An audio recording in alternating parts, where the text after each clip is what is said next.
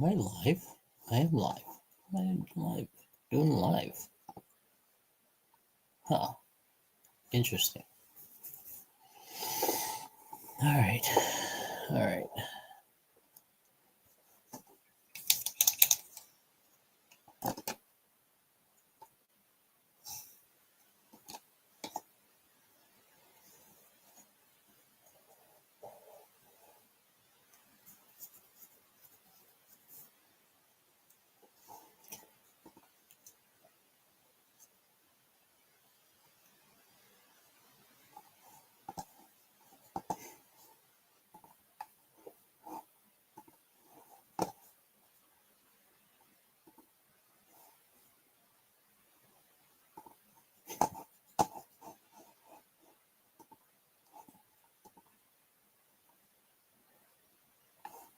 Oh, what's going on? All right. Back to this. Do I need colors? That's the only thing. Do I make it colors or do I just stick with the dark?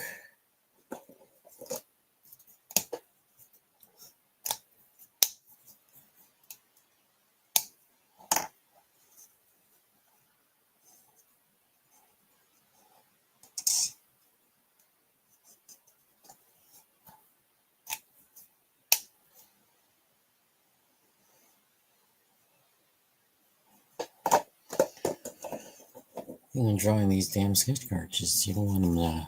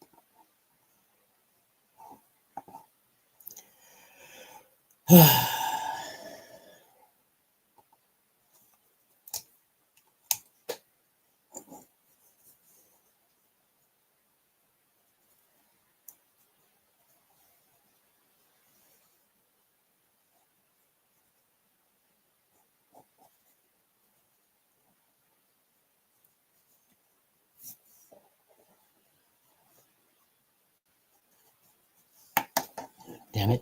I should play some music. Woo! All right, let's see if we can get some music going.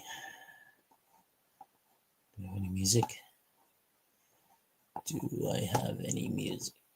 Something that isn't copyrightable.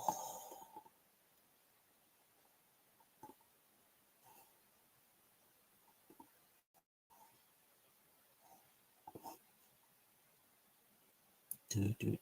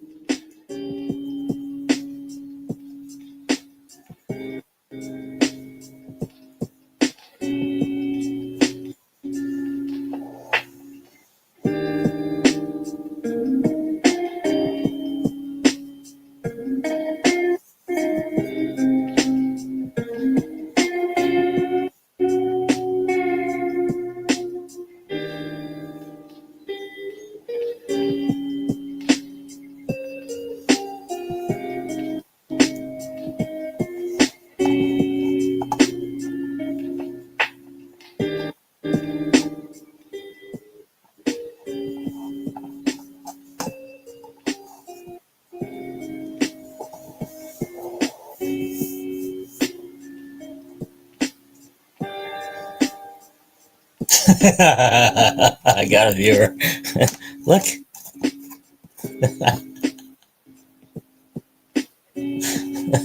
I could come up with something that is a little bit.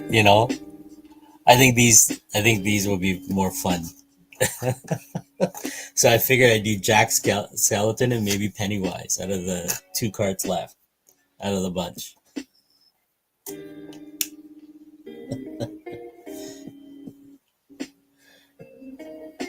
That way, if I get these cards done, then I can start working away at the start working away at the Star Wars stuff.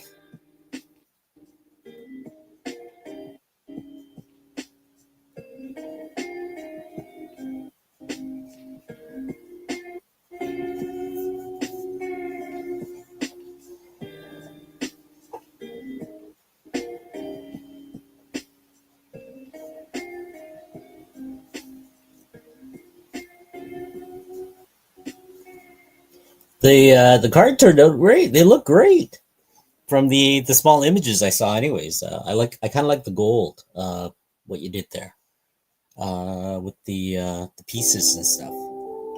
That actually gives it a very classic look, right? I gotta look up Jack Skeleton here. Jack Skellington.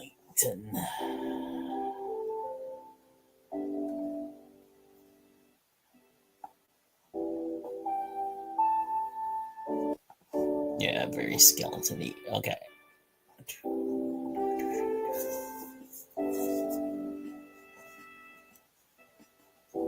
Yeah, the little images on the back, yeah, they do look they do add a little bit to it. I figured it gives it a little nice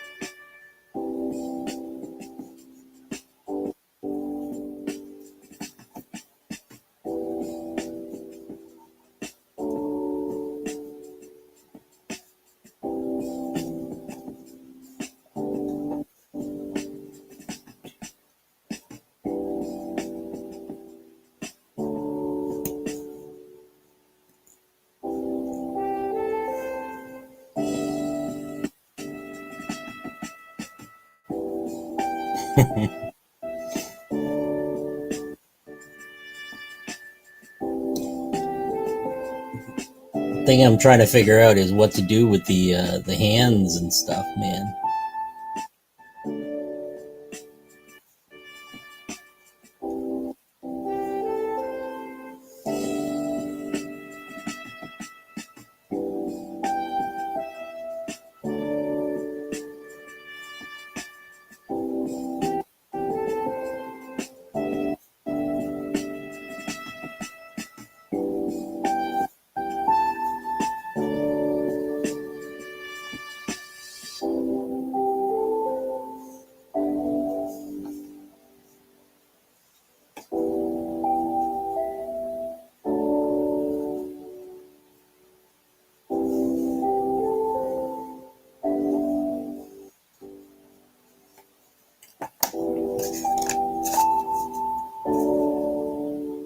So I got, let me see if I can put these out.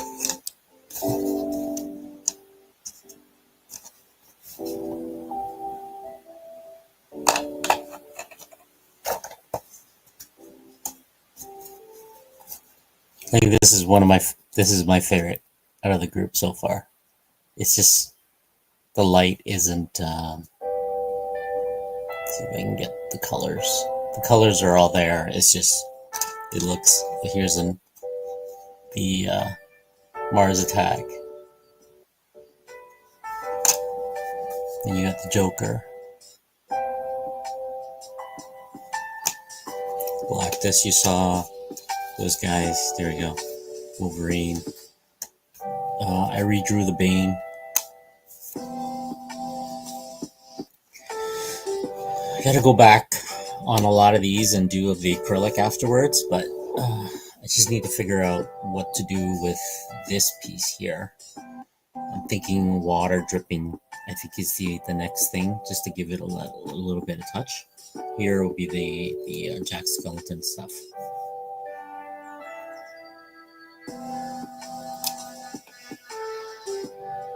Yeah. That's the only thing I saw left for these guys.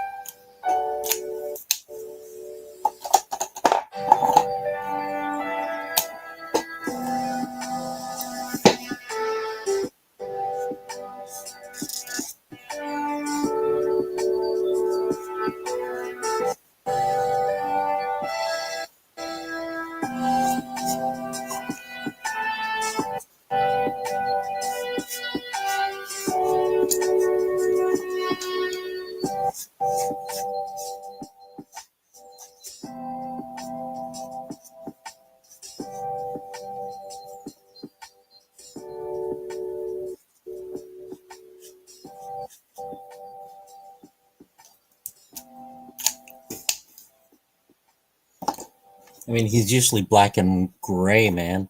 Okay, I need to do something with the background. Let's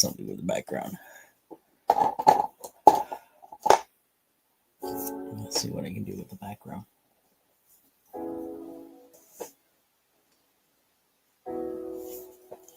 Let's see. What can Pinterest give me?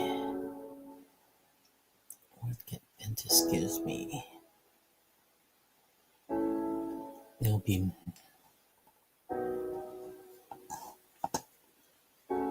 okay.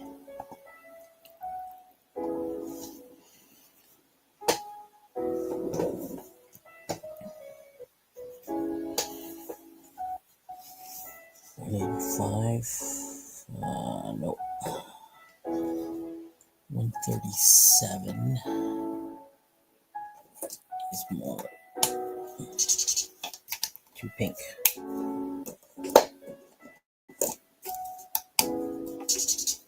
It's too orange. Cherry pink.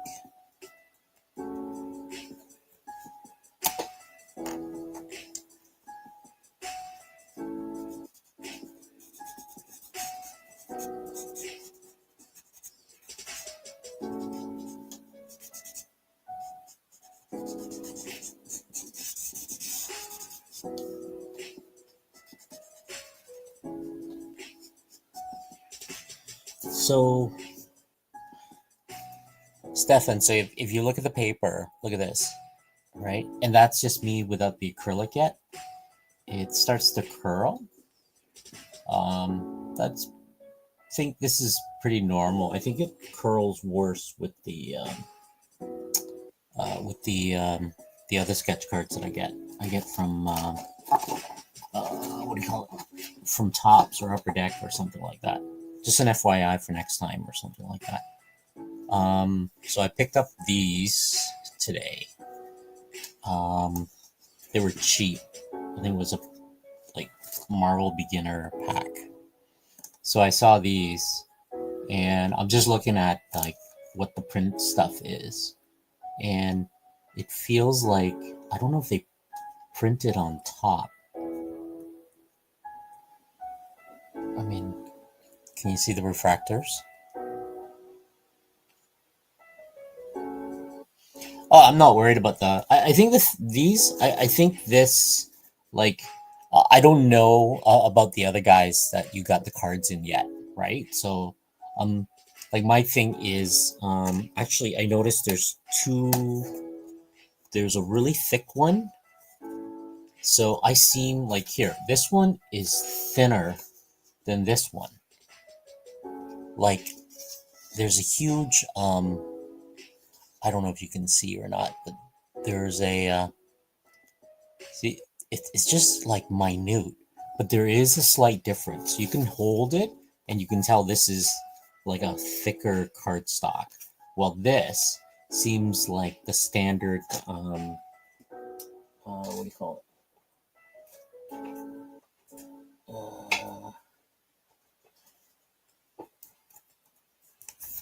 So this, like, I mean, I think they are the same, right? So this one's the same. Well, these other ones that I got, the new ones, right? Nope, this is the same thickness, but there's one or two that seems to be like way thicker. They feel like these ones, the thicker one feels like the SpongeBob one that I just finished. Okay, so just an FYI. I mean, the only thing is, I taped the other ones down, and so what I do is I should try it on the last one. I tape the paper down, then I did my stuff. I put on varnish, right, which I'm gonna spray later. So I put Liquitex varnish on this thing, right? Then after Liquitex varnish, I apply heat. So the heat is basically from a hairdryer, right? Then from the hairdryer, what it does is the heat actually like flattens it out. I believe. I don't know. It's an interesting experiment because did I do this one? See, this one here is from Richard Park, right? So see how it acts the same, and these are like from was it Iconics from Karen's little thing there. See how they're the edge cards, right? I don't remember them bending. That's the thing. And here I use an acrylic wash, right? It did the same. So I don't know if we like need to go thicker cardstock, but I'm just saying, you know what I mean? I think they're all gonna act the same way. I mean, unless do I have anything? Do I have anything? Yeah. See? Yeah, I don't have anything. Like on the cards that I have. So these are my own custom cards, right? They do bend a little bit, but they're two cards laminated. But I mean, again, it's just like some cards don't bend. See, this one has an acrylic varnish on it, right? Right. So it's just pretty much like when I put two cards together, it's like one of these cards here, right? And it still kind of bends a little bit, but I don't. I think it's just me right now, but I think we're okay. I think we're doing okay, right? Like, so just like this is me applying a lot of like ink on it. Like this one I just finished. Like it doesn't bleed through, which is kind of nice. I think I don't remember seeing. Yeah, there's a few that kind of. I don't know if they bled through or not. I don't see the bleed.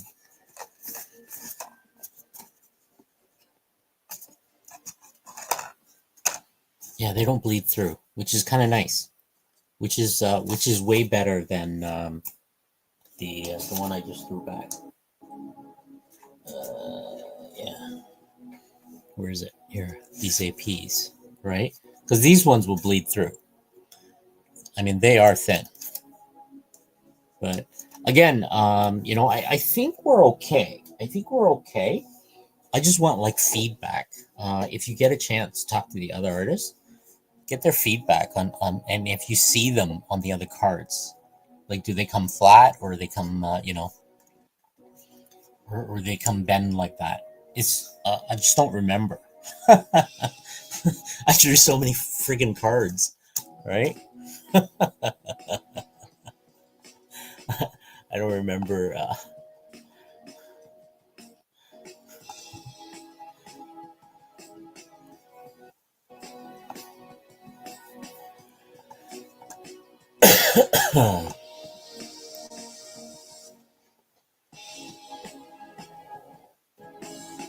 Yeah, just just keep an eye out for them. Let me know, man. I'm curious.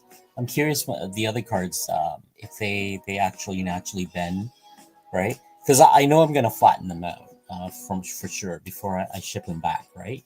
So I'm gonna, like, I'm not really done with these yet. I still have to do, like, I'll use some acrylic and draw like the blood veins and stuff like that. Maybe add some more whites or something like that. So I just go through like a whole batch of it. Then the last bit is my acrylic part. Then I apply a final, like an airbrush. I would use an airbrush on that, right? So yeah, I'm just curious. That's all it is. It's just one of those things where I'm like, am I the only one? Because right now it's kind of like, being a sketch guard kind of thing. I feel kind of isolated.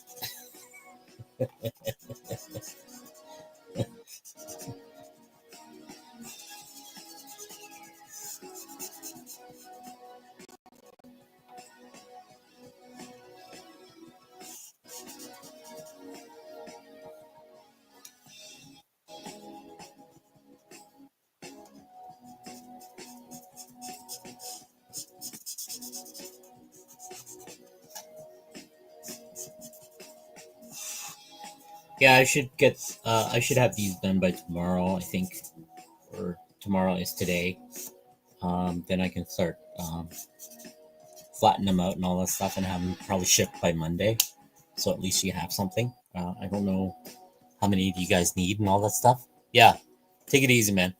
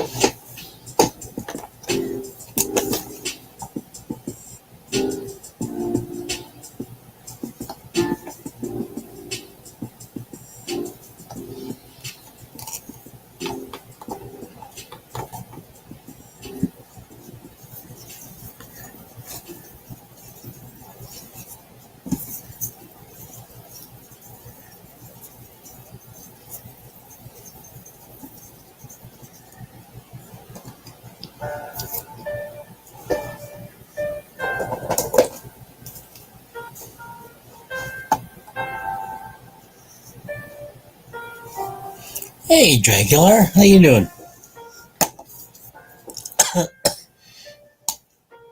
Just up late drawing. You're welcome to jump in if you want. I'm just drawing, man. Let me see if I can get a link to this. Not doing much of anything. Just, trying to finish off a bunch of cards. There we go. There you go.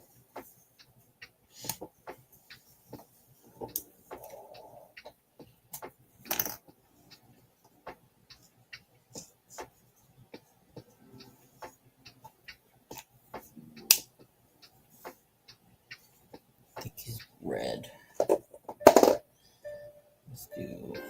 Start with the pink first.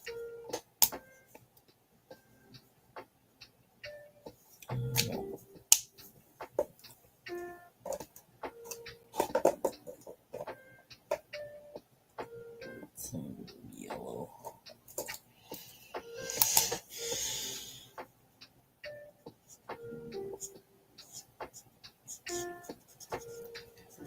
Just working on these little sketch cards.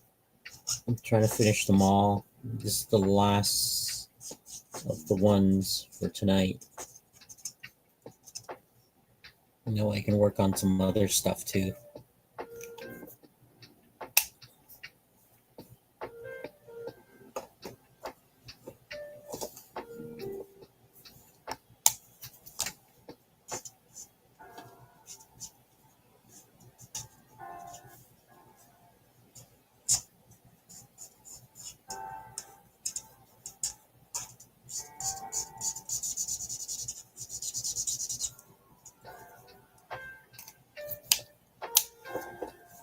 Let's see. I gotta look up reference of Pennywise. That's the only thing.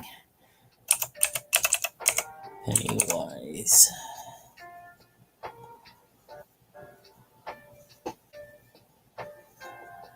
Red hair, red bling.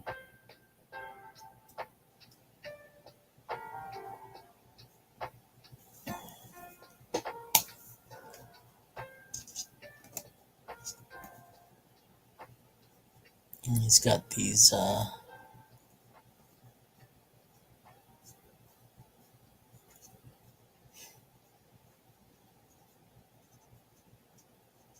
man, you're gonna scare the kids out of these ones, huh?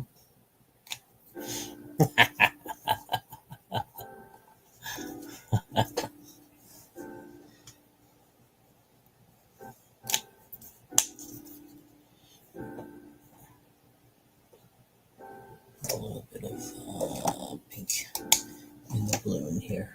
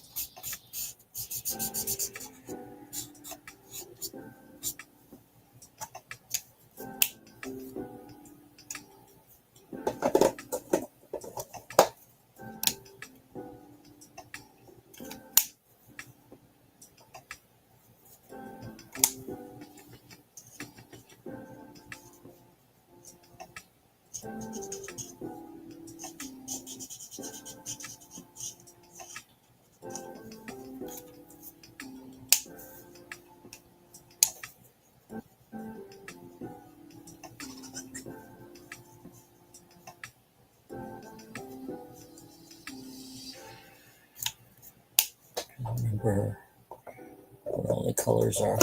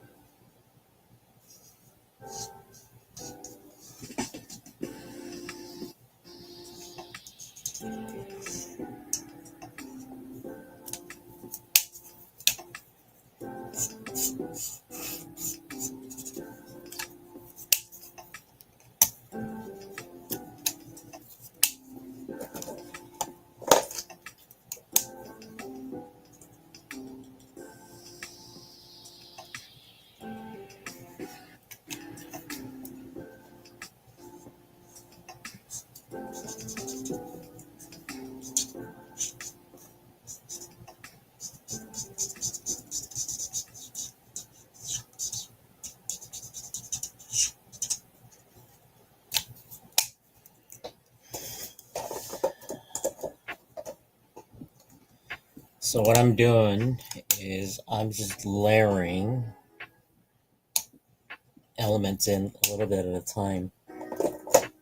That's all I'm doing.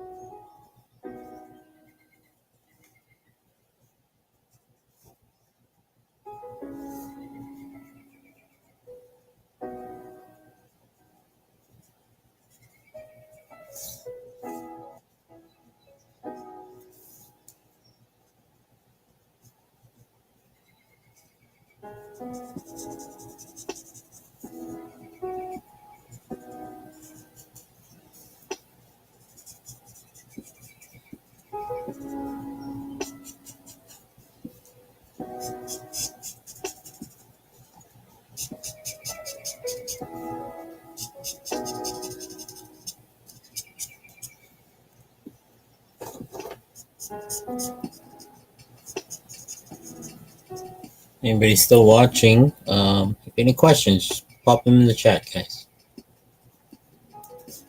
I'm trying to see if I remember what I'm doing.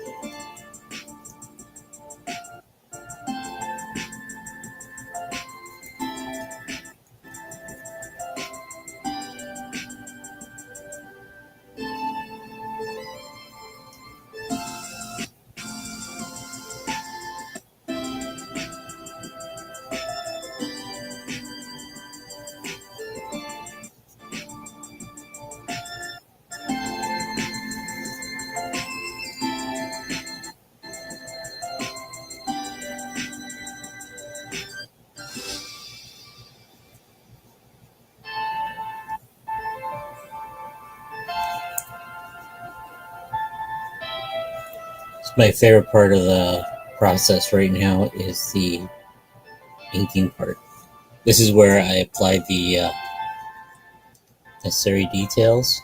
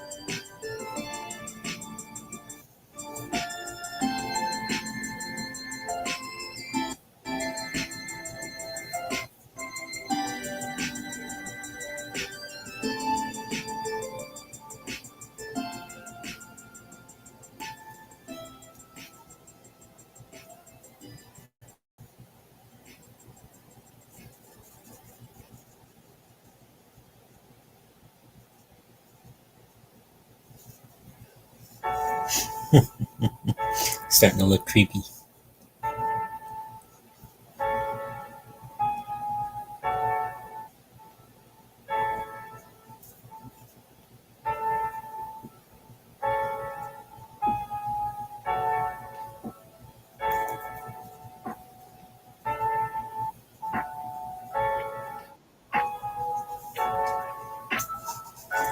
You're not sleeping, Bleeker? Hold on. Give me a second here. I'll get my mouse going. You're not sleeping? Hey, I am not sleeping. I know, weird, right? Yeah, I know. That's weird. How you doing tonight? I'm okay, brother. I'm okay. What do you got going on there? That's some cool I'm not sleeping either, so I'm doing a bunch of little sketch cards and stuff like that. So it's really getting your con stuff ready. Is that what you're doing? no. This is actually this is a series of sketch card for the they're called Mickey Mouse Haunted House set. Okay. It's public domain. So I was asked.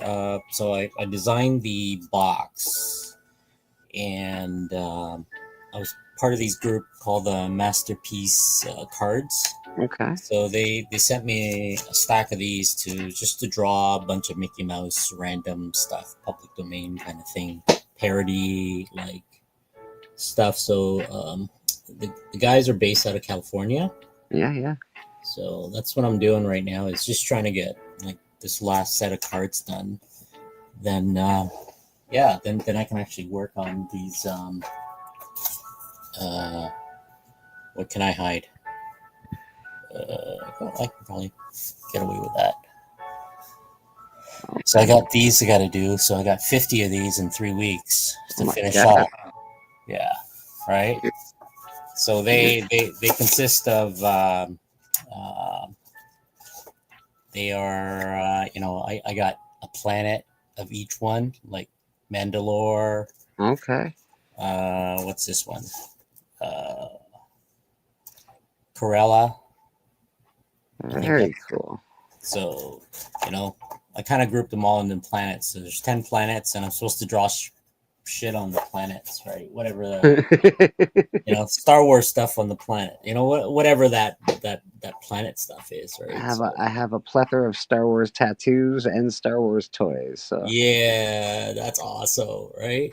That's cool. Yeah, that's really what, like. So, Mandalore is. I'm probably going to draw the saber, that black saber. Yeah. I'll probably do. So I need to fill out with 10 things. So I'm probably going to break down the Mandalorian clan, maybe. Right. They have their own like little crests and look and feel. Yeah. I'll probably do like a lead of those. Probably that's the best. Because I was thinking of doing, the Mandalorian with Groot or whatever. Hey, don't do Groot, please. Yeah, you know what I mean? So, although the others, Groot does sell, so I guess maybe do Groot, but... the thing is, they're one of ones, right? So they get pulled out of the deck. That's really what that is. I really I don't know. Did you watch The Mandalorian? I haven't seen the whole thing. I got like the first 3 episodes. No, season one. I saw the season one, but the other season I haven't gotten around to yet. Right? Okay, so he goes into he goes to Mandalore and goes into a sacred water, sacred lake, Yeah, and there's a monster in that lake. That was a yeah. I cool. remember seeing that one. I think Yeah, blows it up. I'm always for monsters, buddy. Just Oh monsters. yeah, yeah. That's right. Okay, yeah, yeah. Okay, okay. I gotcha. I gotcha. Draw some monsters, man. Yeah, because like the thing with the Star Wars cards is I got to be accurate with a lot of the Yes, stuff, yes. right? Like if I'm drawing characters, I got to make sure, like if I'm drawing Luke, it's got to look like Mark Hamilton. That's Definitely really what. has to look like Luke. Yep. Yeah, right. So Yeah. he's Luke, right? So I can't apply my own little artistic touch to it. You know what I mean? You know what though? It's probably gives you such. It's a little more challenging, I guess. Yeah, yeah. You're pretty good though. Like I've seen you draw like pictures of people. Like you drew the witch, the Wicked Witch of the West, when I was on with you one time. Yeah. And like, God dang it all, if it didn't look like the Wicked Witch of the West, the new one, of course. But man, it was. I was like, well, spot on, bro. You're pretty good at doing a portrait of somebody. Well, those things are. It just goes back to basic, like principle, right? Where all the Yeah, shapes and all the other stuff is. geometry, shapes. Yep. Yeah. Yeah, it's just that the coloring process. That's what takes time. Just get the shade to look what it looks like. But yeah, yeah. Like I did the other Star Wars set, and I was worried at first, right? But nope, they went right through. I did all the Knight of Rens. I did the Oh, you're a good artist, Luke. I don't think you should be worried about that. I think. yeah. It's just it's like anything we do as an art form. I know that like you're a musician, right? You're always doubting yourself, no matter what you do, I right? hate everything I've ever touched my hand to. I hate my story. I hate everything about everything. Yeah, I go through that. I mean, it doesn't matter, right? It doesn't Yeah. matter who. It's just that. I'm just. This is the first time that I'm just willing to say screw it and go forward. So Yeah. I've been writing short stories forever. This is the first time I've tried to write a comic book story. So next one will have. You know what? You'll be proud with the next one. You'll be like, I can completely understand this. I know exactly what's going on. Look at how he numbered this properly. Look at the Well, page numbers.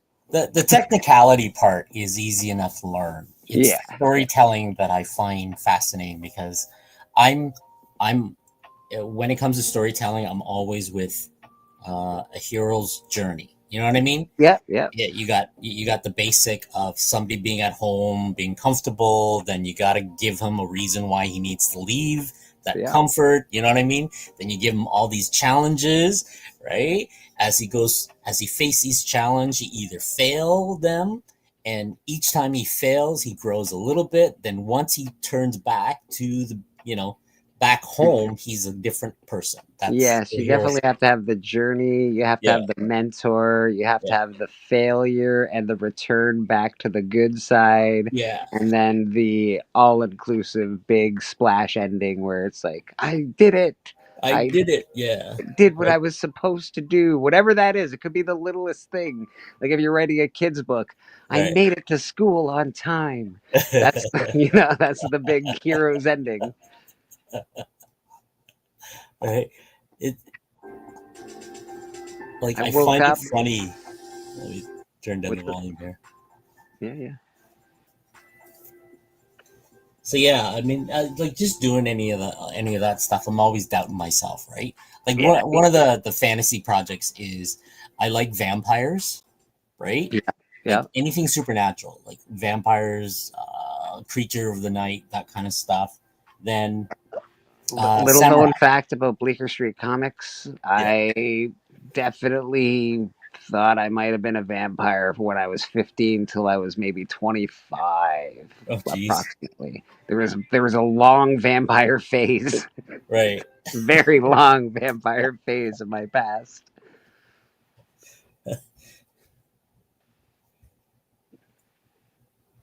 Like that's the thing, right? So I'm thinking of doing like a retelling of Bram Stoker's Dracula, Mm. but take place in uh, like feudal Japan. You know what I mean? Like Yeah. very.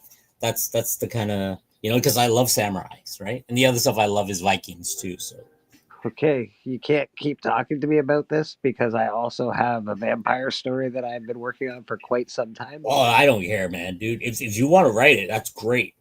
No, I just I'll don't. I don't draw want to. I want your idea to be. I don't want it to seep into my seep into my story. it. I'm like, oh, that sounds really good. I'm just gonna Right? gonna take that. That's fine. I just need to, like, I just, I started writing like it's exactly it is, it is that story, but I want to take place in feudal Japan. Like I wrote the plot out and all that stuff. I just need to sit down and go, all right, what am I gonna draw? Right? Oh, Niobe's here. Amazing. Lock New Yin. I saw you were gaming tonight. I was. I just finished actually, and then I saw you were live, and there was a StreamYard link. Like, I'll drop it and say hello for a second. Yeah, I'm not really like, I'm just trying to finish the set off before, How close are you done to being like the set? This is the last card for the Mickey Mouse stuff. Okay. Then tomorrow is crunch day for the Star Wars one. There you go. Crunch day. 3 so weeks. Like, how many cards does that mean you got to bang out in one day tomorrow? I need 50 done 50 in right? 3 weeks. In 3 weeks. Okay, 3 weeks. Not quite as bad as one day. I thought we were talking Yeah, about no. day here. So tomorrow I'm thinking of if I can get at least 10 done.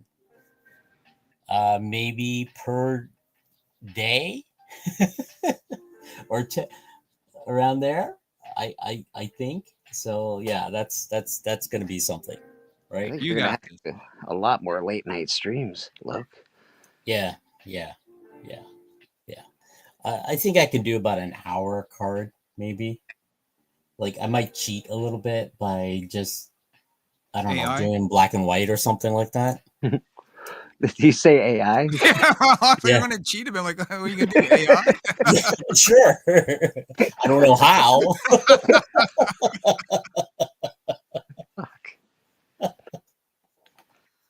Oh, good times, brother. What are you guys up to? What's been going on? This is it, man. Just had to work all week. Finally off. Did some streaming tonight. Did an unboxing, and now I'm just hanging out with Loke. Yeah. Good times. Yeah, man. Well, Loke, we got the last 3 pages of the book done, which means we got nice. Yeah, well, I mean, the line art is done. We still got to color like 9 pages. Oh, geez. That's nothing. I'll go. Are you gonna get a bunch of them? At least some stuff printed by, let's say, I'm May gonna 30th? get it all printed. What are you talking about? Okay. Yeah, I would hope so. Yeah. Look. Like for May 30th. Oh, I don't know about May 30th. Okay. We'll see. We'll see. Where's your comic book? Like, I know your comic book was in stores and stuff. Is it still like published like that? Or are you doing it yourself now? Or are you doing it through another right publisher? now, because of the whole fallout with Diamond, everything's been kibosh in regards to being out in stores, right? Anthrax doesn't have distribution. They're trying to get with Lunar, but they're not really biting. So essentially, I'm a free agent, and I can shop it around if I want, try different publishers, see if someone can get us out on the shelf. But right now it's been right now it's through Kickstarter. So the first 3 issues of that miniseries, yes, can be bought in shops, but the last 2 are going to have to come from me directly. Yeah. which kind of sucks because like people who go to the shop was buying into this and like, what do you mean I can't get the last 2 parts? You know what I mean? That really does suck that it had to. That sucks, man. Yeah, but I mean, we did a successful crowdfunder for 4, and we're gonna go right into number 5, and we'll at least finish that off, and then hope maybe one day we can like get it out there somehow, and then we'll do the trade paperback, and we'll just put all 5 issues in the one volume. I don't know you very well, but I know that what has it been, like 10 years that you've been working on this? Yeah, that's crazy.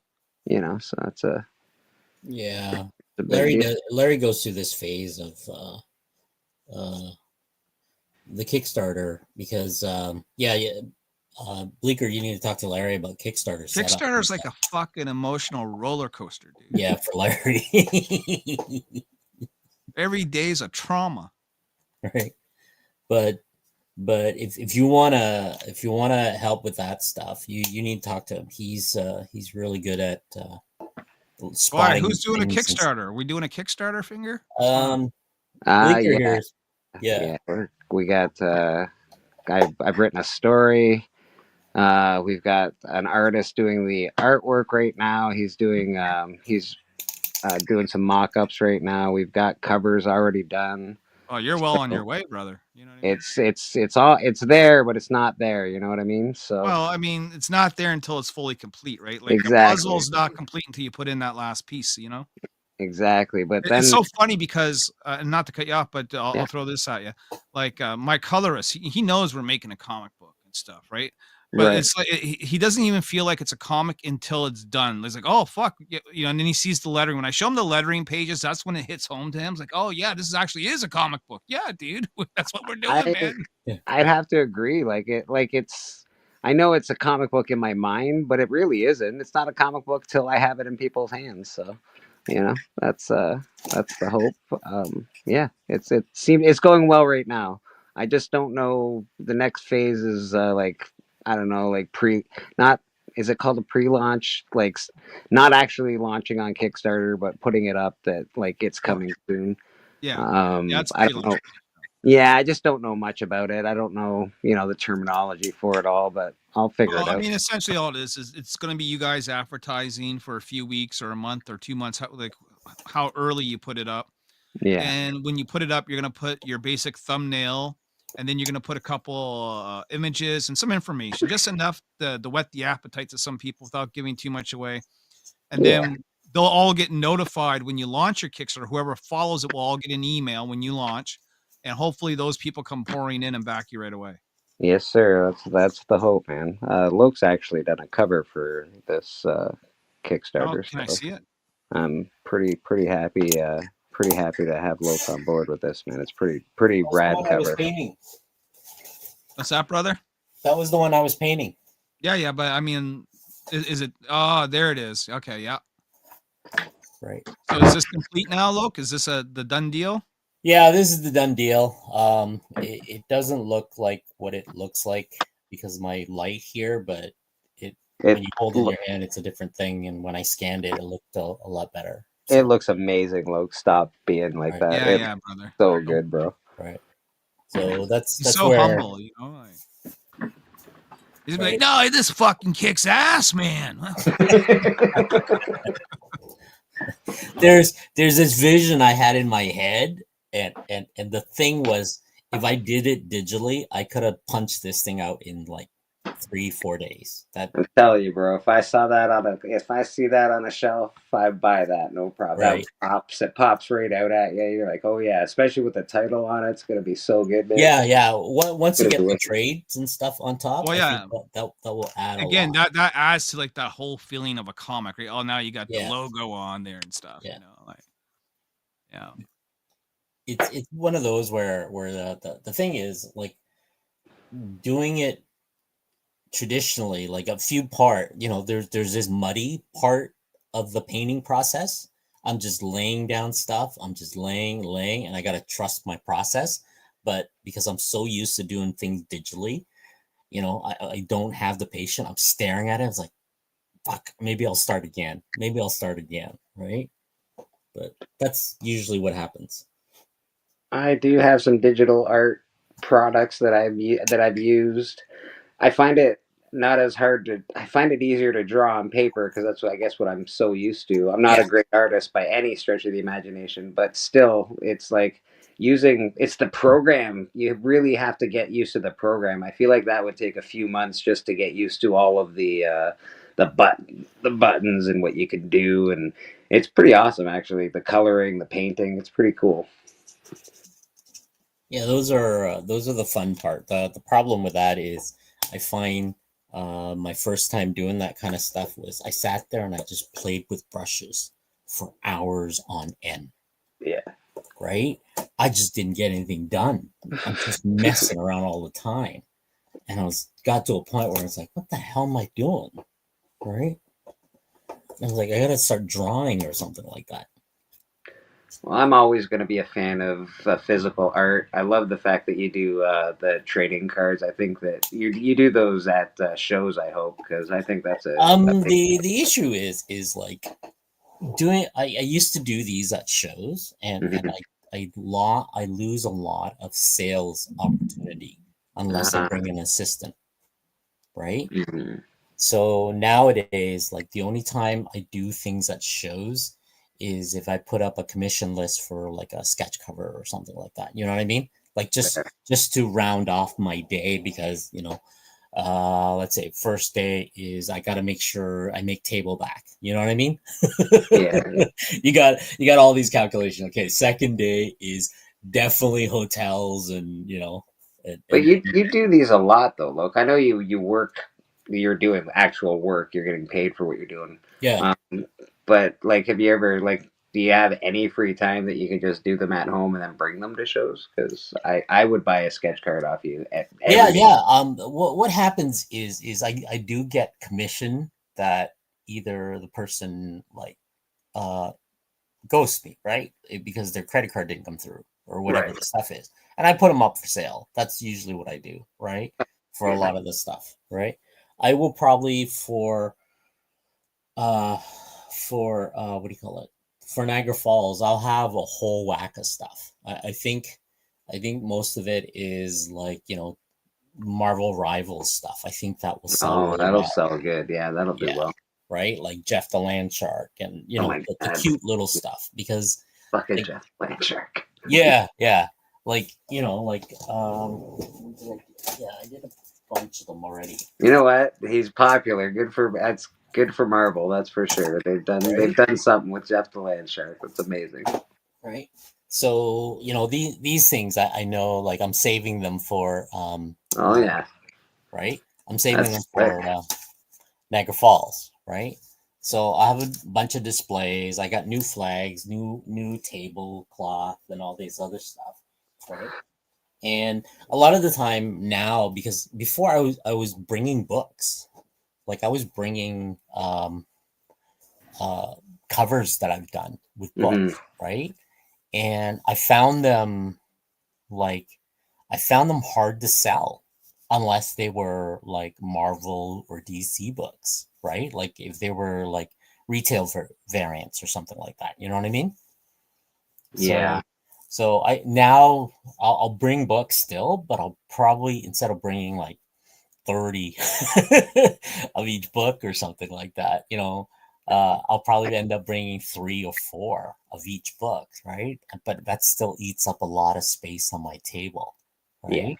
Yeah. So that's the thing. I'll probably bring a couple of graphic novels. Some of them, the interiors I did. Then I have a stack of other books, right? Then I was hoping maybe I can get the copy of at least a copy of Niobe, so I can put it on the table. 10 of them. I'm gonna send you 10 when we get them printed. When we get them printed. So no, the other stuff too. I figure by the end of the month, we should be well within that lettering process. Yeah. Then we maybe even finished it, right? It depends on how fast he'll go. Yeah. But then we send it to Comics Wellspring, and that's sort of the bigger waiting part, is how long does it take for them to print it, and then how long will it take for them to ship it out to me? Yeah. That's all, like, because you're talking about May 30th. Yeah. Everything. If we get there, we'll get there like by the skin of our teeth, sort of thing, Right. No, I'm asking for maybe one book to display. Yeah, but Locke, I can't get one book when I have to get them all at once. Like they're not just gonna send me one book. Yeah, that's you know what I mean? Like, yeah, right. Because I'm looking Niobe, for soft play. again, I know you've got a comic out, and it sounds to me like you pay for lettering, you pay for art, everything. Yeah. So, do you mind if I ask you just a straight up question on how much does it cost to make one comic book? Well, every artist is going to charge you differently, but if you can find a guy that will do it for anywhere from $85 to $150 a page, and assuming it's a 24-page book, and assuming it's going to be color, and your colors is around $50 a page, it's going to be anywhere from $4 to $6 grand, depending on how many covers you do and variants you make. Oh, jeez Louise. Yeah. So you wanna talk to Larry about like how he does his Kickstarter to get to where it is, and like he does, Larry, like you do a lot of the variant stuff to give options too, right? Like for our last campaign had 10 covers. Yeah. See, and you think that's good, right? Like variants, I think variants are a good idea, but well, I mean, everyone likes an option. Like, how many times have you, like, say, gone into a comic book shop, looked at a comic, didn't like the cover, and picked it up, right? So I'm in the comic book shop the other day, and I'm looking for stuff with Luna Snow because I'm a big Rivals fan. I want to get some Luna Snow stuff, and they have this like Concert of Champions. And the guy goes, "Well, she's on the cover of this, and she's like barely on the cover. She's in like the corner." I'm like, "Yeah, I don't want it." And then he shows me another cover. I'm like, "Yeah, I don't want it." And then he pulls out one that has Luna Snow front and center. I'm like, "Okay, I want it." Right. So that's how variants and options of, if you bought the same candy bar all the time, you get tired of it, like, yeah. Well, we do have, but I also recommend don't go overboard. Like I go overboard. I shouldn't. I need to cut down like maybe 4 or 5 covers at the most. There was no reason to do 10. Yeah. I think we have 5 or 6 for this. So again, it's my first time doing all this stuff. So, I don't know a lot, but I'm excited to do it. So, Yeah, well, I mean, the best friend that you have is Locke, YouTube. yeah, absolutely. Because like there's lots of guys who do this on YouTube. Even on my show, we talk about it all the time, just like the Kickstarter process, and we go and show you how it's all done. We talk about maybe how to lay out a Kickstarter so that it gets the most visual appealing look that you can. Like I would suggest, and I know like you guys are just starting out, but if you want to learn, the master is Brian Polito, Lady Death, bar none, and a story. Okay. Go look at his Kickstarters and then like steal some ideas from there, yeah, man. I'm down.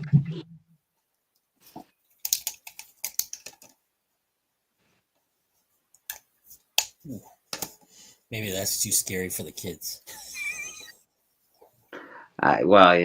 This whole story that has been written, we're almost at 6 books. You already written up to 6? Yeah, almost. It's holy shit.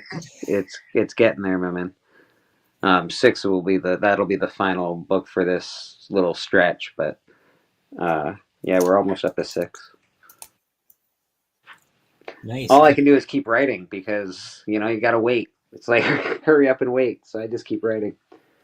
That's the longest part. Our job is pretty simple because our job has to come first. We got to write it. When we write it, we submit it, and then we wait. But while we're waiting, there are things that we can do. Number 1 is like you said, you're going to keep writing, you're going to make more. But number 2, probably more importantly, is promote. Yes, yeah. That's why I want to get the pre-launch up really soon. That way, when I do start really promoting it, I can say that it's up, and you can take a look at it. Go click that link to say "remind me when," and that's it. Yeah, it's the plan. Well, gentlemen, I wish you the best of luck on this adventure. You guys know how to reach me if you do have a question or you want me to take a look at something. No problem. I do it for you guys. I am going to bounce. I'm going to watch me some Friday Night SmackDown and eat my late dinner. Nice. All right. Have a good one, guys. Well, thanks for dropping in, man. So yeah, Larry's pretty good with the Kickstarter stuff. I've only participated as like a reward tier kind of thing. That's as far as I know. Well, I've got well, like obviously we have K-pop junkie on it, so Yeah, she'll point out a bunch of other stuff too. she knows a lot about Kickstarter. So we're Yeah, just, you know, yeah. But Larry's been running it for, yes, you know, yeah, so like he's got all the numbers broken down yeah. on. It's nice to meet somebody that's been actually like that Yeah, does it and has done it on a regular basis. And, yeah, he's out in Moncton there, yeah, yeah. No, that's pretty dope, man. right? So yeah, he's got it all worked out to the numbers on what we need, like what you need and stuff. Especially what you want to talk to him about is shipping. I think Mm. he shipped his stuff through Gemini mailers, right? Right, right. And that stuff ain't that isn't cheap, man. No, that's expensive, bro. Right? I think if anything, you're gonna have to like contact Cali to buy it and smuggle it across the border. Well, that I think like it depends on what happens. I think Callie will mail me anybody that has Canadian books, and I'll ship them to Oh yeah, Canada. that's smart. That's smart. And then Callie will mail everyone's out that's in the U.S. So Yeah, that makes it that makes sense. That makes sense. Because yeah, then it should be okay that way. It'll be one big shipping cost for the books that go to Canada to me, but after yeah, that, it'll be no problem. yeah, that's smart. I forgot about that. Yeah, I forgot about that. That actually. And we're a multicultural company over here. We got this multi. Well, we need it. I think we need it. That's really what this stuff is, right? It's Yeah, man. just I don't. Yeah. So my thing was I usually I do Niagara Falls almost every year, right? It's I know I've James. been going to Niagara Falls for the last few years. I really should. I'm gonna have to check you out. Look. Yeah. It's just that the past 2 years I haven't gone because due to the heart attack. Okay, That's why you didn't see me, right? that makes sense. Yeah. But I mean, my table's already been covered for. Like I usually buy the corner end on the Mhm. artist alley and stuff. Yeah. A few times, I think the one year I was there as a guest with. Yeah, that's where I got all my George Perez book signed when he was Yes. there that year. I Right? also got a George Perez book signed that year. I got the first Vigilante signed that year. Oh, nice! I got all my Wonder Woman. Oh, nice. I got my Wonder Woman after, so I didn't get it signed. So. Oh, I'm like I'm chasing him down the hallway, right? Because I got the vendor. Mr. Perez! George! Jorge! Right? And right next to him was Mike Zack too, right? Oh, nice. Nice. Yeah. I got a nice 3-day pass. I'll be there probably all 3 days. Okay. Should be very fun, actually. Yeah, I'm usually with Oliver, Arnold, Michael, maybe somebody else. I forget, but we're usually all together. That's usually how you find us. He usually dresses the Crow on Saturday, so we'll see what happens. Oh, that's cool. That's cool. We'll Can't wait. Yeah, I'll bring some books. I'll bring some books. I'll bring some of the books I've done. I find them tougher to sell at the cons. Like I said, I like buying original art, and of course, I like buying good books. But yeah, just the stuff is it's a lot of fun to get involved in, especially the con for me. It's always been meeting up with old friends. That's really what that is, right? Yeah, well, it must be, right? Because you guys have been you've been doing the circuit for a while, so yeah, man, I think that's cool. What do you have a room down here, or I'm gonna stay on Lundy Lane. I'm gonna at nighttime, if I don't make my table, I'll be wandering the streets, giving out, Lundy's Lane's the place to do it, buddy. $20 is $20, man. If you walk just around the corner off the beaten path, I think there's a place called Queen Street. I think that's the place to go. Not that I've been there. No, usually what happens is Oliver's in St. Catherine, right? and he's just like, "Hey, you can stay over, or whatever, right?" So I'm sleeping on the couch or something like that. Yeah. But yeah, I didn't want to impose this year, and I said, you know what, I'll just stay at Lundy Lane. It's easier. It's around the corner. It's not a big deal. You get the Niagara Falls experience. Lundy's Lane's it's like the big. If you go down up and down the whole thing, like if you go down one way, it's all Clifton Hill and all that stuff. Yeah. If you go all the way up the other way, though, it's like strippers and weird shit. So stay down the Lundy's Lane way. I think I'm staying near that cheap water park place. I forget. Oh yeah. All right, so you're close to some hookers, I think. Yeah. Good for you. I remember those areas. Right. The reason for that is there's was it No Frills around there? I grab sandwiches and stuff like that at night, and man. I got you. Because those are the nights where I'm like, okay, well, I got like through 2 or 3 commissions, go back to the room and just draw. I can't hang out and with the guys going out for beers and stuff like that anymore. So, no, man, you're there to work. You're there to make money, baby.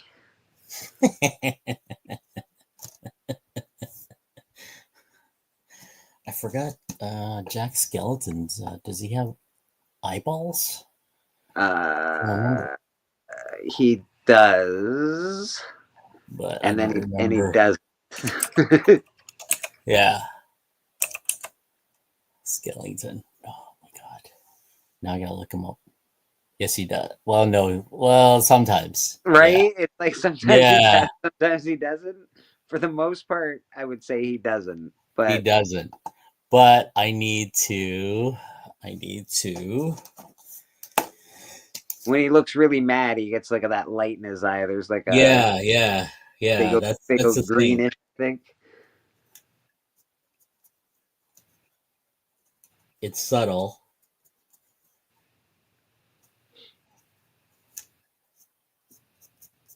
It's like the back of his head. That's what that is. Sort of, yeah.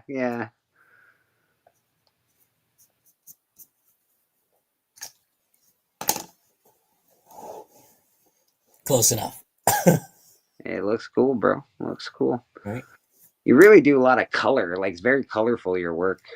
Well, the idea is it's supposed to be bright. It's supposed to be like this is the Mickey Mouse stuff, right? Mm-hmm. So ideally, if like kids pick it up or something like that, you want something that's vibrant to hold in your hand, right?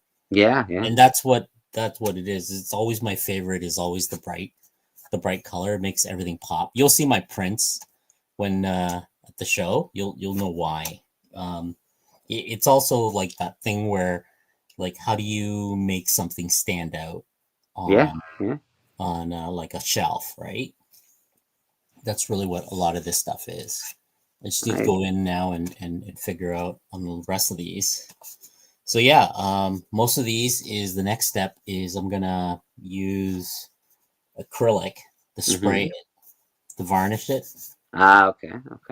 Right. Then just to protect the surface, because right now it's just like exposed, right? Yeah. So the next thing I'm going to try to do is go through each piece and go, okay, so what's missing? Do I need to draw more stuff? Do I need to make more? Just little final touches. I get you. A craftsman's got to check his work. Yeah. Like, the subtleness of like, just like you can see the chain in the background kind of things, right? Wreck those cars. They better all be PSA 10s.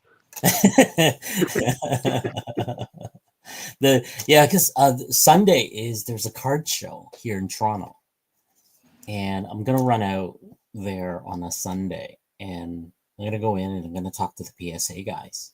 Oh, nice. I'm gonna see how that works. How do they grade that? Because I was watching Rob's. He gets his stuff graded, and it says art, it, right? Like, how do they grade shit like this? Where, like, look. Well, they grade corners. They grade. Yeah, but these are sketch cards. Yeah, right? They grade the cut. They grade all sorts of things, but right. But like, like. Yeah, how would they grade a sketch card?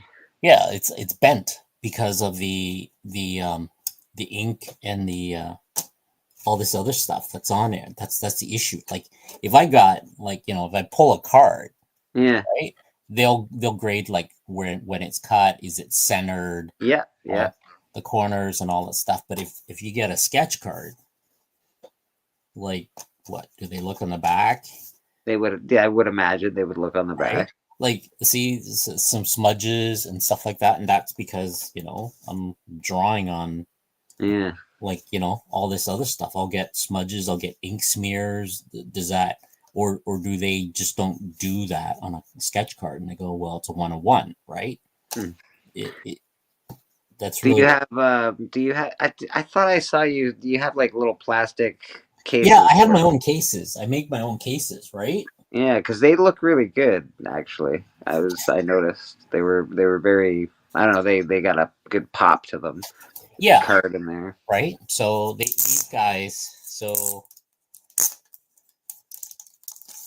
you'll see it when you hold it in your hand, right? Yeah, so I think it looks great. Oh, I didn't know Rad was in here. Hey, Rad. You're welcome to jump in, buddy. The link's in the chat, I believe. I can copy it again. Rad, you say? Yeah. Ah, fucking rad. Rad's up. Rad's up. We're all up, apparently. They're Rad. You're welcome to jump in, buddy. So yeah, these are like the PSA case, but I use. They look good. Like that looks great. Right. Then that's what I'm gonna bring to the Niagara Falls show, and that's what I'm gonna do with these, right? I think they look smart. You know what I mean? Like it's real art. It's in a beautiful case. I don't know. I think it has a real. I don't think it would take up too much room. Like a little box of those you can flip through. Like almost like comic books. Acrylic stand that I'm gonna put these in, right? Beautiful. And those little triangle stands. Beautiful, man. So I'm gonna put them up on the stand. Let's see if I have it. It's good stuff, man.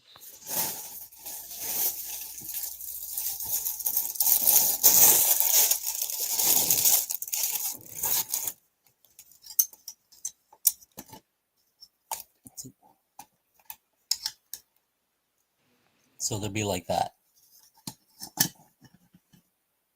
Yeah, that looks smart, dude. That looks good. Right? I mean, like a whole 30 of these cost me like $10 or something. Easily. Right?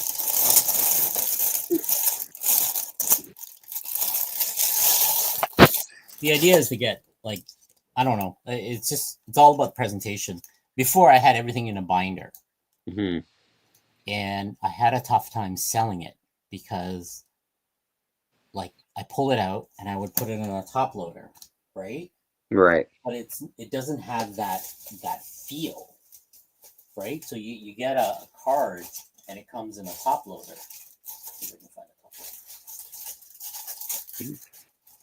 I think that case is a smart looking case, man. It's nice looking. Yeah.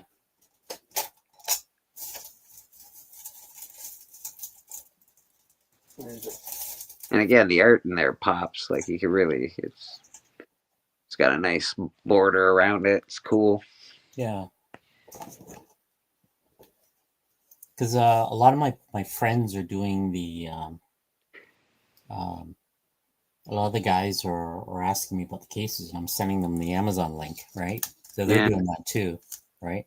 It adds to it. That's the whole thing. It really does. It really makes it look, I don't know, it just feels a little more genuine, high end, I guess. Yeah. That's why I got new banners and stuff like that. I'm allowed to just say official artist for Marvel, DC kind of thing on my banners now. So I saw that the other night. You were showing them off. Yeah, which helps out a lot, right? So that I can do. all your like what barcodes or whatever that people can scan. You got all sorts of shit going on over there. Yeah, it all links to the link tree. That's the whole point. So right. I think that's what you're gonna need to do with the Murder King book too. Is create a link tree. That way you have the YouTube channels and whatever, all the links to it. So everybody jumps to that tree and they can go wherever they want to go. Right, your Instagram, your all the other stuff. I think that's well, And if you think that you're going to be able to, if you want promote, I think you need to make, if you want to make a couple of like flyers, like, 8.5 by and cut it down the middle. I have room on my table that I usually put for that, and I could promote that too, right? Yeah. That gets started because DJ Link just sent me stacks of these, right? Cool. So I'm gonna be like, this is the new one, right? That's the new one that you sent me. So I'm You know gonna what? have this at my table. Yeah, I'm gonna talk to Callie this week. Maybe we'll come up with something on the pooter and print some shit out. Even if the like the what do you call it? Just the link to the pre-start of the Kickstarter, right? Because at least I can say, look, right, bam, here's what it is, right? And I think that's what I was thinking of doing, and I think that was the thing. I was gonna say, okay, so I'm gonna bring the painting, right? I'm gonna put it up on a stand. I was thinking of actually putting this in a frame for you first. Yeah, that'd be beautiful, bud. That's so nice. It's so awesome. So what I want to do is I want to put it. I have an easel. I want to put it at my table. Then the last day of the show, you can pick it up and you can just take it away. So that way, I can say, we'll put a barcode or something that says Murder King, coming, blah blah Kickstarter. That's what I was going to talk to you about. Yeah, that's a good idea. You know what I mean? So people can say, look, this will be available for, this is an actual painted cover kind of thing. Yeah, right? That's a great idea. And that way people can actually see it at the day of the show. And then you can push people to it or whatever the stuff is. Then after that, you just pick it up, take it home, and the last thing I want to do is carry it back, right? So, yes, sir. That's right. Awesome. I think that would be cool. Right. I'm actually going to be sad when somebody buys it. Right. So it's painted a little. You'll see my markers here, right? So I have this, right? Here's my 1-inch marker. That's extra. Yeah. It's gonna make me sad. I know it because I really love it. I'm just gonna be like, sigh. Well, you know what? It's a good. It's enough to, like, I feel that I think it'll be a good tier to have an original cover, because a lot of the Kickstarters I've seen so far is there weren't any original art. They were all digital. Yeah, I really love the original art thing. I think it's a really good thing to do in Kickstarter. I think original art's important, so I'm really happy that this book in particular, a lot of it is being done traditionally. So I'm very happy. Yeah, which is kind of nice. Drac is doing a secret variant cover. Nice. Yeah, there's a lot of, and it's going to be a painted cover as well. So it's going to be awesome. It's just, there's some, man, this is coming together really well. I feel very lucky. So, well, you got a good community of people, right? So, man. I mean, that's the point, right? For me, it's always been I'm a real supporter of indie books because that's what keeps me employed. Yeah, no, fair enough. Right? I just think it's a little freer. I think there's better writing. I think there's better stories to be told. I think that superheroes are too one-dimensional. Their villains are usually more three-dimensional, but like superheroes in general are pretty much one-dimensional creatures. And I don't know. It's indie comic books are more fun. Let's put it that way. Yeah, I remember this when I was a kid sometime. So I saw it and I picked it up. Like these amazing fantasy books. Yes, yeah. Like they were like, I love these, like almost like they feel indies, but they were published by Marvel. You know what I mean? Yes, yes. That was the thing, right? So I mean, look at that. Oh, Jesus. Well, that's a lot why I like the DC Black Label stuff. It's just it feels more written for Yeah, an intense audience, I guess. like I couldn't help it. You know, that was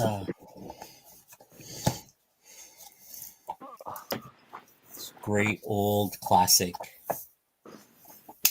Kirby, and oh, there we go. Radzin. Rad, nice. Hey, Rad. Hey, Mr. Brother, how you doing? working. Yeah, that's what I figured. Yeah, I worked all day today. I can't believe I'm still awake, to be honest. Yeah, I'm still awake too. Yeah, I'm not tired. It's really maybe it's because I know it's my I don't get too many days off, so I'm like I just take as much as I possibly can, stay awake as long as possible. You only I live might once, people. I might jump out and jump back in. I just messed my audio up. Oh, you sound I was okay. messing with my Bluetooth and now it ain't working. Okay, you sound okay though. Yeah, you sound okay. Oh, it's oh, I know what it's done did. It done went into phone mode. Like it's in my the earpiece of my phone, so I can't hear you guys. Ah, okay. Oh, I guess. Maybe I can fix it without backing out. Let's It's see. no big deal. If you want to jump in and out, you can. We're just watching this awesome master at work drawing some crazy Steamboat Willie. Are we doing? Yeah, pretty much. I Kind don't of. think we're allowed to call him Mickey, are we? I don't think it's allowed yet. Yeah, I don't know what they're There we calling go. these guys. The it's the haunted house. Yeah, Willie. I think it's Willie. Right. Yes, it Yeah, has. there's a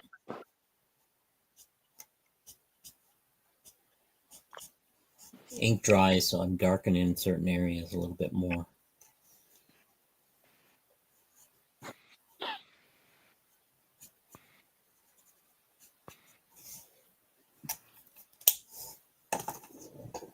I love those. I love Pennywise. Yeah, Yeah. I don't know, man. I think it's too scary for the kids. I don't know. It's pretty awesome. That's pretty cool. I had to do the killing joke.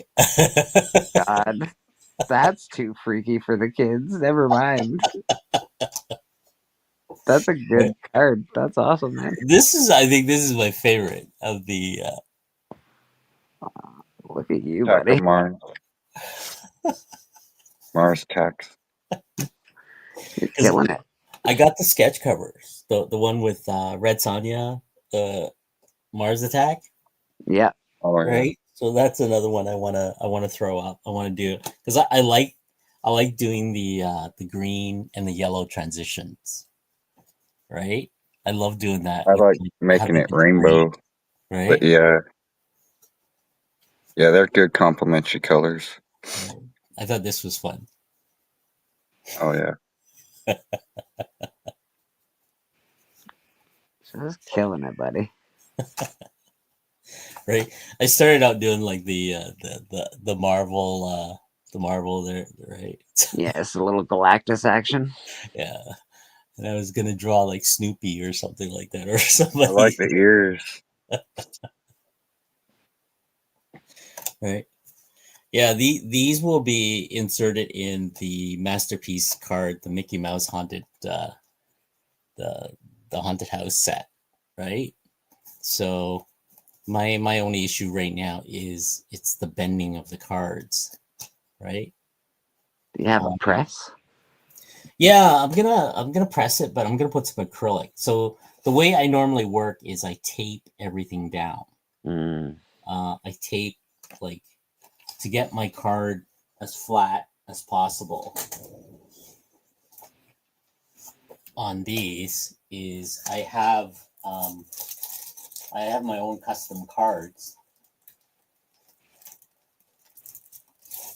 Oh,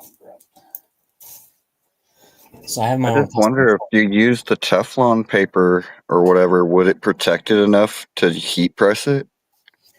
Yeah. What I do is I would tape these down. So the way this works is actually I'll show you my process. Let me draw something.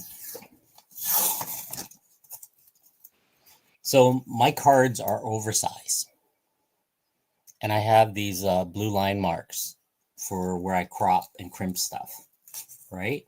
Then normally what I do is I literally tape the card down. Then I would cut the card after I'm finished drawing on them. But the way I keep it flat is I do an acrylic spray on top. Mm-hmm. So the acrylic spray is basically an archival. I use satin varnish. So Nice. okay. It has this property that I always look for is archival is the key word, right? So the archival process is basically the varnish itself soaks into the paper, but it doesn't it's not like water. You know what I mean? Yeah. It's a plastic. It soaks, but it keeps the pigment, right? It preserves the pigment. That's the reason for why it's called archival. That's the idea. So when that's on there, it dries. It's supposed to be drying naturally. But what I do is I take a hair dryer and I hit it with as much heat as I can, right? Because there's a thin layer of plastic, the plastic tends to tighten, right? With the heat. And at the same time, I have it taped down.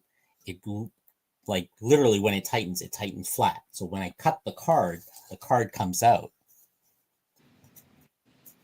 like flat as can be. Okay. Flat as can be, right?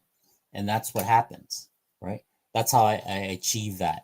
But because I'm drawing these by hand by doing this, the alcohol or any wet material that comes into here tends to do this, right? If I did it with a color pencil, then I wouldn't have any problem because the only thing I have to do left with a color pencil is spray some sort of like fixative or something on top to protect it from Yeah, but I'm just asking, do you have like a comic book press or a t-shirt press or something? Yeah, I use a presser. So what I do with that is like when I do a sketch cover, remember how I do all the sketch covers? Yeah. And it starts to buckle. What I do is I throw it under the heat t-shirt press for 30 seconds, right? Okay. Throw a stack of books on top. And that will keep all the materials and everything else the same. Well, you know, if I'm working on your painting like this, right? The only thing is it's just like, but it's a cardstock, right? I'm not concerned about this because once I put it through under the scanner, and most people likely will, when they get this, they put it in a frame, right? And yes, yeah, I would definitely put that in a frame. Yeah, I do have a frame. Actually, I do have a frame. It's such a nice piece of art. Look, it's awesome, man. Well, it's I want to like the color. There's this blue. There's this purple blue tone to it, but my light washes it out, right? Yeah, I can see it. It's like a pinky, purpley blue. It's just really cool, right. It's the same thing with all the cards that I have. Once you hold it in your hand, there's a thing that when I sent CJ that, it's like, oh, that turned out right. Oh yeah, dude. You know what I mean? The doorways, the door beside them, the art on the wall, like the paneling, the cracks in the wall, the way the wall looks sort of weathered and moldy, and like water's sort of running down it. Like, dude, it's all like subtleness to it. I was hoping when I scanned it, I would pick it up a little bit more, but I think you lose a little bit. But once you hold it in your hand, you'll see the like it feels like doesn't feel. I mean, it's got varnish all over it, but yeah, it feels like a real piece of art, right? So yeah, it's an interesting, interesting piece. Very, very cool. because I was gonna hit it with an airbrush. That was my thing to do the glow, Mm-hmm. but I just didn't feel right. Like I I think think, it looks great. yeah. I can't wait for the other ones though. I can't wait to see the other guys. Yeah. Well, I think Austin, his was in the chat. I don't know if you saw that. Yeah. His is the Grim Reaper with the Murder King on top of it. It looked Yeah. really great. And then, of course, Rad over here, he drew the Reaper with the guy mopping up blood. I love Yeah. the cityscape in the teeth. I think that's amazing. Yeah, that's a good twist. It's a great twist. I love the birds. I think it's great. The crows. I think it's awesome, man. It's just super cool. So yeah, everybody's really fucking killing it, to be honest. So yeah, so I think if you like, I want to get the book funded and Yeah. printed. So I'm thinking giving you either like 4 commission Okay. to throw on there. Like I don't know. I'm thinking maybe at like $100 American or something like Sure. that, or $80 American. Sure. And you know what I mean, like a commission, and it comes in a case, right? Very cool. So what I can do is I can do like a custom label that says Murder King. Yes. Right. So that's what I did with Larry's Niobe project. That's So awesome. I printed an own custom label. What happens is I leave the case unsealed, Mm-hmm. right? Well, you're around the corner anyway, so that's not a problem. So I can get you or Callie to sign the back. It'll say, right, this while I sign the original art, and seal it and just send it off wherever it is you want to send it to, right? That's awesome. Yeah, because that's really it's easy to send this. It's easy to send this. I just like if I grab 4 of these or 5 of these, drop it in the mail, put a stamp on it, send it down to California. Callie can sign it, right? Yeah. Mail it back to you. You know what I mean? Yeah, absolutely. Back to me, back to you. That's right, right? I dig it. Right? It's easy to send the label because the final piece is basically I just wait for the commission, right? At the end of the thing, wait for the commission, do the commission, throw it in, right? Then what I do is you're just 4 hours driving through Toronto, actually. Yes, yeah. Right? Yeah, I don't live too far away. That's true. That's true. It's driving through the 401 kills me.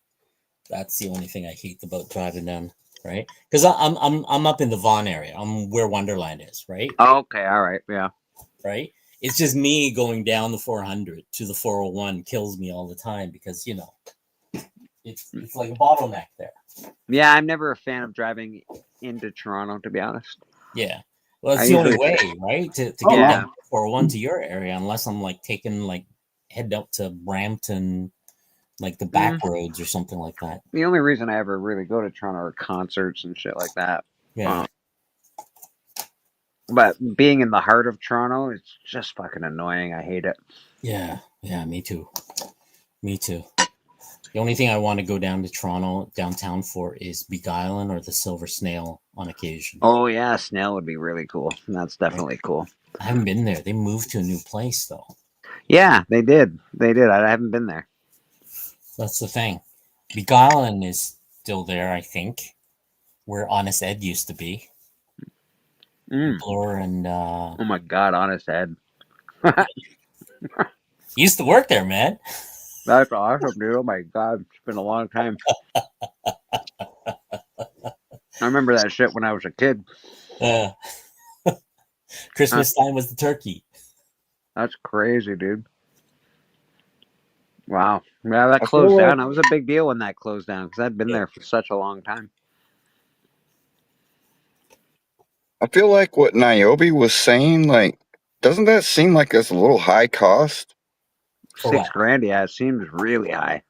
Yeah, but he's And well. then First of all, plus the he's got printing and shipping on top of that. Like yeah, then you're talking like $8 grand. pretty much yeah. I don't think it For would one cost comic that. book, Like I think like Brian LCS, he did his for like way cheaper. yeah. I don't know. That I have to ask him exactly what he Yeah, paid, but but Niobe's also getting he's done really it twice. prominent artists and stuff on his projects. yeah. He's paying rate Now, for I think he's doing higher. He's thinking about higher print runs. Maybe. yeah. But Maybe. the thing is like Like I know, like the shift with CJ, like they had what 87 backers. Something, yeah. So I it's think like so. you're doing good if you can get 87 copies sold, and so you're only looking at needing to print 100 copies, yeah. But and then Niobe, his stuff is it goes to Antarctic Press. Antarctic Press puts it on the shelves in Diamond, right, and all this other stuff.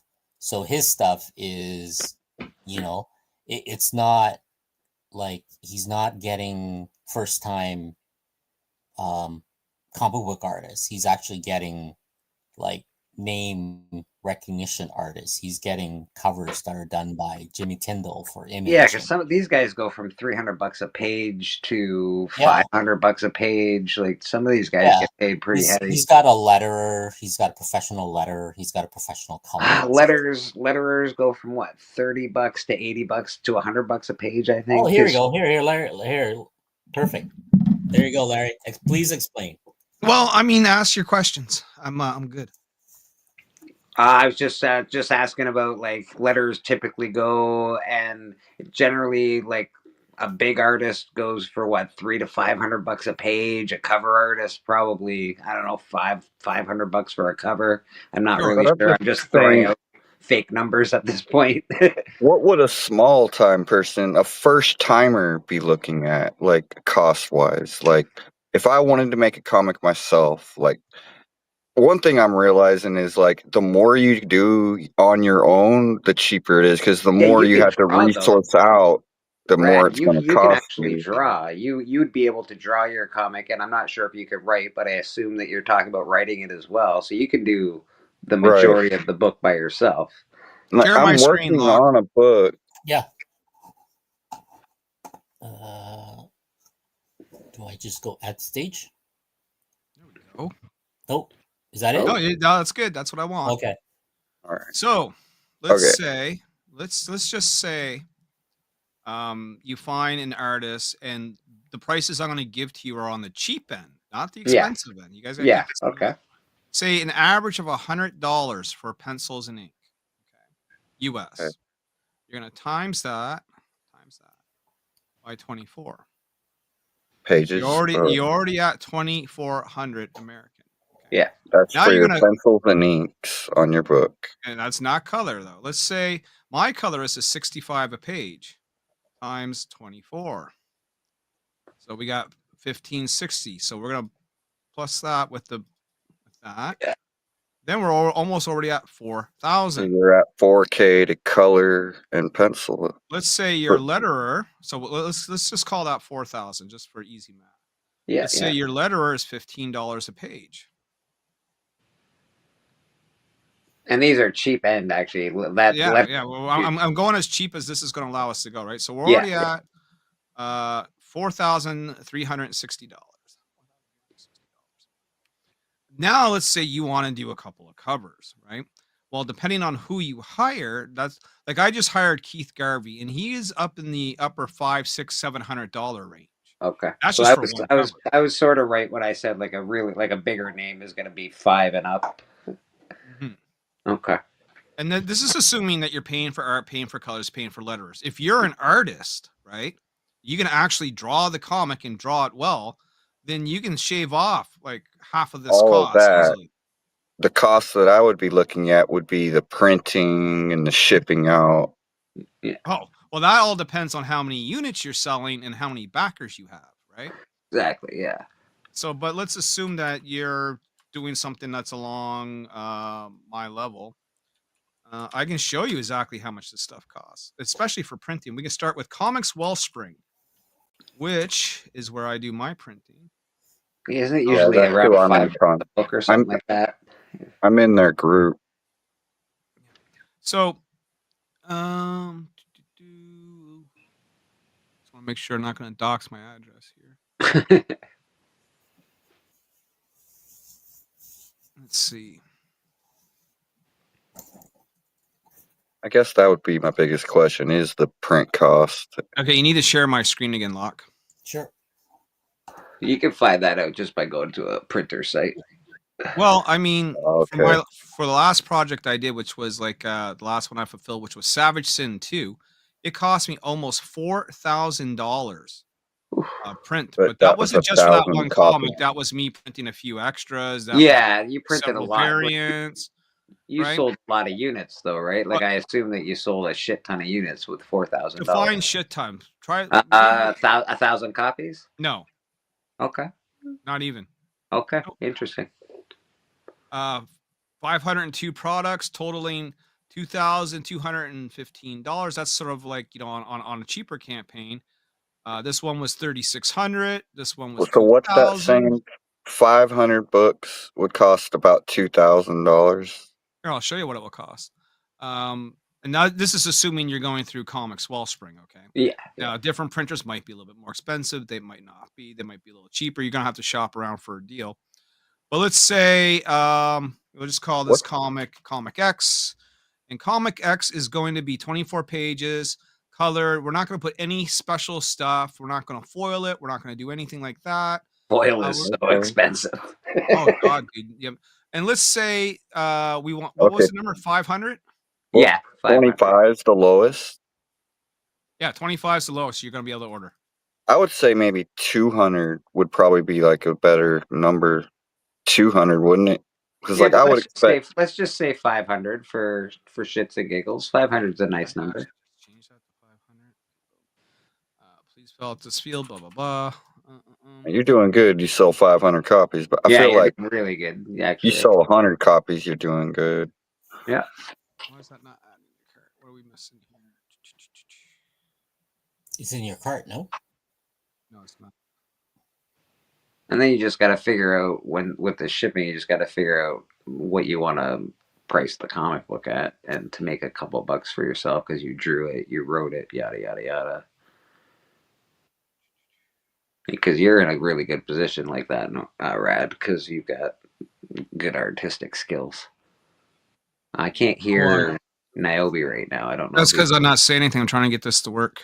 Okay.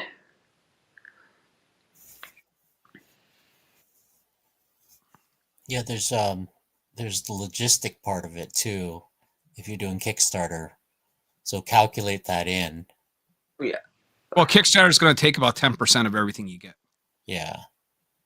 You have to know that off the hop. They have a fee, right? Just like eBay has a fee. That makes sense. So whatever money you get, like for instance, I did roughly 15,000 and change on my last Kickstarter, Canadian. They paid me $13,000 in change because of Kickstarter fees and processing fees. Jeez. Interesting. Yeah, it's that steep, right? So you have to accommodate for all that. Please. Because you're using their platform. I don't know why this isn't working. Like this should actually be adding to my cart and showing me how much this is going to cost. Could be because I got a pop-up blocker on. Yeah, I usually should do that because I've looked a couple. But it's saying $3.99, right? $3.99 each. Each. Okay, that's what I need to know right there. So $3.99 times 200. And then there's going to be what it costs to ship them to you. Yeah. Oh, and then plus shipping. Yeah. Plus shipping, plus any. Well, tax. they have a one-time shipping fee, and then you have to do your multiple shipping out, right? Correct. Yeah. So it's like double. Well, they're going to ship it to you. You're going to ship it to. You're going to ship it. But you're going to ship multiple. Yeah. Yeah. You gotta figure out all that math and figure out how much to charge for your book. How do you do that? You just, like, when you sell the book, you put in, okay, it's going to be $3.99 per book. So I need to make some profit. I got to sell it at least $8.99. Oh God! And then you got to put because no, don't even do that. You I plus mean, shipping. You're looking at $15 at least you're going to per charge book. shipping. You're going to charge shipping separately. Yeah. Okay. Sure. Okay, so when you go to Kickstarter and it's going to say So how the much you want to shipping will charge for, get covered for each purchase. right? So they're going to pay, like, let's say you're charging $15 for your book, and then it costs $10 to ship it. Well, they're going to see $15. They're going to see $15, and then they're going to see shipping costs $10. You know what I mean? All right. So it'll be the $600 for 200. Then they also going to charge you for that. How much does the shipping for them to ship 200 books to you cost usually? You're getting ahead of the cart here. Hold on. Yeah. Yeah. I mean, I only don't go know. so fast, Brad. Come on. Well, first of all, I don't know where you live. Got my gears turning. But this is expensive, right? You don't want to get into this thinking you're going to make money. Chances are you're going to lose money. You know what I mean? Right. That's what I'm looking at. What's it going to cost that's me? my address. We'll take that off.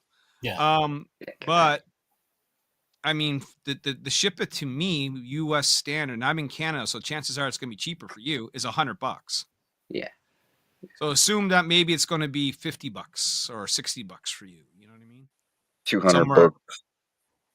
So you know you're probably in for a good 1,000 American just to have the books made and shipped to you, if you're doing 200. That's the printing cost. That's shipping. About the low end. Yes. Yeah. That's 200 copies. Or no, 500 copies. Right? No, that's 200 copies. 200 copies. It'd be about $1,000 to print. Yeah. Yeah. I mean, maybe it depends on how many pages and so on and so forth. But I'm talking a standard 24-page floppy, right? Honestly, I've never paid when I've been on. That's about the amount of money I would want to have at least in my bank, ready to back it up if I need to, right? No, you want double than that, because like what happens if you do the Kickstarter and you barely make it, and let's say you need to cover the cost to ship to your backers, right? Let's say you charge $5 shipping, but it's really $9 shipping, so now you're taking at least a $4 hit on every book. You know what I mean? And then you got to count in the fact that you got to buy bags and boards. You got to count in the fact that you got to buy the Gemini mailers that you're going to mail them in. Yeah. You got to buy the tape, all that stuff, dude. It all adds up. There's a lot. There's at least double it. All right. I wasn't going to jump in, but I heard you guys talking. Like, I was just like, I got done watching SmackDown. I kind of went through it quickly. No, glad you did. Still know. Good info. Yeah, it is. It's very good info. It's just like, you know, again, new people versus somebody that's done it for 10 years. It's good info, man. I appreciate it. When I started, you know, we did it for free. I found a guy who basically drew it for free. We made $2,000 Canadian. We were in the hole. You know, we put together a second book, and it was, again, you know, sort of back end deal, kind of, we'll pay you what we can when we're done. And we had to do it in that manner until the point where we actually started making money that the book could pay for itself. That's what you want. You want to be able to, like, for me, I say that my book costs $6,000 to make. Well, what does that mean for me when it goes to Kickstarter? Well, that means I need to make $6,000 immediately to pay for the cost that I put into it. I need to make another $6,000 to pay for the next book. Okay. And if I want any profit after that, you know what I mean? That would be like my other $6,000 that I can use for supplies and things and for myself. So, like, for me, a successful Kickstarter's got to be around $18,000, so that it pays for itself, it pays for the next one, and there's some profit left over. That's a lot. Holy shit! Yeah. Like right now, I'm very lucky. I have a lot of people in the community that are trying to help me, and it's all back end sort of deals. Just like you said, you know, you start that way. So, and we're obviously hoping to go get more done. So, yeah, hopefully it goes good. But you think this is the hard part? The hard part is actually pitching the book and getting people to buy it. That's the next part, guys. Well, you have to be able to go on and sell it, right? So you're going to be doing a lot of Facebook posts, a lot of Instagram posts, like whatever social media you use. YouTube. You're gonna be going on shows just like this. It may have 2 fucking people watching, and you're gonna be Yeah. like trying to sell your book to those 2 people. You know what I mean? Like, Exactly. Yeah, that is fair. That is fair. Right? it's a grind. It really, really is. It is a grind, man. But you're asking the right questions, though, right? Because I'll run into a lot of people that want to do this, and the way I test them is, I say, "Well, do you know how expensive it's going to be?" And they'll be like, "Well, what do you mean?"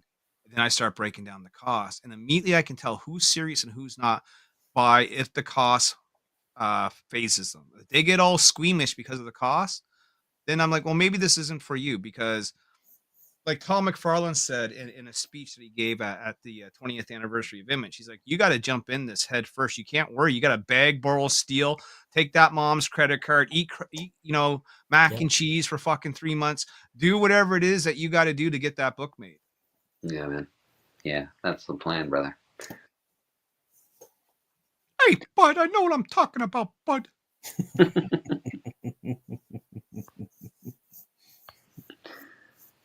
K-pop junkie, how you doing, man? And then the cover.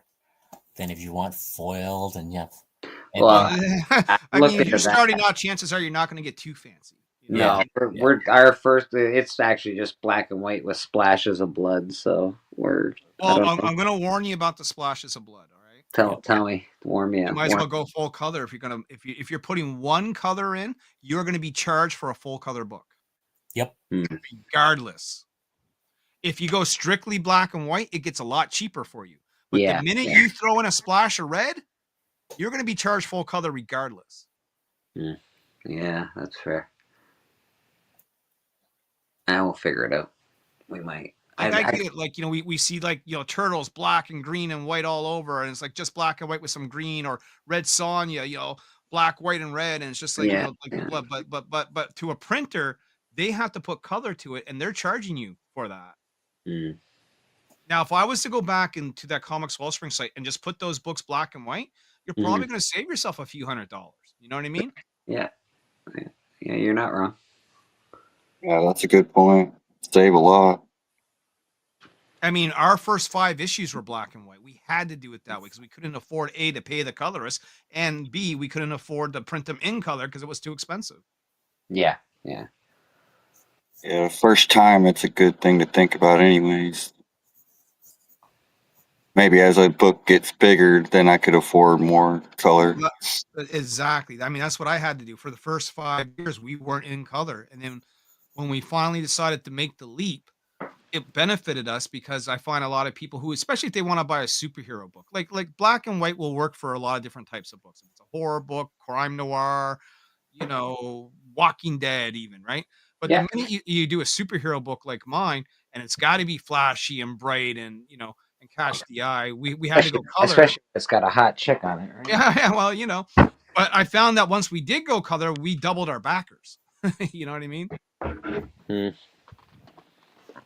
Yeah, we have to go black and white for sure. But Kickstarter's a hard sell too, and I'll tell you why. Because there's about 3 or 4 different metas on there, and by meta I mean like books that commonly get funded and that you see an abundance of. First one is not safe for work stuff. Yeah. All the titties hanging out, all that sort of jazz, right? Like I got some sexy characters, but you never see them nude. They just don't. No, yeah, I've seen a lot of a lot of the books have girly books. But the second common meta that you're going to run into is horror theme or Cthulhu theme books on Kickstarter. Those do really well. The third one is anything to do with the Wizard of Oz. Yeah. And then maybe the fourth, which is slowly creeping in, is like manga style books. Well, it's a good thing we're doing horror then. Yep. I mean, horror does really well right now. People like horror comics a lot lately. It sort of made something like a resurgence, if you will. Like it blows me away to actually see it. Yeah, it's pretty cool. Locke, any comments in the chat? Because I can't see your chat. I only got the stream. Nope. Just you and me are watching, I think. Oh, you got K-pop. Just you. Well, K-pop Junkie was there, right? K-pop's in there, yeah. She's hanging out, watching us. Yeah. It's just it's a lot of like She says that's why most guys try to pick up their order if they're close by. Yeah, that's fair. If you live near the printer, that makes sense. Yeah, I mean, for the first little bit, we used a local printer, and it was even more expensive. And they didn't know what they were doing. They didn't know how to size the comic. They didn't know. They put out all my pages in a fucked up order. Like it was ridiculous having to work with the local printer to make these comics. Once you find a printer that actually does comics as like as their specialty, life gets so much easier. Yeah, that would be really frustrating. Because most local printers are flyers and business cards and. Well, I didn't know any better, right? So I go up to the essentially a Kinko's. It was UPS here, but it might as well be a Kinko's or something. Like, can you guys make a comic book? And I show them, can you make this? And the girl looks at it and she kind of flips it around and she goes, well, we can try. And immediately I knew I was in trouble. Like the second they said we can try, oh fuck.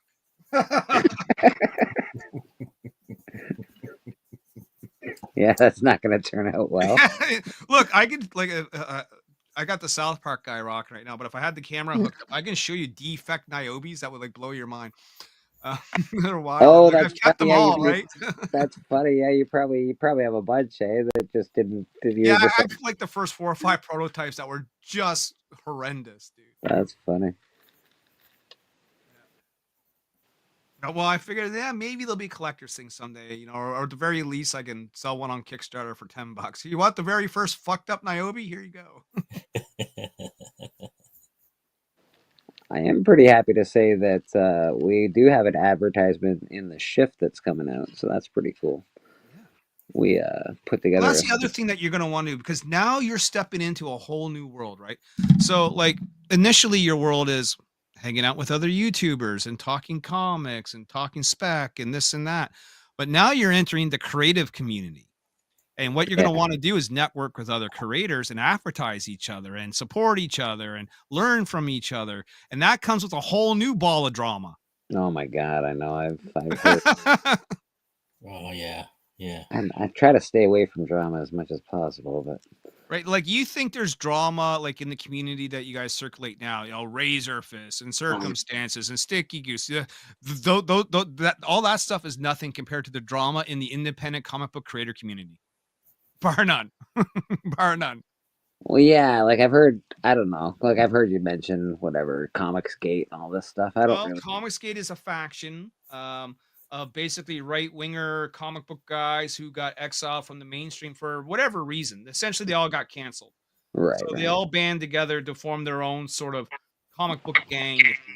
That's just one aspect of indie comics. There's so many other people that do indie comics. So are the many groups. A lot of people operate independently and solo, kind of like me.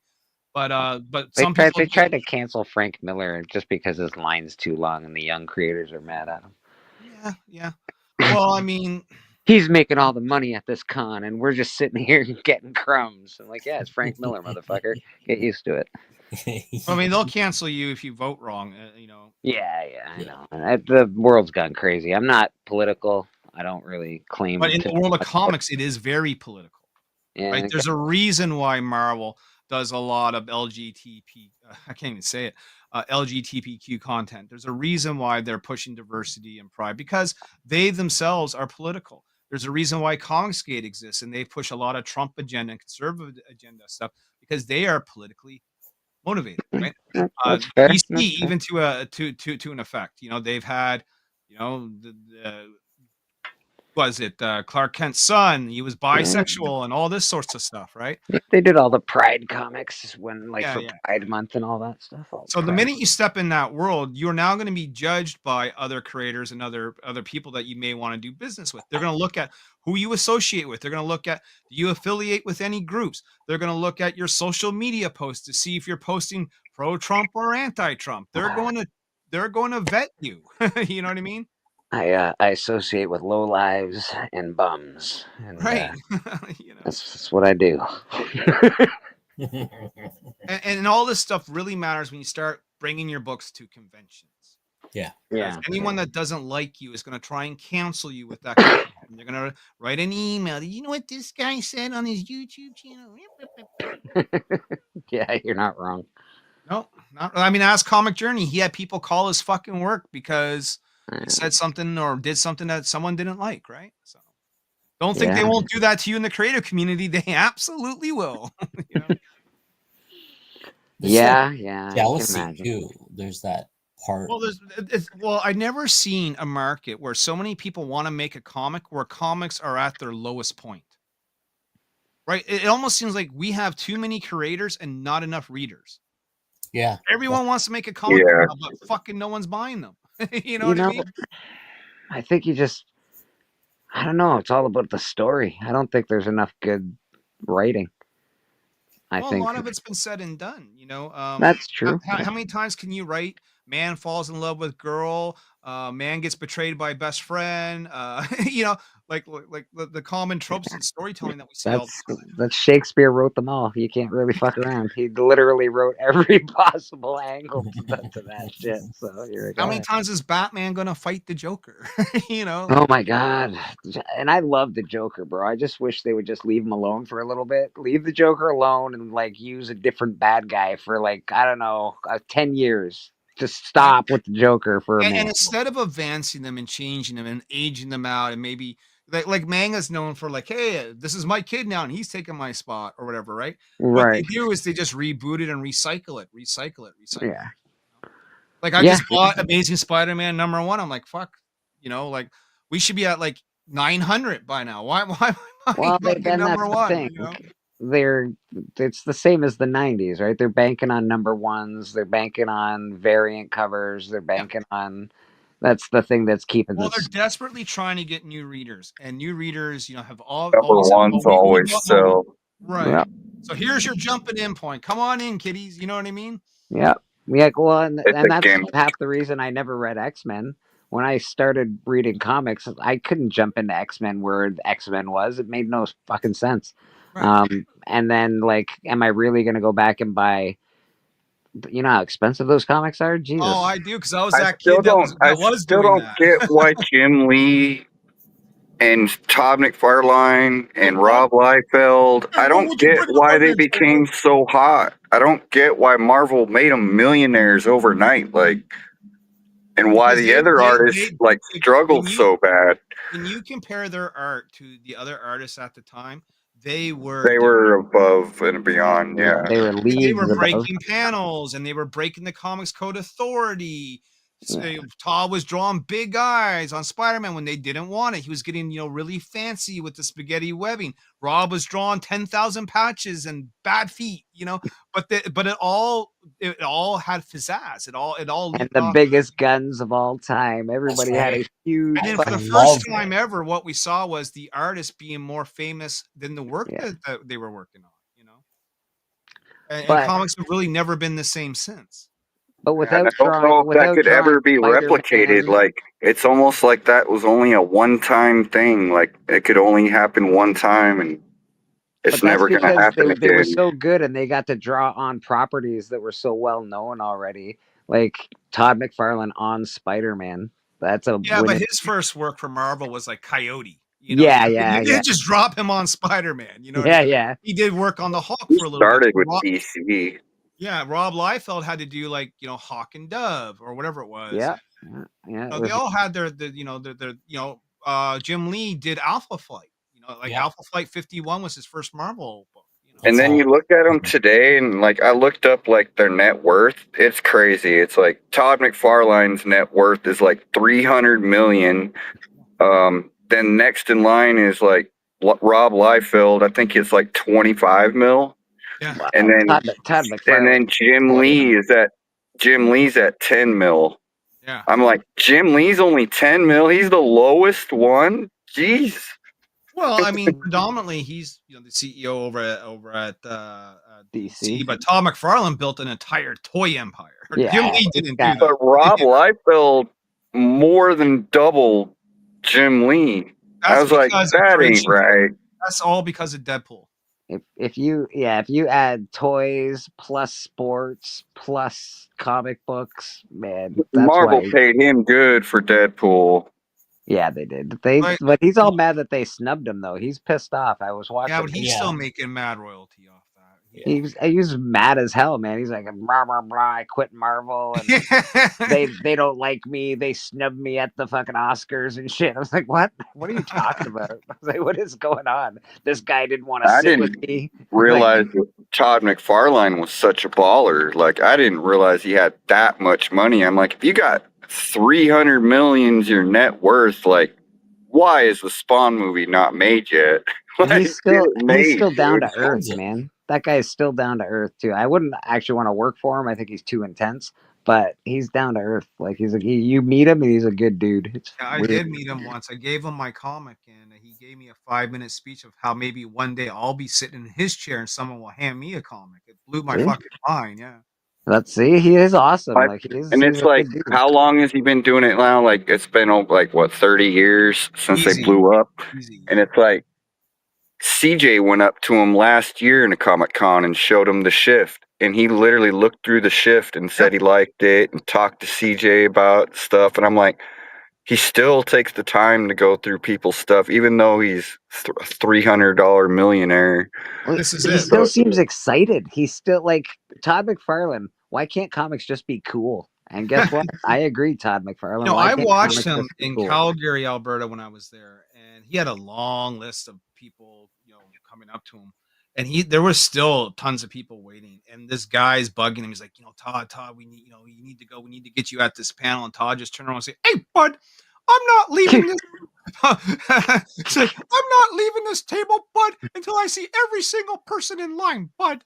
And he did. He stayed there and just fucking met everyone, This is Todd. These are my toys. Fucking Todd. He's awesome. Yeah. He takes the time. I mean, he's still got the passion. He makes you feel fucking special when you meet him, man. Like, he really makes every single person feel like they're on fucking cloud 9 when he talks to them. Yeah, he's definitely one of the good ones, man, for sure. All right, I'm gonna bounce again. I'll listen on. If there's any more questions, I'll come back. Appreciate it, Niobe. Thanks, man. Thanks, Niobe. Well, we're getting schooled tonight. That's what's happening. It's good. I mean, that's the idea, right? No, it is. It's really good, to be honest. It's any information I can glean, any help I can get, I am more than grateful for. More than grateful. You don't even know. Yeah, the thing you have to remember too on the Kickstarter is you do need to order extra because you will have some damages. We've got to order extra for artists. Like, there's a few things we got to order a bunch, so it's gonna be gonna be something. So you got to calculate all that in. Yeah. Things like, for example, let's say you are going to extra, but at the same time, you want it to be as close as you can so that you don't overspend. Yeah. But this is where the Kickstarter stuff comes in. So you got to calculate the little nuance of stuff. Let's say you do need to. Okay, so let's say you need to comp your artist or your letterer or something, and let's say you work an agreement where you're going to give them 10 copies or 15 copies. So this is what I would do. I would like bundle up 15 copies of comic book, weigh it, figure out what a flat mailer costs or whatever it is. And then, you have your dimensions, you got your stuff ready to go. Then you got to figure out which each package is going to cost. Like, it's going to be. I know if you use online postal and print out your own mailing labels, it's cheaper than if you go in the post office and try to have them do it. Well, yeah, but I mean, you need to calculate that out. I mean, that's because American mail sucks. Canada, I just take it to the post office. They fill all that shit out, and they don't even care. They're like, "Where's it going, son? There. Thank you." That's all they do. It's awesome. I don't have to. I don't know, because Huda was filling out stuff when I ordered comics off him, and I was like, "You have to fill out paperwork?" Yeah. And he's got to answer all sorts of questions, and I'm like, "What is going on?" I just take it to the mail, and they go, "Oh, this is in the U.S. Okay." That's all they do. Yeah, there's a lot of extra with Canada. They want to know how much the package is valued at. Yeah, they want to know that here too. I usually just say it's a gift because. Yep. As long as you keep it under 60. Yeah. I say it's a gift and insure it for $100. It's like I like because it just is what it is. The other thing too is like if you let's say what was it, the Gemini mailer here in Canada costs at least like 100, is like, what is it, I think 100 is 50 cents a piece or something like that. Is that how much it is? Yeah. And the only way I can get it is through eBay. I can't get it direct. If I get it from this like I think Amazon sells it for a lot more expensive. Yeah, Amazon's really expensive for mailers. It's crazy, actually. Yeah. I would never order mailers on Amazon. Right. So those are the little things, you know.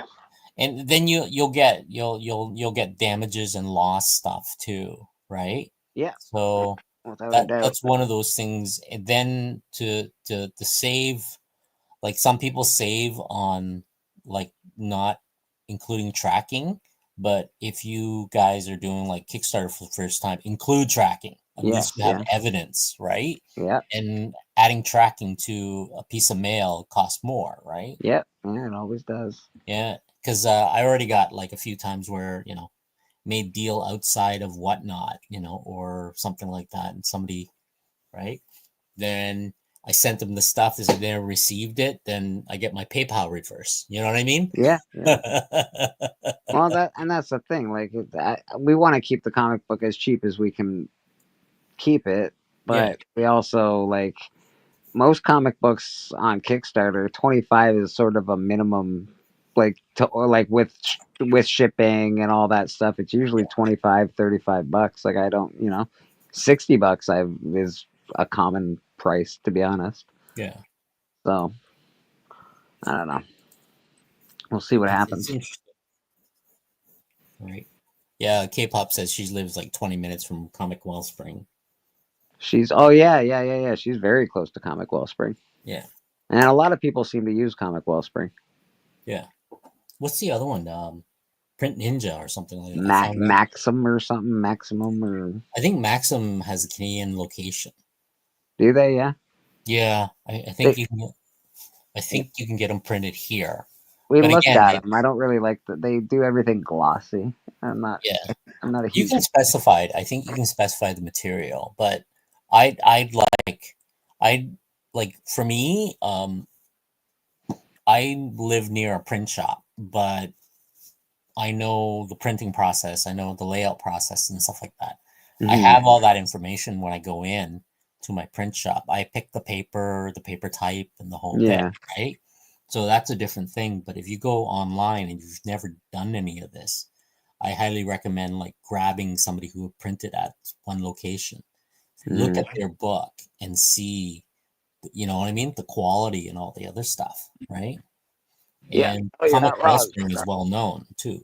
Very well known. I know Callie has he's got a print shop near him that he's pretty hyped on. So I don't know. Probably mostly because he can go there and just pick up the books, and it's not going to cost an arm and a leg for shipping. Yeah, which is nice, right? But they do look good. The books that I've seen, like everything looks good on their site. But again, everybody's site looks pretty good. So we'll see. I don't know. We'll have to make that decision at some point. Again, we got to get this Kickstarter page, like the pre-launch, up shortly, very soon. Yeah, just the notifications and stuff. Yeah. And, create a QR code or something like that with that. But it seems to so we're trying to get the pre-launch up, but it's like when we're I go to create whatever, and then it takes us through a whole bunch of stuff. So we can't do a pre-launch before we do like a page almost. It's really weird. We got to put monetary. Oh yeah, that's right. You do need to. I think. Yeah, there's a whole bunch of information you got to fill out before you can even do a pre-launch. Right. And they have to accept you and all that stuff. So. Yeah, you have to have sample pages. You have to get things ready as if you're ready to go because, or I don't know how many percentage. Yeah, that's something you gotta ask Larry about that. Yeah, I bet you he's gonna pop on in a minute. You said it. You said his name. You said question. That's right. Feel like he's hopping on any second. He's been really helpful, actually. It's really nice that he doesn't mind sharing that kind of information with people. Like the thing I always ask is like I like doing the indie stuff. I like doing that scene because it's always like you never know what kind of story you're gonna run into, and some of them are fantastic, right? Some of the books are just like wow, you know what I mean? I mean the idea, the concepts, the writer that wrote it, and all that stuff comes up. Oh, there you go. Poop. I didn't even hear the question because I was in the washroom, but all I heard was, "Oh, you need to ask Larry that question." I'm like, okay, well, What was what's the question? Yeah, now you got me all riled up. I can't even remember the question. What was the question again? About the pre-launch. You had to finish a bunch of stuff before the pre-launch, right? Oh yes, yeah, What's yeah, a yeah. good time for pre-launch? See that people are probably going to give you a different answer for that. I usually do it like 2 or 3 weeks before I plan to launch. You know what I mean? Because I think if you launch it like 6 months ahead of time, Mm-hmm. pre-launch page, people are going to get bored of seeing it. You know what I Mm-hmm. mean? Yeah. But Um, what I was asking, I know I don't know about the timing, but that is good advice. Is with the pre-line before I do like you hit the create button and then you got to fill out a whole whack of yeah, nonsense before you can even do a pre-launch. sure, So yeah, do they want pages and stuff? Like what no, are they? No, okay. no, because a lot of people that run a Kickstarter are they don't have a book completed, right? They need Right. the money to actually make the book. That's why Kickstarter exists. A lot of people, including myself, now basically turn Kickstarter into a pre-order website because we don't necessarily, need the funds, but we use it to sell, right? Yeah, yeah, But in its conception, Kickstarter is meant to make dreams happen. yeah. But I forget what the question was. All the stuff that they ask you, like Right? Loke was saying that he thinks that you need pages and you need No, that and no, the other. no, because some people don't even have that, right? Yeah. They need the money to make those pages. They might have something drafted up. I've seen some very horrible put together Kickstarters that showed a cover and a little bit of information and a panel or two of something drawn on paper, and there's my Kickstarter. Here's my dream. Fund it. You know what I mean? Clearly, the more that you have ready before you go in, the better. But it's not a requirement. Kickstarter is not going to be like, hey, you need to submit your book to us before we put it on our site, because again, most people don't even have that book ready, right? Okay. So you're gonna just I'll show you what you need to do. Yeah, we're gonna make some Here, hold on. videos. No, I mean I'm gonna show you now. Oh, okay, perfect. I just gotta. You guys caught me at a really good time. What is everyone doing awake at this time in the fucking I'm morning? a Nighthawk, dude. I'm always up this late. I was playing Marvel Rivals before I got on with you guys. I did probably like a 3-hour stream because they just dropped Emma Frost and the Krakoa Island from the X-Men and a bunch of new skins, and so I was all over that. You do videos on that game, I've seen. Oh, fuck. I'm obsessed, dude, man. And let me tell you something before we even get into this. Emma Frost in that game is a beast. Yeah, yeah. She is fucking gotta mean, watch that. and I'm already half decent with her. I just tried her out for the first time, but she is a tank. Like she's. They're probably gonna nerf her. You know what I mean? If Marvel Rivals can help the comic book industry, I'm all for it, man. I think it can, man. I think it has already. Look at Jeff the Landshark. Who would have thought? It's got me buying Contest of Champions, a book I would never have touched in a million years. But because it had an awesome Luna Snow cover, and because I like her from the game, I didn't even know she was in the comics, man. You know what I mean? Yeah. Never seen her before. She's in a book called Agents of Atlas. I never bought it. You know what I mean? That's all the proof I need. That's not where she started, get though. People to buy books they don't even like. Then I don't even know where she started. Right? Where she started? She started on another mobile game on a mobile phone. Right? It's a Marvel game. It's I forget the exact name, but it's not one that's super Snap, popular. Maybe? No, it's not Marvel Snap. It's not Marvel Contest of Champions, and it's not Marvel Strike Force. It's another Marvel mobile Right. game, and they just made her special for that game. They've made lots of characters, and then she got so popular in that game that they went ahead and created a backstory for her in comics. That's cool. Yeah, she's a cool character. She's great in the game, and I like she's her a design. healer, and so every time I play a healer, I'm always picking Luna. And so, yeah, I bought a comic book that I never would have bought because of the video game. I also bought Marvel Rivals #1. I haven't read it yet, but I bought it. And I play J. Scott Marvel Campbell Contest. covers for those Marvel Rival characters have been off the hook, man. You know Yeah, what I J. mean? Scott Campbell's awesome.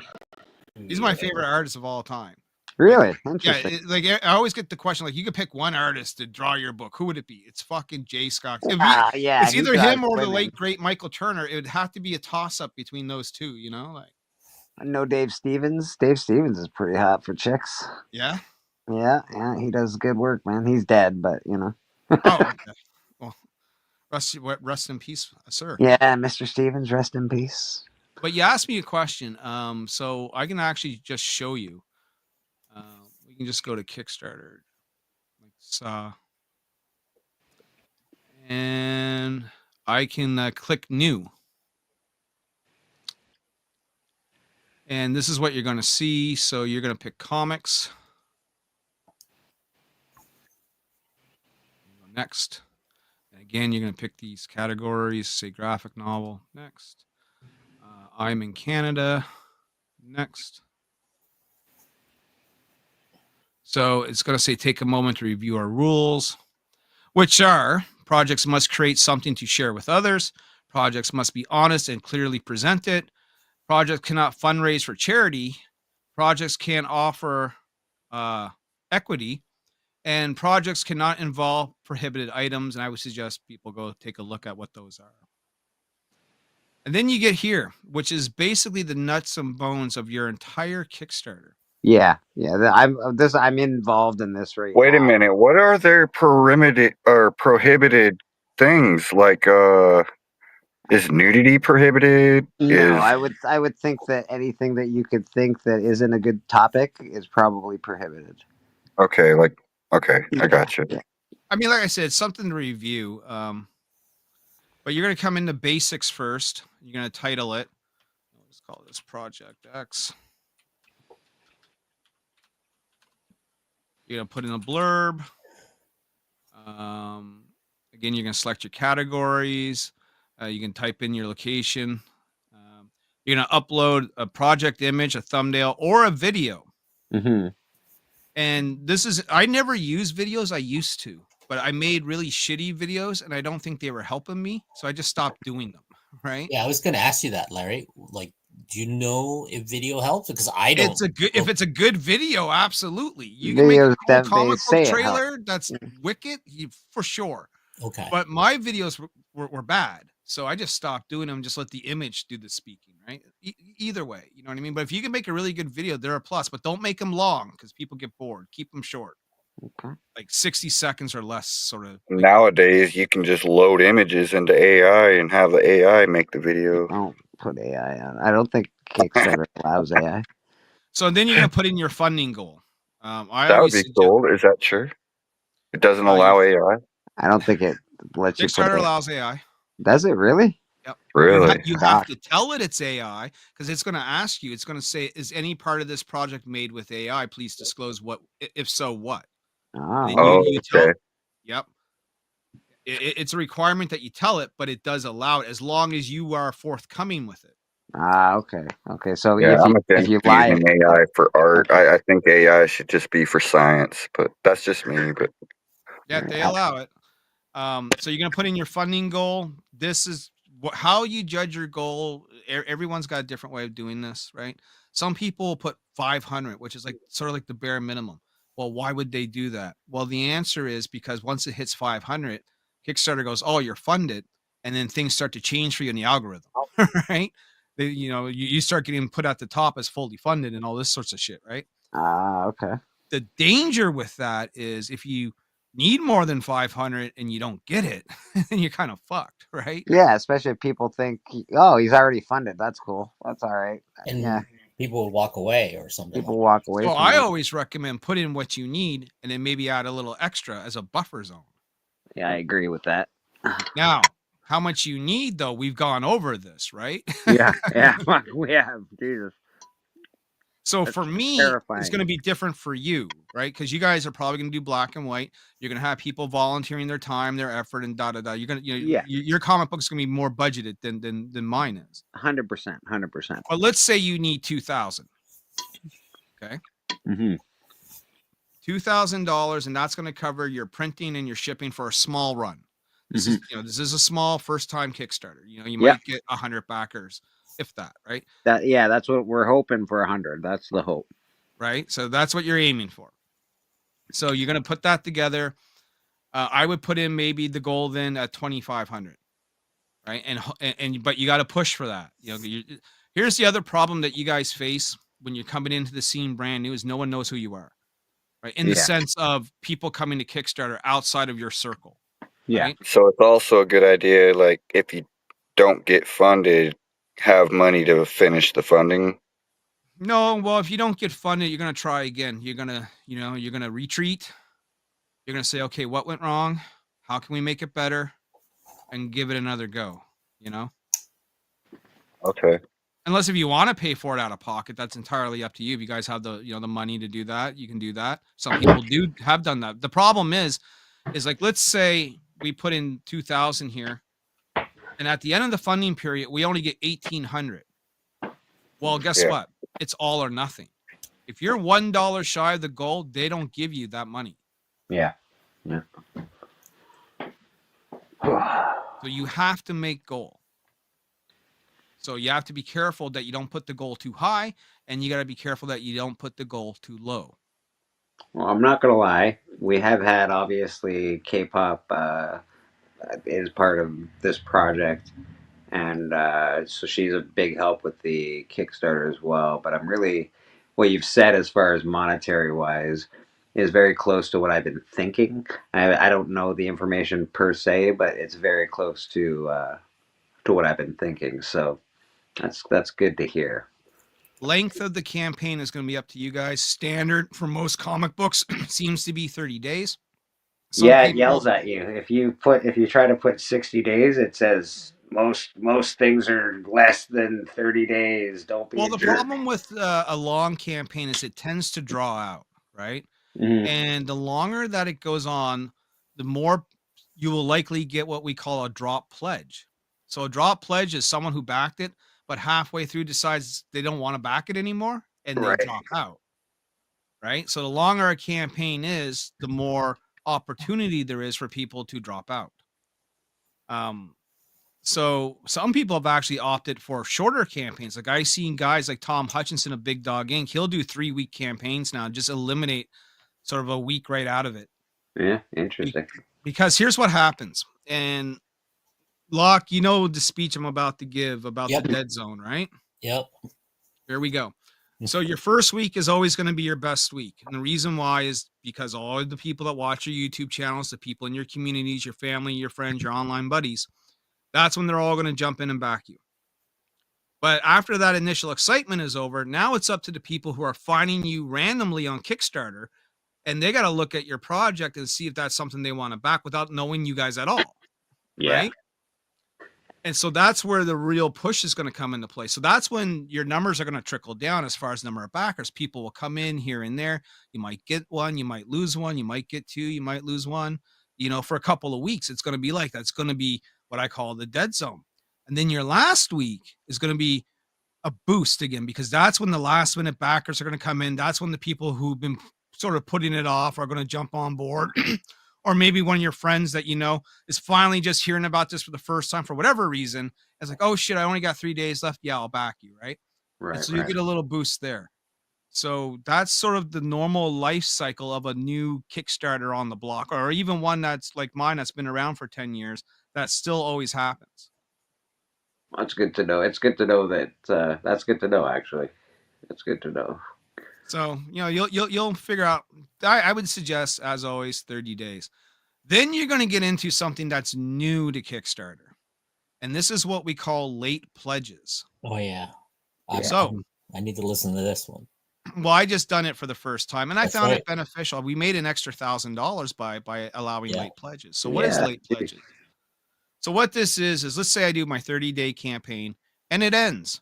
I can enable late pledges. Well, what does that mean? It means that people can still pledge to the campaign after it's closed, but they're going to pay a little bit extra for doing so. And I can keep that open as long as I want.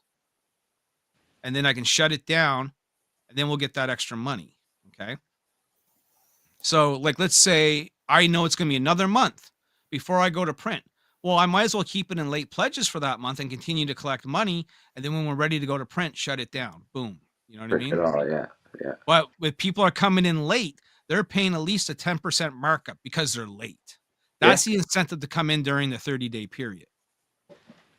So is late pledges automatically 30 days? No, you can select how long they are, and you can select the markup. You don't have to mark anything up, but they I was suggest that gonna you do. say, could it mess you up if you only printed so many and then you get a whole bunch of late pledges and you No, don't have because you're enough not going to printed? go to print until you know how many you need. You're going to wait till the end of the campaign before you decide. Okay, you're gonna wait till every pledge is taken. Yeah. When you're ready to go to print, you're going to end it. You're going to say, oh, okay, we need 150 copies or whatever it is. Order 175, like Locke said, to have some backups in case something gets damaged, lost in the mail, whatever. And a couple for yourself and a couple to throw around, right? And if you plan to do cons, you might want even more. So, but you can always reprint the book on your own after. Doesn't matter. Yeah, which is pretty cool. Then after that, you're going to go into rewards. It's okay, continue. And you're going to list all your items for sale. And you're going to upload an image for each item. And you should, so people know what they're getting. Okay. You're going to create your basic reward tier. You're going to name it. You're going to give it a price. You're going to give it a deadline. If there's any like limits, like say you only want to say we got 10 of these and that's it, you'll be able to do that in here. If you want to say this is only available for 1 week or 24 hours, got to get it now, you can do that in here. So you can give it a time limit. And again, you're going to upload pictures of the images. So you have to have all this information, like the tiers and the what's for sale and the pictures, before you even get a pre-launch? You can half-ass it because you want to get something in all these categories, right? Yeah. So something in basics, you're going to put a few things in rewards. In story, this is like where you're going to upload images and tell the people what this is about. Yeah. People is like whoever is actually working on this campaign. So let's say you're doing this with K-Pop Junk and you want her to be able to access the back end of this. Yeah. You're going to add her through this. Okay. Payment. You need to complete this before you can go to promotion. Yes. And promotions where you do your pre-launch page. So here, this is where they're going to ask you for your bank account information. They might even ask you to upload your ID to be verified through Stripe. Okay. That's pretty common. And then once you get all that done, then you can go to promotion and submit it. And then once it's been approved, you can launch a promotion page. Okay. So so I'm doing the right process then. It seems like a lot for. It is a lot for a promotion. The more you have ready, the better. Yeah. You know what I mean? Yeah. No, you're not wrong. You're absolutely right. Okay. Very cool. It's a lot of legwork. Oh yeah, it's no joke. It's a lot of stuff, man. It's so this would be my thumbnail, right? Instead of a video. All this stuff here in this sort of scroll, this is all the stuff you're going to put in this section called story. This is where you're going to upload your graphics. This is where you're going to tell the people what the book is about. There's a lot of stuff to mine, right? But yours won't be as extensive, but this is where you're going to do it. Your pages, anything you're offering, let's say you're offering cards, keychains, stickers, as stretch goals, or in Locke's case, Locke drew all these cards, right? So yeah.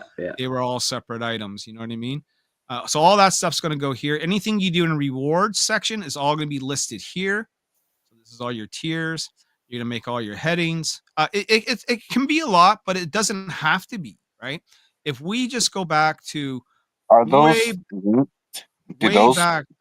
images have links? Like if you were to click on one of those cards, would it take you to the card, or is it just a picture showing you that deal exists? Yeah, it's just a picture. Okay. I mean, this is an old Kickstarter. This is like 11 years old, but I mean, wasn't anything fancy. You know what I mean? This is my first time, right? That's a lot Right. though. It looks good. For first time, it looks pretty awesome. Right. You know, we offered a couple of prints. We showed our black and white pages. Like I said, it was black and white. This was just drawn by local guys. You know what I mean?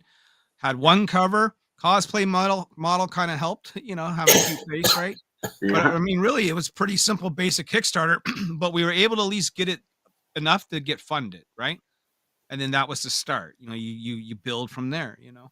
Yeah, that's exactly it. We're just trying to do one so we can get the next one, and then get the next one and the next one. Man, that's Build a fan base.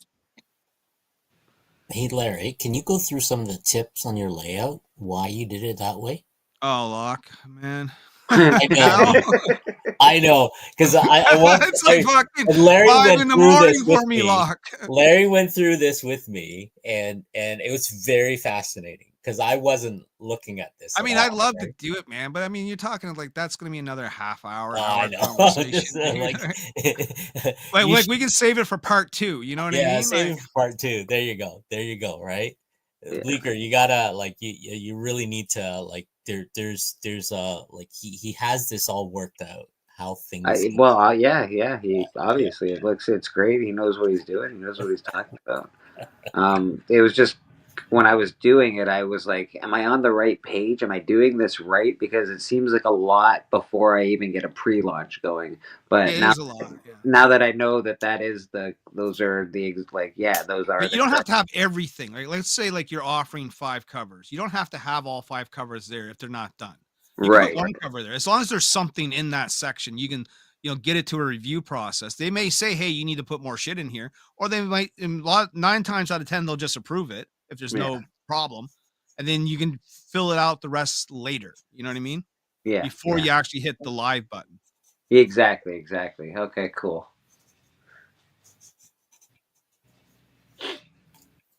Where are you drawing there, Locke? I'm doing that's Mr. Freeze. Mr. Freeze. Oh, cool. Make yourself big for a second. Let's check that out, man. Big. I have to put on my magnifying glass to make myself big. No, just kidding. Nice. There you go. Very cool. So I'm doing a freeze card. So my process is like I draw a pencil, then I do this really quick, like micron line stuff. Then I kind of go in with the colors. Then it becomes kind of like a muddy. I don't really care about the line work, like if it bleeds or something like that, because at the end of it is I do my blacks last, and that is to thicken the lines, do the inking with the shadows and all the other stuff. So that's my process. Locke, if it bleeds, it dies. Yeah, it bleeds, it dies. That's right. If it bleeds, it dies. That's right. It bleeds. What? No, Jesse, what is it? Like, I got no time to bleed. That's it, man. Ain't got time to bleed. Ain't got time to bleed. Got time to duck. Dodge a wrench, you can dodge a ball. That's right. Oh, watch that. That was a good one. Right. But yeah, it's kind of fascinating actually to see all that behind the stuff. All right. I took very interesting. Journeys and what we call the off air. You know, when it's just not live streaming, but we're all in here. Yeah, that's where the real fun happens. You know. After learning all that I just learned, I'd say I'm less nervous about trying to maybe start to make my own comic. Yeah, I mean, there's no reason not to. As long as I don't aim, like, I know not to set my sights too high. Like, keep them realistic, keep expectations fairly low and realistic, and understand it's your first time. You know, like not going full out. But again, you have a leg up, my man. You can really draw. So I can't draw. Yeah, neither can I. Can draw, but not like you guys. No, I can't draw at all. I pay for all the art, right? I mean, yeah, I can draw enough to say this is what I want.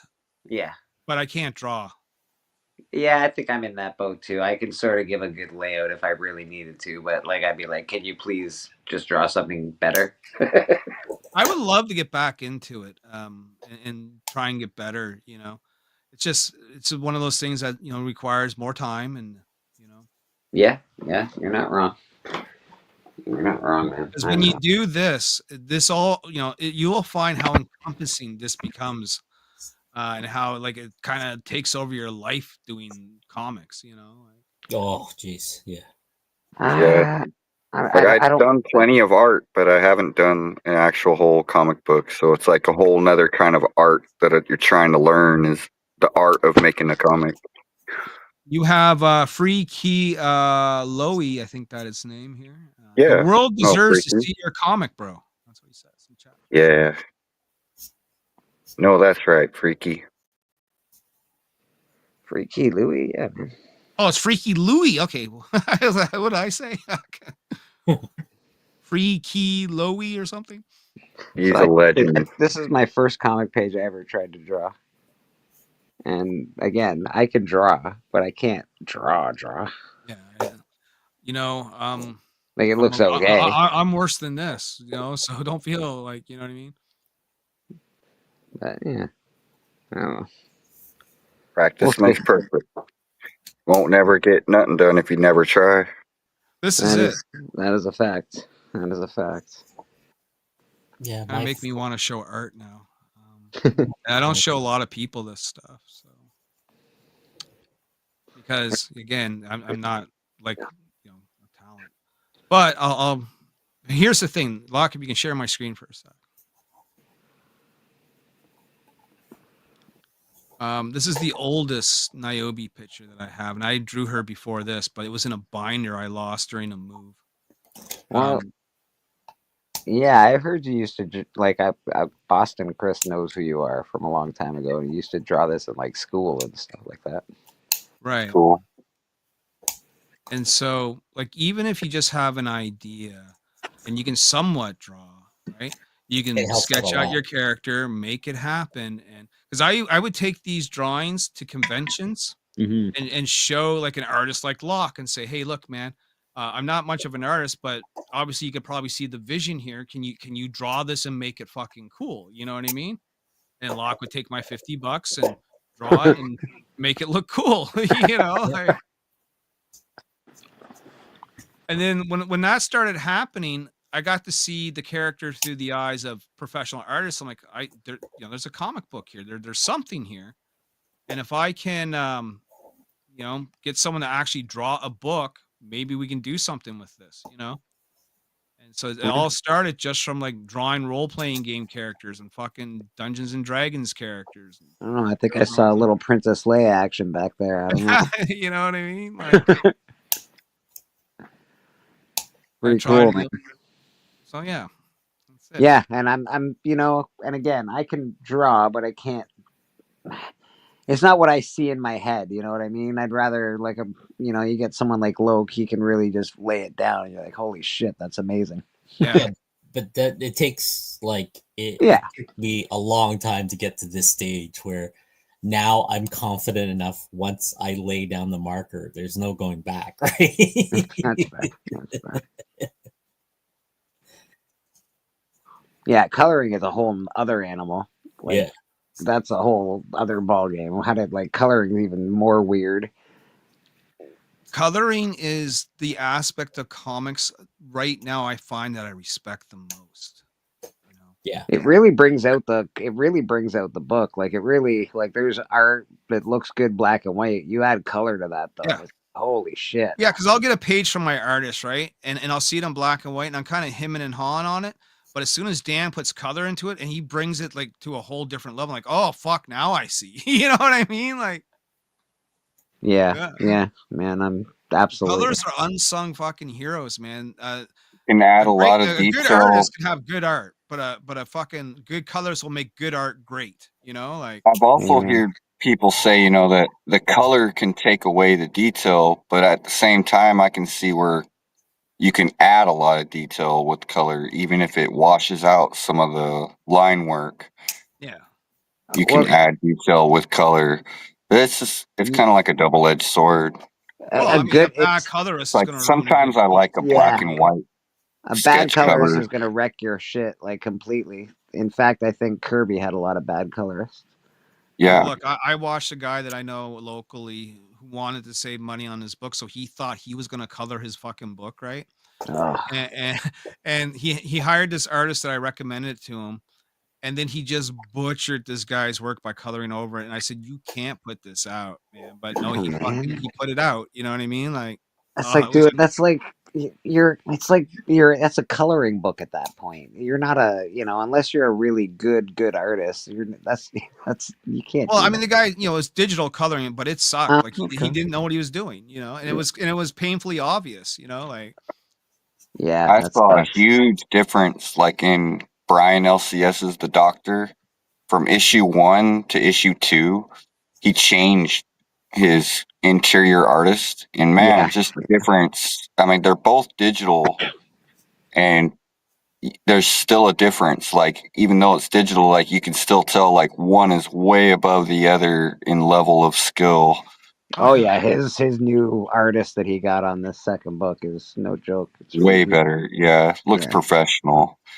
Like the issue 1, there was like no lighting, no sun lighting, no shadowing, just all one tone. And like issue 2, like you got lighting, shadowing, all multiple tones in the colors, and it just looks way more professional. And so I see what you're saying. Like you could definitely have a bad colors. Well, Todd McFarlane colored what?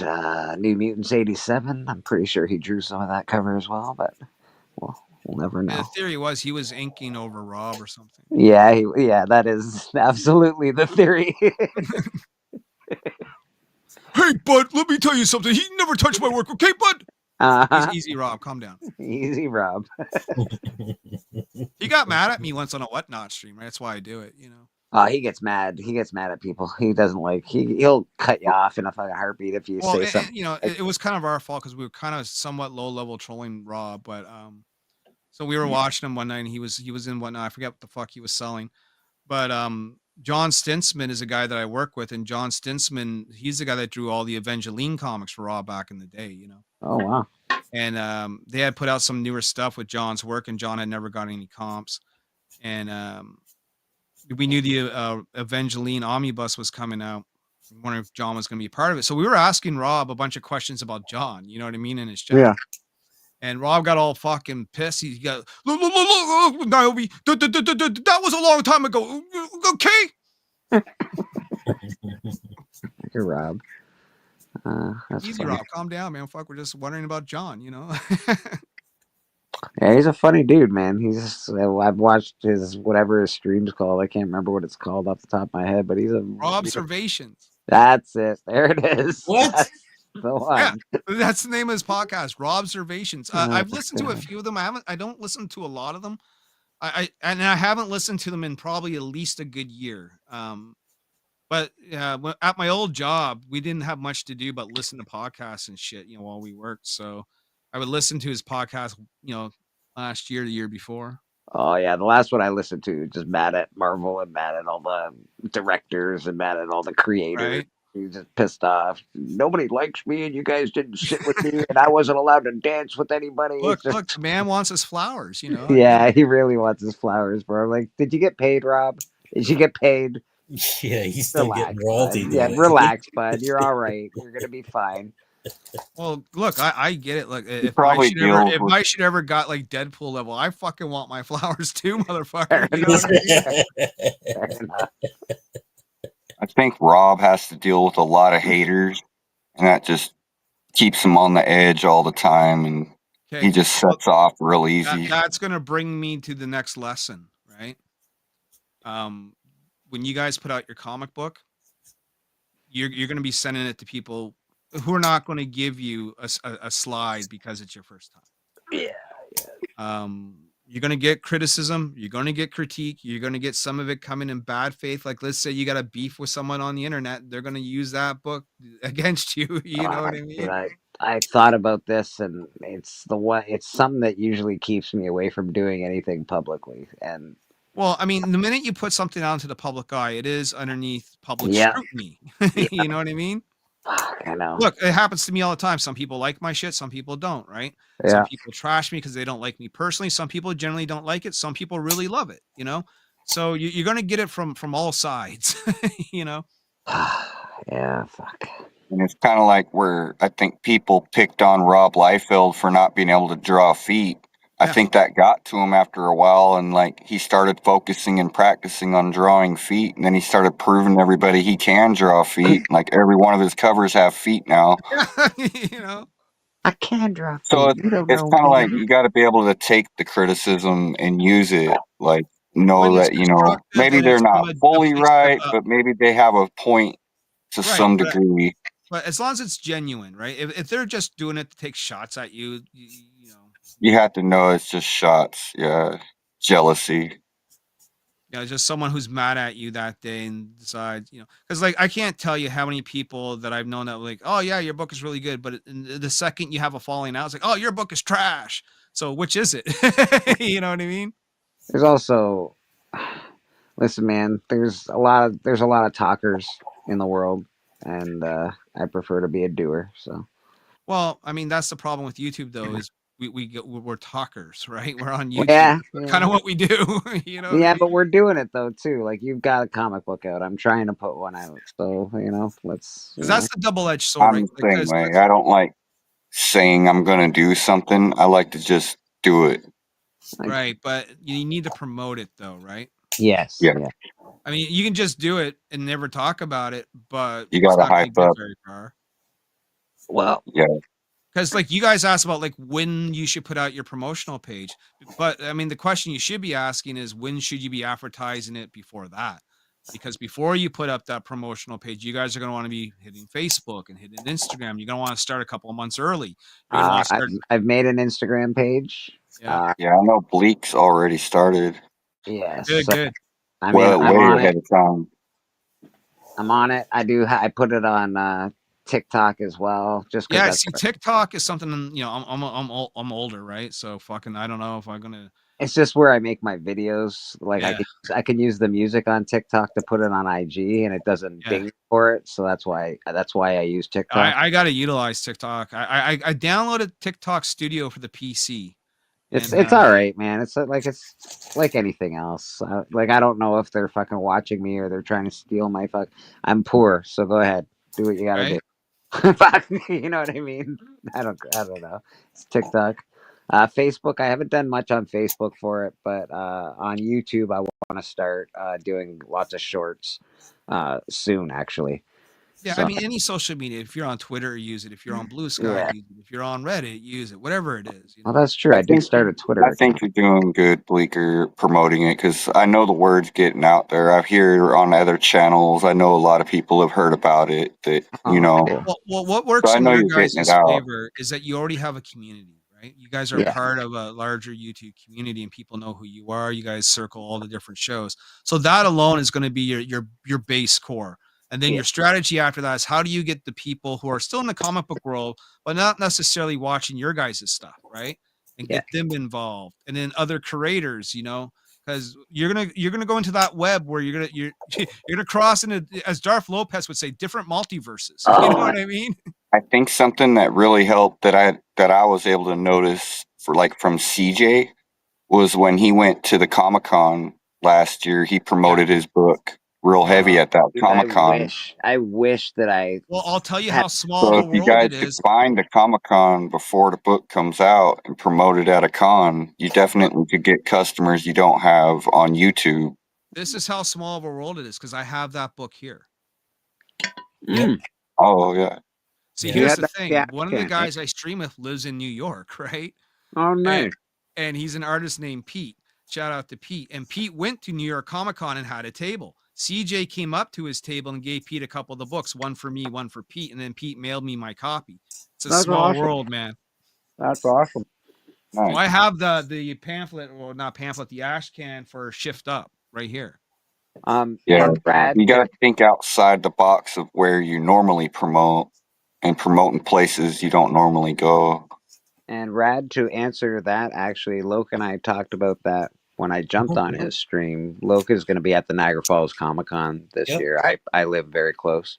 There, you guys should meet up. Absolutely. We're definitely meeting up, but I'm gonna put maybe a pamphlet or a sticker or something with like a something that you can scan with your phone that says takes you to the Murder King IG or takes you to YouTube or takes you somewhere. So we're gonna figure that out as well before Comic-Con. So I'm far away on my project. Like I only have a few character concepts drawn out and a few little ideas I have for the story, but not much. So I'm far away on my comic, but I do have somebody else that I'm talking to that's going to help me write it in the community, and we're going to start getting together and working on it more, but we're probably like a year away or longer. So here's my advice on just getting your feet wet with the writing. I mean, if you can find any books, so there's a couple of really good, like How to Write Comic Books. Scott McCloud's got a book on how, well, it's not just writing, but putting the whole thing together. It's an absolute Bible. But outside of that, there's I don't know if it's still around. It probably is. It's called the Comic Book Script Archive, something along those lines. And there's just like a shit ton of actual comic book scripts from comic books you guys have probably read, uploaded there that you can download. You know what I mean? And so, get an idea of what they look like. Yeah, and how they're formatted. But here's the real piece of advice, because this is what I did. I was a Witchblade fan, and there was some Witchblade up there. So I think it was like Witchblade 145, and I downloaded that, and I actually have the comic, right? Those Turner covers, man. So I was able to go through the script with the comic and see how that got translated to the page, right? And that was an immense help. It's like I can see how the artist was interpreting what the script said. I have my own vision of what I was reading. Oh, yeah. You know what I mean? And you're going to go through it that way. And that's going to help you. That's the biggest piece of advice I could give right there. That's how I was doing sequential. Was I went to the archive, downloaded, and start drawing some of the pages. Then what you do is you grab the book that whatever book that was or PDF of that, and go through it afterwards and see how close you are to the interpretation. Watch the page turn, how like some artists do page turns and stuff. That's really good to have. Like, take the script, take the comic, look at it, right? And you'll see what the artist does. So yeah, like Rad, if you're into that kind of stuff, you can watch page turn, and you can watch things when they do just the paneling itself, the storytelling of the panel, how one character moved from one panel to another, and the spacing and the timing and the pacing of that too. So that's really good to have. Yeah, the comic book archive. My first one was a bit of a rough attempt, but I'm already much better at it. I've got a good numbering system, a page system, so it's a little easier to read. Drac, when you read a lot of comics, you already sort of got that instinct of it, right? Like, that's what I found. Like, when I was writing comics, even now, like when I write, I almost do it by instinct of like how I think, where a splash page should be, and action, slow it down, speed it up, slow it down, like.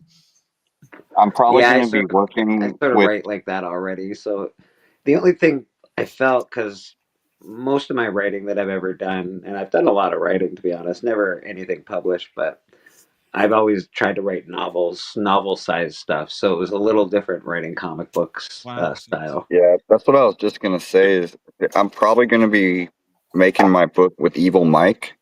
Oh, nice. And that's what we're used to. We're used to reading books. We're in a book club. Yeah. And so we're used to that format too, the book and storytelling through a book. And like we've talked about that, how it's like a big difference trying to make a story that's not a book, but a comic book. Well, half the story gets told through the art, right? Like, you've got the words, but most of... And then on top of that, like, we've read so many stories, both me and Evil Mike, is that we're scared that we're going to bleed a lot of those ideas into our writing, and we don't want that. Like, we want to be original. That's like a big goal for us, is to be original in our story. It's It's not, I don't think that's an easy goal. Yeah, especially with the amount of material out there. I think Right. it, I think again, like Niobe said it earlier, like Shakespeare's written every love triangle thing that you can possibly imagine. Most people that are writing any kind of story like that are stealing from Shakespeare. They're just writing it a little differently with Yeah, different characters in a different time period. Yada yada yada. They've done Disney. Fuck, Hollywood's done the the guys getting gold, whatever. They go to the Incas and they steal all their gold. They've yeah, done it in cartoon. They've done it in live action. It's always been a little different, but they keep doing it. Like these stories don't It's go anywhere. even like even when you think you have an original idea and you make it and all and it's all done, and then you find out like down the road, oh wait a minute, this isn't original. This guy made this 30 years ago. And I just happened to get the same idea. That stops me from writing everything I've almost ever written. Just write something and end yeah, it. Just write it. Just write it, man. yeah. Yeah, Just go at it. I mean, like the movie Avatar. I mean, if you look at it, it's Pocahontas, right? Hmm. right. Yeah. Honestly, with the book that I've written or the story that I've written, Callie has written, it's more like it's Sin City meets Pet Cemetery. Yeah, You know, it's got that vibe to it. But I can't go. Well, I can't write it because everybody already knows this. Blah blah blah. I'm just gonna keep going, man.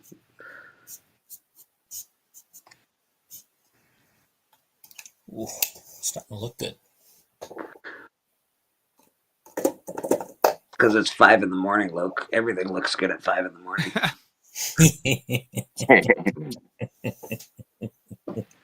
Ain't wrong, brother. There's the rendering. Oh yeah, all right. Go ahead. There, you're gonna make yourself big so we can really get a look at it. There you go. So it's subtle right now. I'm just waiting for the stuff. So It's a I'm nice blue. using the light. Yeah, I like it that has a color. blue Just it really looks good. like that. So yeah, it's like you're just layering on light. You're just layering, and I'm just doing these little fades. You're just doing alcohol markers. That's all there is. It's just alcohol markers right now. What are you doing? The really expensive ones that everybody raves about. Nope, I'm using cheap Copex or whatever I think they're called. Chinese knockoff. Chinese knockoff Copex. All right. So look, I mean, I'm I'm living with like They work just as good as a Copic. you just It's need just to you Copic. just need to get confident with it. That's all Yeah. it is, right? You just need confident. You need to figure out how light and how hard to push it to create certain tones and stuff. They And you usually just don't last as long as a Copic is the only yeah, difference. The yeah, I quality's go the through them a same. lot. I go through Can them you a lot. can you refill them or they just Yep. that's yeah okay. For the Yep. cheap price that they are, those cheap ones aren't really worth refilling. The Copic would be because it has a nicer tip, but those cheaper ones, I just replace them. Yeah. You're right. Look at me pretending I'm gonna be an artist. That's not gonna happen. Never mind. You can refill a lot of the markers out there. It's just that like how You can get a set for like $100 with like over 100 colors. Yeah, Like they'll last you like 6 months. yeah, mine doesn't last 6 months. Well, yours probably don't. You go through a lot of cards. You get 50 yeah, every man. 3 weeks. Yeah, yeah. Yeah. I At my go, pace, they last about 6 months. I spend about $100 on markers every 6 months. yeah, yeah. I I'm trying to save as much as I can. I have my set of colors. I have my set to stuff. The legwork is getting very comfortable with the markers. The legwork is knowing how the marker reacts to the paperwork. So the first 100 sketch cards that you do is going to be messy. It's not going to be great. It's all the other stuff, right? The 1000 one that you do will always be better. The 1001, 1002, 1003, right? So repetition, David, repetition. Yeah, That's you super just got to effective. go through it. You got to go through it, and you need to know your cheat sheet too. So I have a series of, you know, And if nobody caught that reference, that was Natural Born Killers. Just yes, saying. right. So I end up like I create a series of like skin tones that, right, the markers that I think will make great for skin tones, and I start doing these little circles and figure out. You really you test everything out too, eh? Like you. Well, it's your material, right? The Yeah. the thing I need you have to remember is if Upper Deck sends me 20 cards, I've got to get 20 cards back to them, right? Yeah, that's fair. Right? For me to pay. Doing that beforehand is going to save you a lot of time because now Yeah, you just I mean, know I you need know, these markers for this skin tone, and boom, yeah, you don't have to search down each card. yeah. So I have like I don't know what Finolo is. I don't know what Shutter Art is. I don't know what Copart Art is. I have like Especially when you're doing multiple cards, yeah, that helps a lot. right. When Each I'm just card, doing one piece a week, yeah. like it's not as important for me to swash everything out because I kind of just can do one piece at a time. But if I was doing multiple pieces, I would be definitely trying to swash my stuff out and kind of get a system going like that. So I have my little cheat sheets that I go through. I know how the paper reacts. I know how to the stuff is all about the paper, how absorbent the paper is. K-pop's always talking about that. That's a Yeah, lot. yeah, All yeah. sorts of Paper's everything. She knows when it comes to materials and stuff like that. And the other thing too is it doesn't hurt to I have get worried about that with covers for like comic book covers because oh they have a lot of blank covers, but some of them I hear are just terrible to draw on, and some yeah of them, Yeah, like if you draw with alcohol, it doesn't work very well. If you draw with, you have to use a different medium. So some you can't even ink on. They curl up so bad, but they're so thin. yeah that's the thing, right? You end up with these uh it's like when I was on Beyond Wednesday there, I was right yelling at Nick Barucci oh, how GP uses his um dynamite covers are, right? I Uh-huh. love the titles of dynamites, the Vampirella, the Red Sonja, the I those haven't things. I But the haven't paper, never done one of their blanks. yeah, just their paper, man. Bad They're, quality. I'm going to share my well, screen lock. yeah. This is the script from Jeff Johns' Green Lanterns #1. Oh, there you go. Yeah, there. The archive's still up, right? Yeah. Well, I Still. got this from somewhere else, but Oh, yeah. I'm actually looking forward to reading this myself. I like the other one I tried to download, the Witchblade one, wasn't working. This is a PDF copy of Green Lanterns #1, like the whole kit and caboodle. You can see exactly. So get Green Lanterns #1 from Jeff Johns, and then you would read this along with the book. And panel 2, closer on Hal's face, looking off at the hangar. Love Lost in the Past, no dialogue, right? So you would like the way I do it is page, panel number, description, and then followed by dialogue. If there's a caption, the caption would be above the dialogue. If there's no dialogue, like it says here, it'll just be no dialogue. You know what I mean? That makes sense. So that's fun. basically, it's a screenplay. Right. Just So you like a don't have movie to write it script. like a novel. You don't need to be, George R.R. Martin with Game of Thrones here, to write a comic book script. You can just basically say what you're looking for. You can keep it simple or as elaborate as you want, right? As long as the artist has enough information that he gets the vision that you're looking for.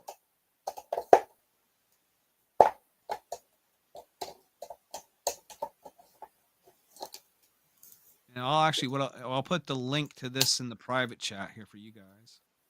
And you can look at that. And the better the writer, the better the art could come out.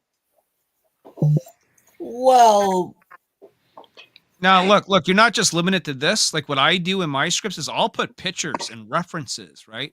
Like if I want a building to look a certain way, I'll put a picture of the building in there and say, draw it like this, and stuff like that. Do you often have to reject work, Niobe? Like when people, like if you like, I don't really like that, can you draw it a different way? I just did yesterday. Yeah. Okay. All right. The very last page for the book, actually, I asked him if he could redo, and I explained the reasons why, and he agreed with them. But it's not often, Okay. and I get them to show it to me before they go into detail, right? So that if we do have to make a change, it's not like they gotta fucking they put too much work into it, right? A lot of it's Yeah. like like a lot of it you try and get before you get to it, like any sort of fine detail stage,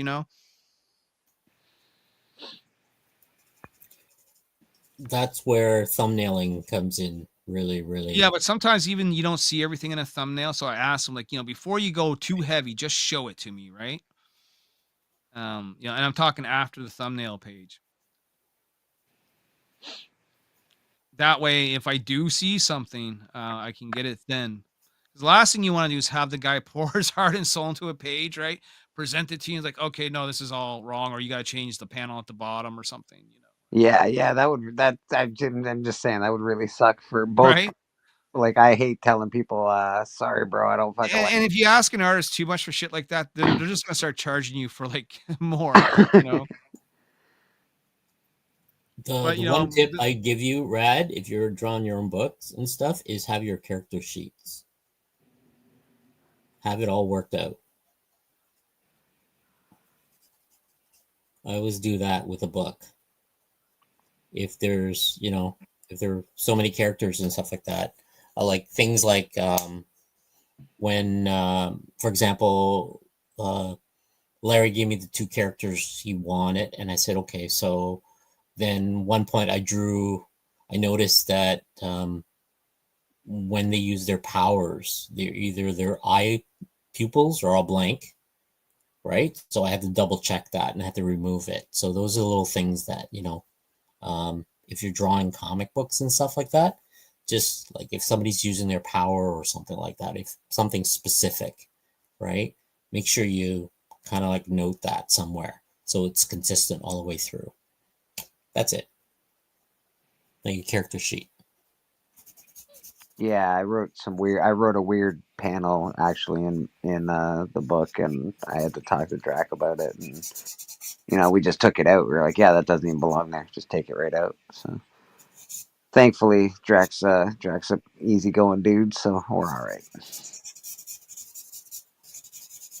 Yeah, if you can get all your character sheets done beforehand, that helps out a lot, and that way you don't have to worry about, because when you're drawing a character sheet, you actually are drawing the characters and you commit them to memory, so you know what their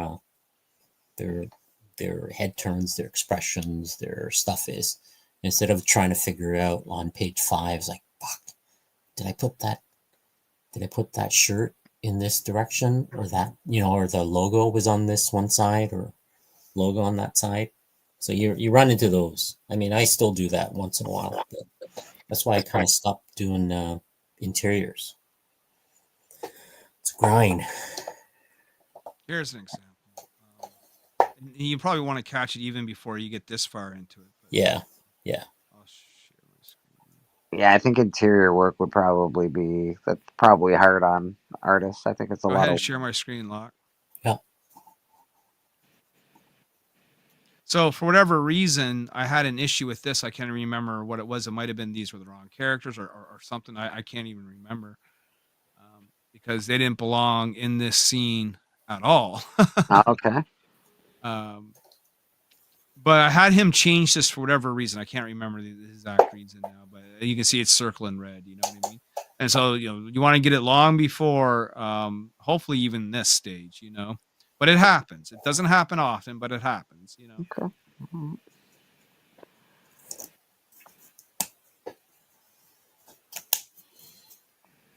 Yeah, I'm just pretty happy with all the artwork that's happened so far. So I can't say anything. I think it's all amazing. Well, I get in that trap too, especially when I first started, because it was just so cool to see it all. You know what I mean? Yeah, But man. then, like, after you get going for a bit, like, you'll start to notice inconsistencies. Like, I'll give you an example. So sometimes artists can get lazy and they can get forgetful, right? Yep. Mhm. And the little details matter. So I was doing this book called Savage Sin. And then in Savage Sin, there's a guy carrying around a pouch, and he's always supposed to have this pouch. Well, halfway through the book, the artist forgot to give the guy the pouch, and he doesn't Oh, have the pouch anymore. You know what I mean? yeah. And the book went out that way. So in issue 2, I had to write him finding his pouch again. You know what I mean? Like, because we had fucked up and I didn't catch it. You know what I mean? Nice. Well, hey, man, that's a good catch, though. Right? Yeah, good point. So you Yeah, really got to look at that stuff, right? Like, I got one character and she wears one stocking and it's on the right leg, and sometimes the artists are drawing it on the left leg. Just stuff like that. Like, Character design's important too. Jesus. well, that's why you do the. You know how many people hate drawing Spider-Man because of the webs on his suit? yeah. God damn it, not Spider-Man. You know what? You know what I hate about drawing Spider-Man? It's not the web that's on the suit. It's his anatomy. Oh, okay. Every time he does these weird like twist and flip, like my brain doing traditional Just live get drawing. the first 30 issues of McFarlane's run or whatever it was, Spider-Man 298 to whatever he went to. Yeah. And look at how he was drawing Spider-Man swinging through the air, Oh my God, he changed Spider-Man. He did awesome. He was absolutely And crazy. even Eric Larson He did all followed that. after, right? Same thing. Yeah, they were pissed. Stop drawing Spider-Man like that. That's what put Spider-Man back on the map, though. I know, man. I know. It was awesome. Hell, Venom's still one of the best characters that was created in those days. Yeah, I wish I had my Spider-Man 300. I sold it a long, long time ago. But I have a Spider-Man 298, and that was the book I had Todd sign when I met him, right?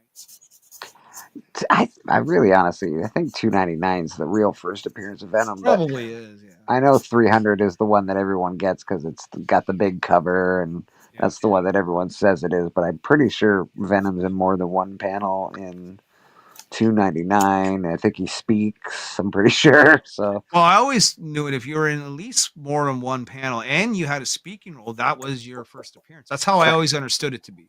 Me as well. And then of course they throw in, is he named? So I can't Right. I can't remember if they named him, but I'm pretty sure he's 299 is his actual first appearance. Much like the 180 is Wolverine's first appearance, Yeah. Yeah, 100%.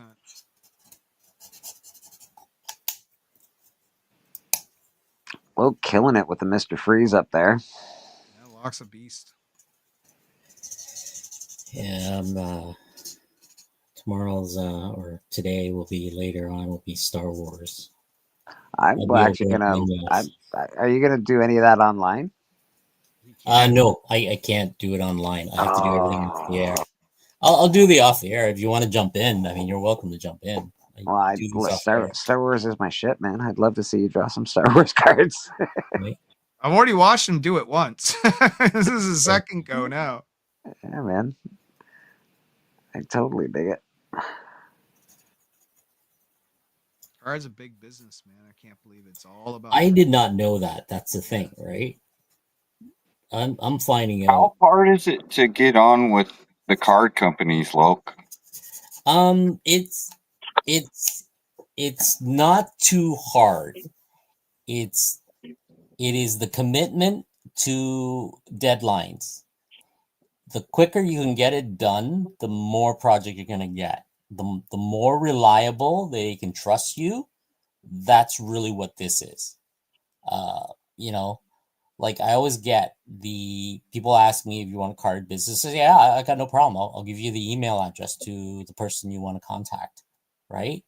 And what they do is they get you to go through all these hoops, fill out all the paperwork, the W-9, all the banking informations and stuff like that. Then they send you pretty much, okay, so they look at your art. if you're accepted at first, right? You apply like everything else, right? They look at your portfolio. You got to show like your range of, if you're doing colors and all the other stuff. Then they'll give you an option of, okay, well, we're going to test you out with like 20 cards or 30 cards or 40 cards, right? Then you got to finish it. You scan it, you do everything correct. You follow the rules they give you. A lot of the rules is don't do this, don't do that, don't, you can't do this. You can't have guns pointing at the person. You can't be bloody. They can't be eating. That was one. Yeah, you can't be eating. You can't be smoking. Those little things, right? Even things like I've learned that Jubilee is the most rejected character. Even though you can draw her, you just can't draw her with her bubblegum in her mouth, right? Weird. Because she's eating, right? Yeah, I guess weird, right? So that's one of the things you'll notice, right? So there's those little things that, but what they really want to know is, can you turn the card like around quick and on time, right? And can you follow the rules and hit the deadline? And hit the deadlines. A lot of the artists that starts off their first deck and you won't see them again because they find out that, hey, trying to hit that first deadline was rough. It's rough, or it's not worth it because the cards themselves you're getting $15 a card. Oh yeah, see, the pay is low. The pay is very low. It's take it or leave it, right? Yeah, it's literally what that is. Now that Disney has taken over, kind of stuff.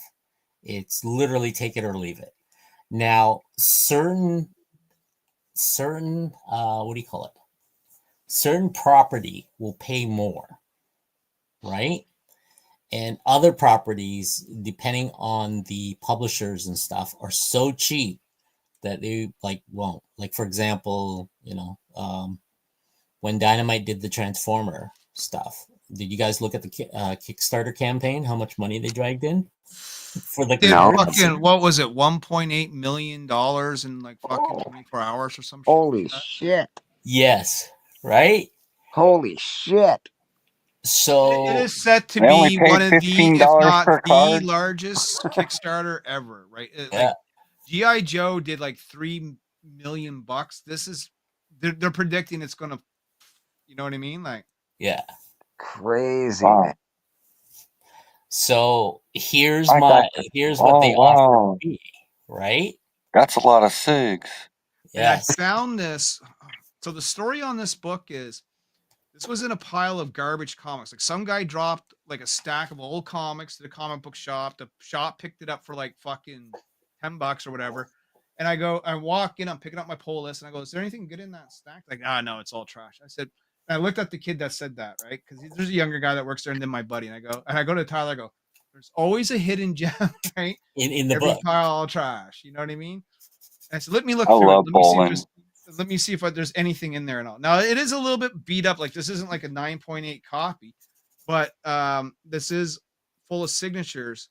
And apparently this was a 1 out of, or not 1 out of 5. There was 5,000 of these. And I asked actually Jim himself on Facebook.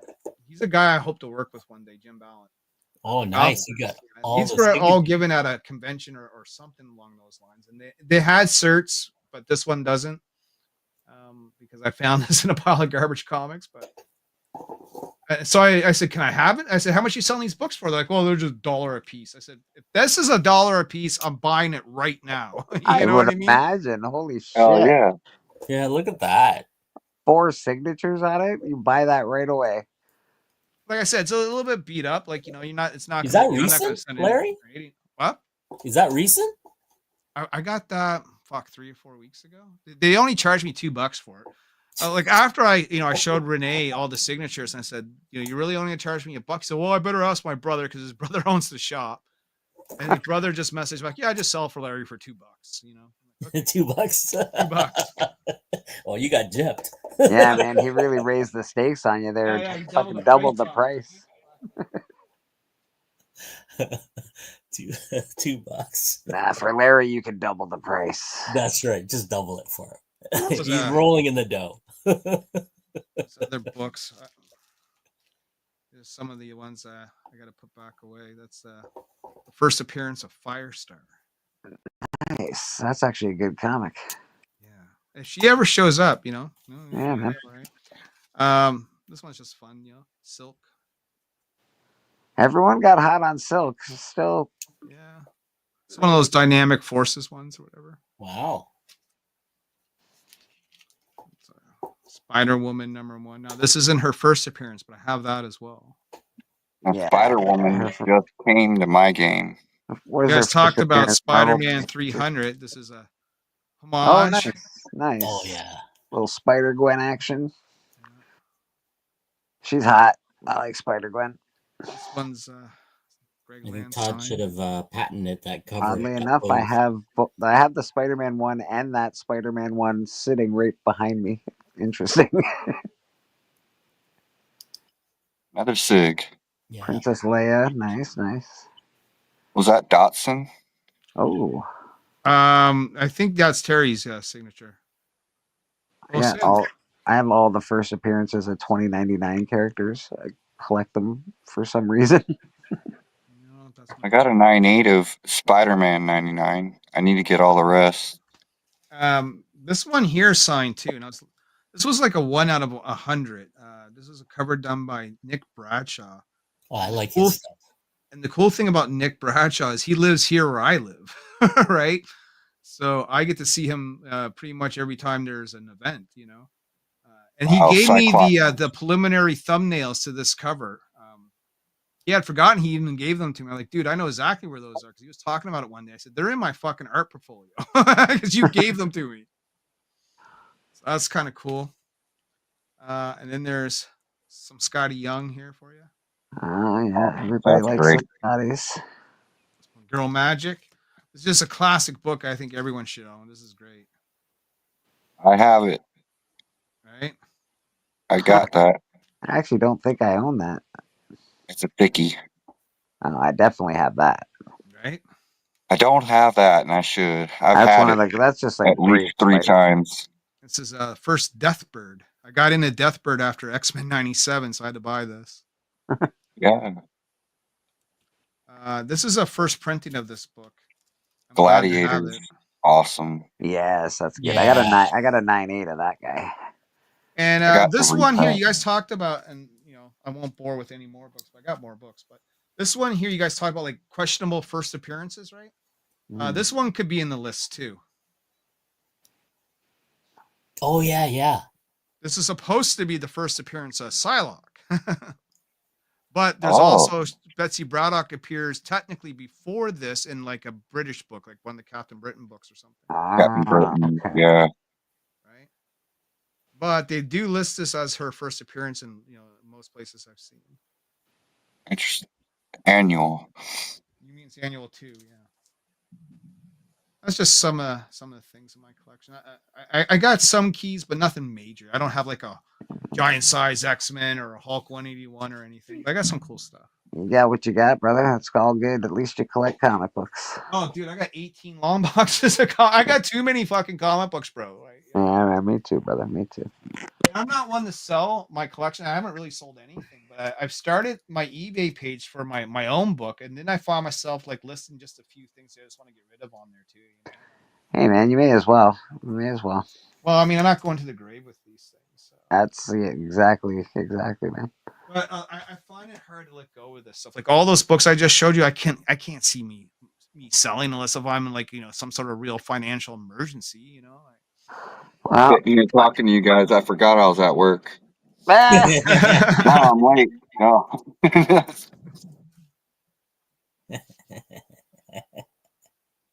Probably would be best. Yeah, I love comics, man. That's my jam. Yeah, man. Always wanted to be involved with comics somehow, and initially I wanted to be an artist, and I realized I didn't have the talent for that. But I was playing a lot of D&D, and I was a creative guy. I'm like, well, maybe I can write them. I think I could have been a good artist if I stuck with it when I was a kid. I know my dad says I was really good when I was young. I used to draw Batman and stuff all the time. But I write. I always do something artistic. I've done a lot of woodworking. I've carved wood. So I don't know. A lot of cool shit, and I'm just happy to be involved in comics in some way or another. It's a journey. Yeah, man, it's cool. When you get those comics in your hand for the first time, you're like, oh, yeah, it's nice, dude. especially anything freshly printed. Just got to keep the whip cracking on Dracula now. Yeah, I know. I gotta. Here's a copy of our Savage Sin book that we just fulfilled. He's only a couple hours away from me. Maybe I'll have to go live in his house. I'm sure he'll do a great job. He'll do a great. Yeah, he'll do awesome, man. What's that, Savage Sin? Yeah, so this was the cover drawn by John Stinsman, who was working underneath Rob Liefeld back in the day at Extreme Studios doing Evangeline, right? That's his variant cover for us there.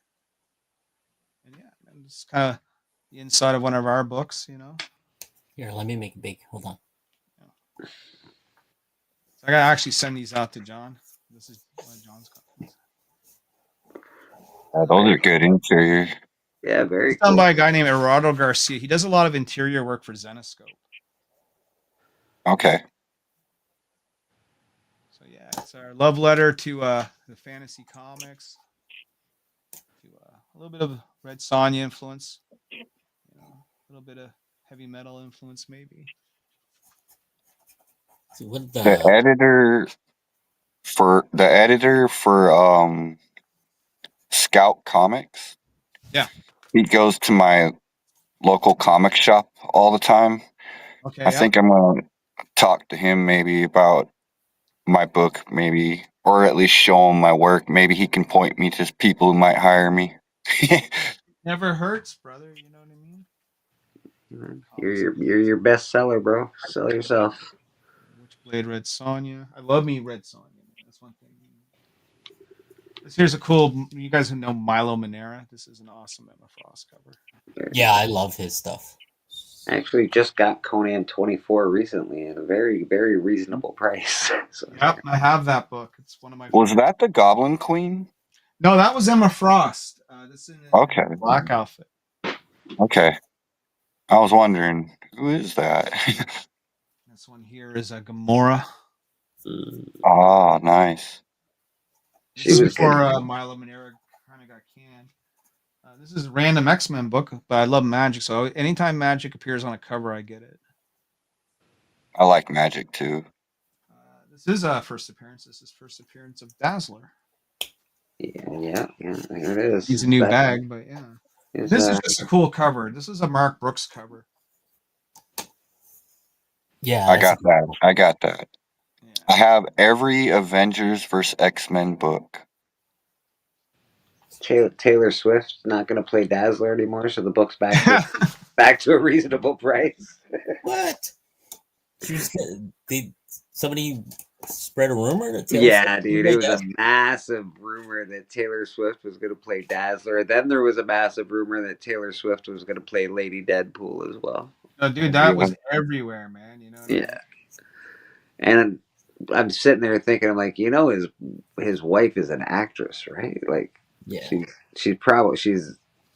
she might be playing Lady Deadpool. I don't know. Call me crazy. Gotta give it. Yeah, the money should run in the family there, right? Well, yeah, man. He pretty much calls the shots on the Deadpool movies. Yeah. If he's gonna make twice the paycheck, why not put it in his family? Yeah, exactly. I would too.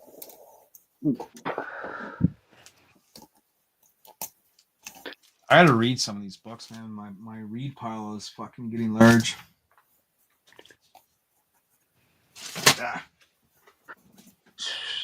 I'm getting too old to fucking read comic books. I have to read them online now so I can blow up the fucking pictures. It's annoying. Yeah. Well, here's the other thing I'm going to throw at you guys before I part ways again, and then jump back 5 minutes later. Is every comic book now for you guys is a study. There's something to learn out of every book that you guys are going to read now, and not only read them for the enjoyment. Definitely do that. But next time you're reading through a comic, read it like you were the guy trying to put this together. Read it like how would that script look? What did they say in this panel to get this result? Look at the flow, look at the pacing, look at the exchange of dialogue, look at where word bubbles are placed and how they're placed. Yep. Yeah, man. No, you're absolutely right. Because every book's a study. A good letterer will lead you through the panel for certain dialogue and certain stuff. Well, we've got Drac, so Drac's doing the lettering as well, so which is fine. We'll see what happens, man. I think it's going to be good. His initial art is really good, so I'm really happy with it. I don't know if you've seen Drac's work, but it's pretty awesome. Pretty cool. Well, how many times have I come back? Is this 3 or 4? 4. Okay. At least 4, yeah. So the 4th time, have a good night, guys. You as well. Right. Very cool, man. Nice to meet you. Nice to meet you, too. Yeah. I called him Loke by accident. It was Niobe. Nice to meet you, Niobe. It's Larry. I know, yeah, but I never call anyone by their real name. Oh, really? Oh, okay. I never do. I don't know why. You're used to calling everybody in the YouTube thing. That's why. Yeah, I just call people by their YouTube handles. I don't know. And Loke, do you pronounce it Loke or Locke? I've been hearing a lot of Locke. Loke is more of Vietnamese, is something like my parents would call me if I was in shit. All right, so I'll continue to call you Loke then, because that's fine. I feel like you need to feel like you're in shit a lot. Loke, what are you doing? I'm always causing shit.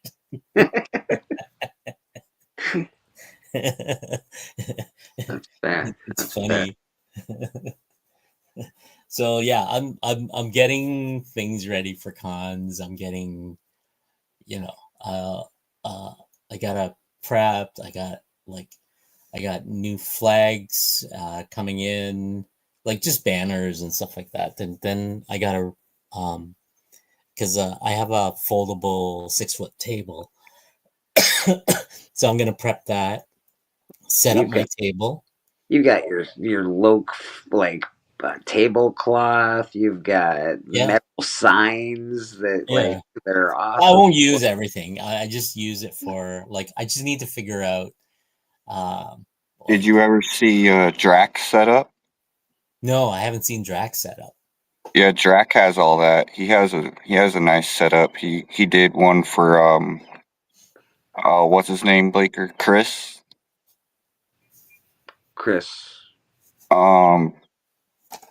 What's his YouTube name? He's a Canadian. He's one of you guys. The comic vet? Yeah, the vet. Yeah. Oh yeah, he shows he up. He went to his comic shop and had an art day there. That's cool. But yeah, he had some cool banners and a nice setup. It looked real good, real professional. Yeah. I have multiple banners based on what it is I'm going to. But more of what I do is I prep my table, especially for something big like Niagara Falls or Fan Expo or something like that, is I literally lay out my table and walk 6 feet away and look at it and see what I can spot, where I put my original art, and there's a flow to it. You know what I mean? That's what I set up for. I prep for. That's how I go through my table setup, because there's certain items I put to bring kids to my table. Like I have these like Pikachu prints, right? Like these like massive, 1x7 prints, right? And I would put that somewhere where the kids can see it at their level, right? And if they come along, the Pokemon kids will gravitate towards it first, right? Then everything else, my original art is on the side or something like that. Those are the things, and where I put like sketch covers and Pokemon. I try to work out a flow based on where I am in the artist alley area, right? it's really helpful that if you can work out that detail pre-con, that's better. Because for me, when I get out the con, I already have that mental image. I already set it up in my head or set it up physically at home. I can just quickly go out, pop, pop, pop, pop, pop, pop, know exactly where everything's going to go, right? Because I notice a lot of like first time artists or something, when they come out there, they're like, oh, they're moving things around, and you're like, you're looking at the time, right? Like, do you have a lot of time to set up, and do you have a lot of time to, like, I prep everything, so when I put things away in a bin, it goes in the order that I put things on the table, right? Like first was it first thing at the bottom of the bin is last thing out, you know what I mean? You're a very organized person, it sounds like. Well, we all like myself, Oliver, anybody who's do con on a regular basis kind of worked out a system, you know what I mean? I would imagine. Right, with your experience. Yeah. And you know that, like, you're not wasting time worth the time that you could be, the time you waste setting up your stuff, you've already got it done, where other people are wasting their time doing it, of setting up their stuff. You're going ahead and selling already. Yeah, exactly. The other thing, like, I always test is like, you can't predict how well cell signals are going to work in certain buildings, right? They fucking suck in Niagara Falls Comic Con. Yeah, right. They really suck. Like, yeah, really suck. Right. You know what's worse? Fan Expo Toronto. I know it was worse. I was there. Oh my God, Yeah, you're like 15 levels deep underground. It was awful. So, what I do is I literally, like, update my like, I launch my phone the day or two before. People trying to sell copies of Freddy Krueger the magazine for $250. I'm like, bro, yeah, go on cover price right now, and I know it's $50. Stop it. Exactly, right. But I can't go on cover price because there's no bloody signal in this motherfucker. Exactly. It's like, oh shoot, right? You are like Toronto, the Fan Expo in Toronto, right? Rad is literally, you are like 8 stories deep underground with bunkers. You got right. That you that's got crazy. 5 escalators to go down, because there's multiple levels, right? Because Gotcha. where Artist Alley and the big area, the vendor area, is right at the bottom, right? And literally anything above you is the convention floors for, like, panels and cosplayers. Then you got you got like these 4 other levels above you. And what makes it worse is all the cosplayers are above you. They're taking pictures with their cell phones. They're on TikTok. They're on, right? And you're in Artist Alley. You got a Square reader. You're just trying to charge $20. And Niagara Falls Niagara Falls isn't even underground, and yeah, that's true. I swear that they do it on purpose so you can't look up cost and prices of things. One thing I was kind of wondering about is, I know when Drac was posting that banner that I was talking about that he had, when he was sharing that, he said that it was pouring rain all day that day. Yeah. And I was just wondering, like, whoa, how did he get all the stuff in there without getting it wet? Yeah. That is a good question, actually. Yeah. I have these what do you call it? They're Makia, or those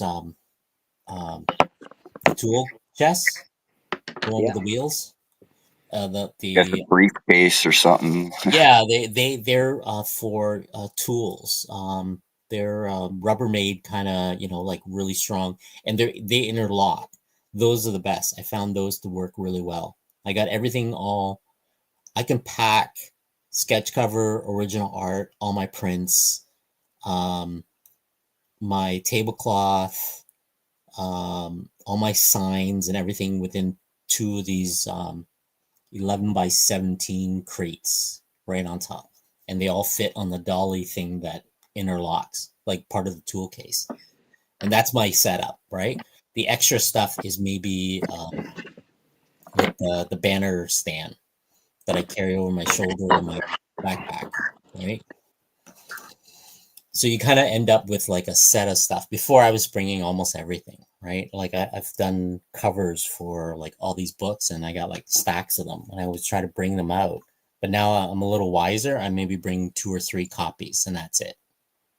Look, I can't wait. I can't wait to give you some copies of this book. Look, Yeah. That's not a right. I'm excited, man. It'll be fun. You know what? It's always great to have a book that you worked on and you're holding in your hand, right? And I don't know what it is. It's like having a proud baby. You know, I think also like I think about like when I was thinking earlier when I play video games, like I have a choice. I could sit here and play a video game, and then when I'm done, I'm just like, well, yeah, I killed 15 people in that match. That right. felt pretty good. But that's all I can really say afterwards. But if I do a piece of art instead of play a video game, and when I'm finished, I can hold that art in my hand. Yeah. And the next day, I can still pick that piece of artwork up and be like, wow, look what I did yesterday. Yeah. I put that time into this art and actually got something done. Like that feeling like you've done something constructive is a good feeling, and over just kind of getting a dopamine high off of a video game. Yeah. Like accomplishment. Feel like it's a real sense of accomplishment when you do something that's, that's good. Especially if you really put work into it. Yeah. And then of course you get people saying, "Wow, that's awesome," and that really helps as well. There's a lot of it's wicked. It's nice to get the compliment. Yeah. I get a thrill out of that, but it's one of those things where as an artist you're toiling away. Sometimes I get tired of the compliments. Right? It's like, are you just saying that because you say that every time? Or like, why don't you give me a little critique? Like maybe there's something I could have done better. Like this is awesome, but like I ain't never gonna get better if everyone thinks every time I'm doing my best. But like, like I don't know, like I don't like limiting myself. I guess I could say I like. Well, I mean that's knowing there's always right? a higher potential, right, to reach. Because every time you draw, every time somebody draws, every time you do stuff, I mean, like you might think this piece is great, but the next one I do will probably be better, right? And so Right. forth and so forth and so forth, right? That's all it is kind of like any art that you do. It's a learning thing, and you learn your technique, you learn your skill, then you kind of move on. Sometimes I feel like telling people like I don't mind critique. Like go ahead and tell me, like, is there anything you think I need to work on? I find Like, that better if you are among your peers. yeah. That works better. If somebody who has like Brad, I can't I can critique your art, but I can't critique it with any kind. Like I don't draw like you do, so anything you do is Right. amazing to me. But like if you want someone really to critique your art, talk to someone like Loke or talk to someone that's in the bracket of artist. Like what am I supposed to say? That sucks, Right. man. Watch me draw this stick figure. Yeah. You know what I mean? There's I would criticism take Loke and stuff more like that, serious. Yeah. 100%. Even if I did critique you, you'd be like, "Ah, whatever, you're a fucking dick." Yeah. Right. I'm gonna do what Loke said. Yeah. Exactly. Like, we do this like a lot of the time we're like Larry invites me off these things called the off air, and I'm in there with like these comic book artists and people, right? And they go through and we're breaking down things like we're talking about tools, right? And sometimes it's better just to have that than you can actually pull up and says, what can I improve with this? And somebody would go through and go, well, you could use a little bit more shadows and lights, or maybe do this next time, and so forth. Those are the best because those are your among your peers, right? they can critique it well to a point where they can tell you that, you know, You something. know, they don't mean any ill will. That's right. They're there because they're there for the same reason, right? Because you could be looking at something because you're looking at them with a fresh eye, but because you've drawn, right? You know how like muscle tone works. You know how where shadow works. You know how line weight works. You've done enough certain items, right? Yeah, That's where things all can. I'm gonna say is give me a little more Todd McFarlane on the eyes. Can you get some Bill Sinkovich in there? That's And right. Yeah. you know, Yeah,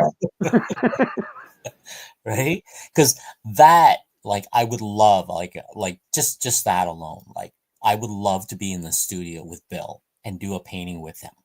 oh my Right? God, holy shit, that would be really awesome. You know Actually, what I mean? Like, just even Alex Ross or any of these stuff, right? I Alex mean, Ross, you can be in his studio. Just watch him on YouTube. It's awesome.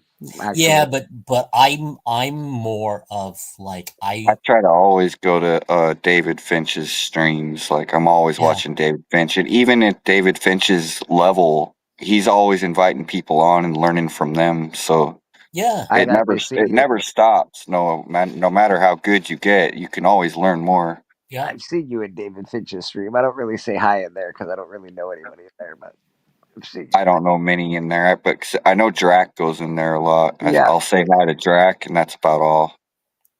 Right. It's all about like for me it's always been like how can I make the image better?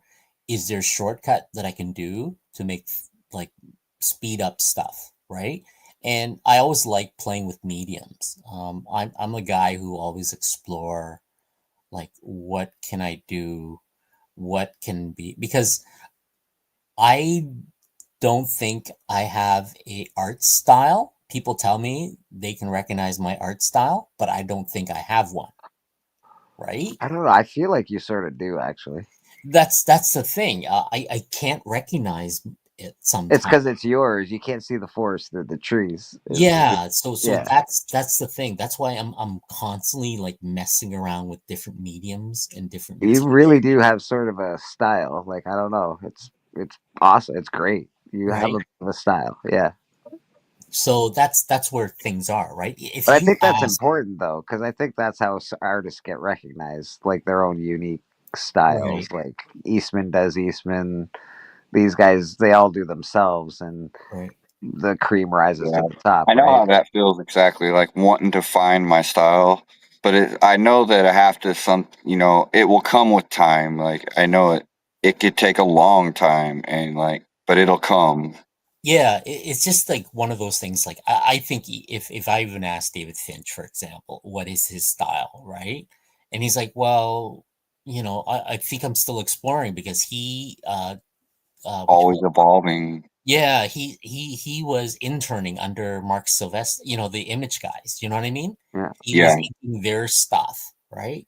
So he thinks that you know he's still like copying their thing, but you can see that is his style. You know what I mean? Well, You and can, that's it. I think art is so personal. I don't think a lot of artists realize that they are good or that they have a style. I think they just sort of do it. I don't know. I yeah, think there's a lot of I'm not that good. I sort of suck. This guy's better than me. There's a right. lot of that Well, when it comes. I mean, we still do that. I think any Yeah, it's almost artist, any artist I've ever talked to, me included. I yeah, think the same about my art. Yada yada yada. It just is what it is. I don't know. I think that's just inside of an artist is to be self-deprecating. well, that's because we're by ourselves. We're drawing, right? We don't like we are in our own head when we're drawing, right? Yeah, So to get out of that, that's what I need is the when I was doing this before the StreamYard and all this other stuff was or Zoom calls and stuff. I was requiring to go to cons because I needed that peer group, yeah. right? Like we needed that group of artists that were like, oh, okay, well, you know, when I first met this person, he didn't, you know, you barely talk or something like that. Now we're just friends, right? We talk a lot, right? But when we're with other people, it's like quiet. You know what I mean? Those are the kind of things you get comfortable with. And I need that like that brotherhood or sisterhood of peers around me that can help and say, okay, well, how did you do that? Why did you do that? You know what I mean? That's how we learn. Then this showed up, you know what I mean? So this is where the StreamYard, and we do these off air, and like anybody jumps on can jump on, right? And we talk about art and the whole bit. That's how we grow as a group, right? So that's why we're like, before that, we're always like, we're drawing in our books, we're sitting in a corner somewhere, right? Yeah. And I'm like, we're not that good, right? Or are we? That's No, I feel that. It's the feeling, putting your art's very personal, and then you put it out there for people to they completely trash it, or they can completely love it, and right. people humanity, sadly, especially humanity now, trashes things just for the sake of trashing something. You know, this is shit. I hate it. It's the worst. This Yeah, guy's a loser. Fuck that guy. Like, come on, man. What have you done? What have you put out? that's right. And that's really what it comes down to is right.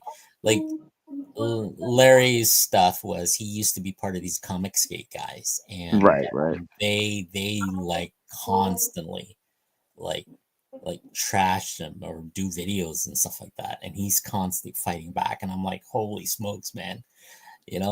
I think you can spend your energy better doing more creative outlet than trying to fight back all the time and the whole bit, right?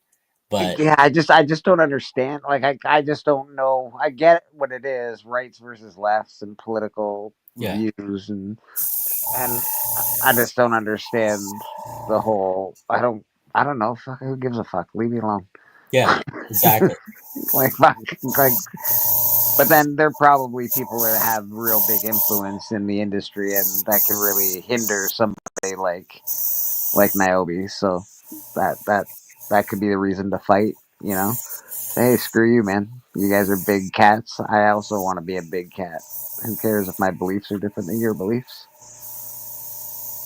Yeah, I understand his predicament for a lot of the stuff.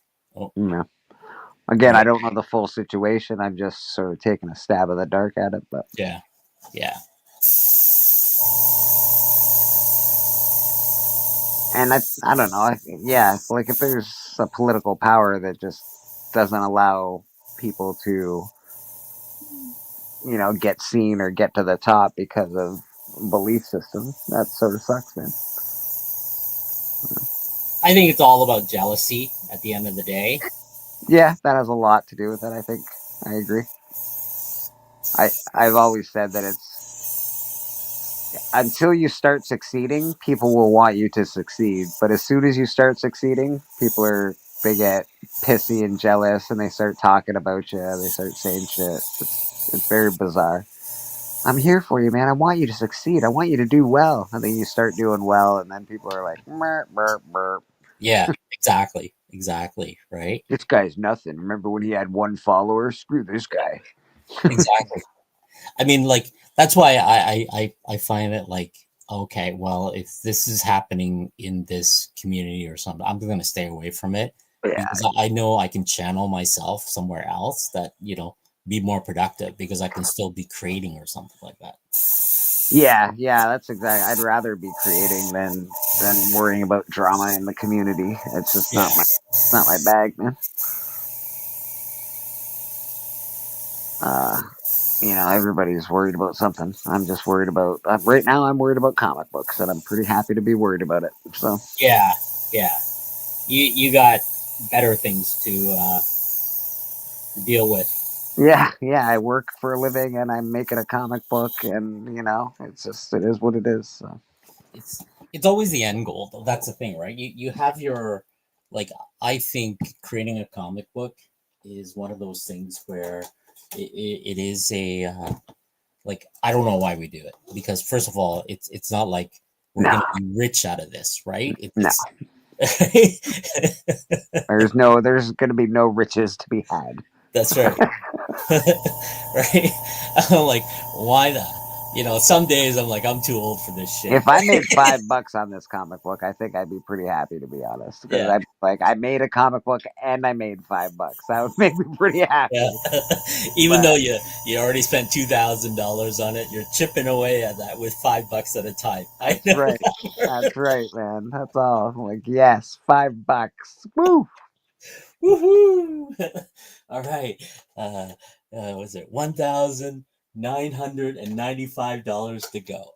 But I do have to say, you guys are talking about selling yourself. I can sell this comic book. I love this comic book. The idea for this comic book and the full idea is amazing. Yeah. The whereabouts, how it was created. That's book 5, by the way.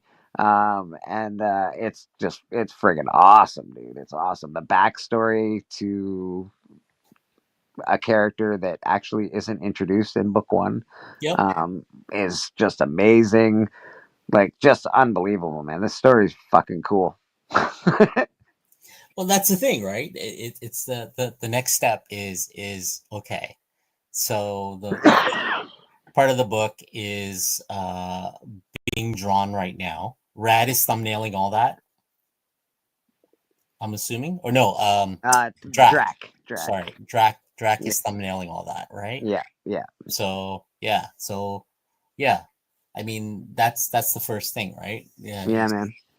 And the next thing is who's editing it, or is there going to be editors, or who's going to go over it? Like I'm gonna have to look over it. I have to edit my script still a little bit. Drac and I have talked over some of the script now. Like I said, I've taken out a couple of panels that just like they shouldn't have been there to begin with. I'm like, yeah, right. that's weird writing. Let's just take that right out. Right. We've added a couple of little things just in the art. You know, I want a guy to be reading The Shift, CJ's comic book. I want a guy to be reading The Shift Project in the background somewhere. A couple of little things, right? But I want to whittle it down to at least like 32 pages. I don't want it to be 34 pages. So right. It's gotta fit a mold. 32 is like the most, that's the regular comic book. It's a little big for a Kickstarter comic book, but I think it's what normal comic book pages are, 32.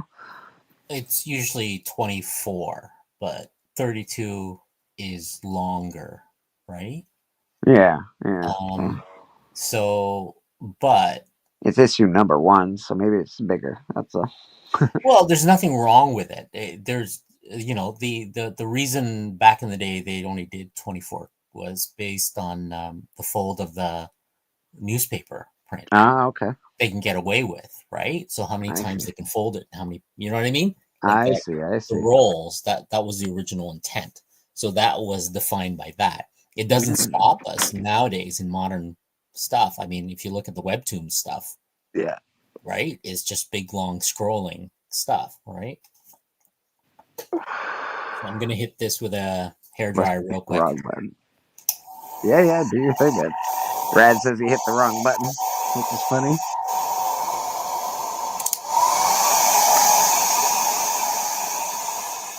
And so I see that you've done the process that you said you do. You tape it to the board, you hair dry it, you do your thing. That's pretty cool. And that keeps it flat.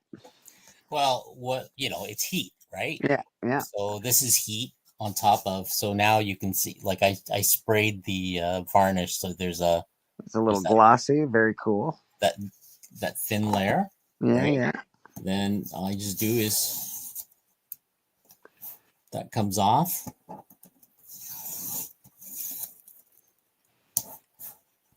The paint process is so that will keep it.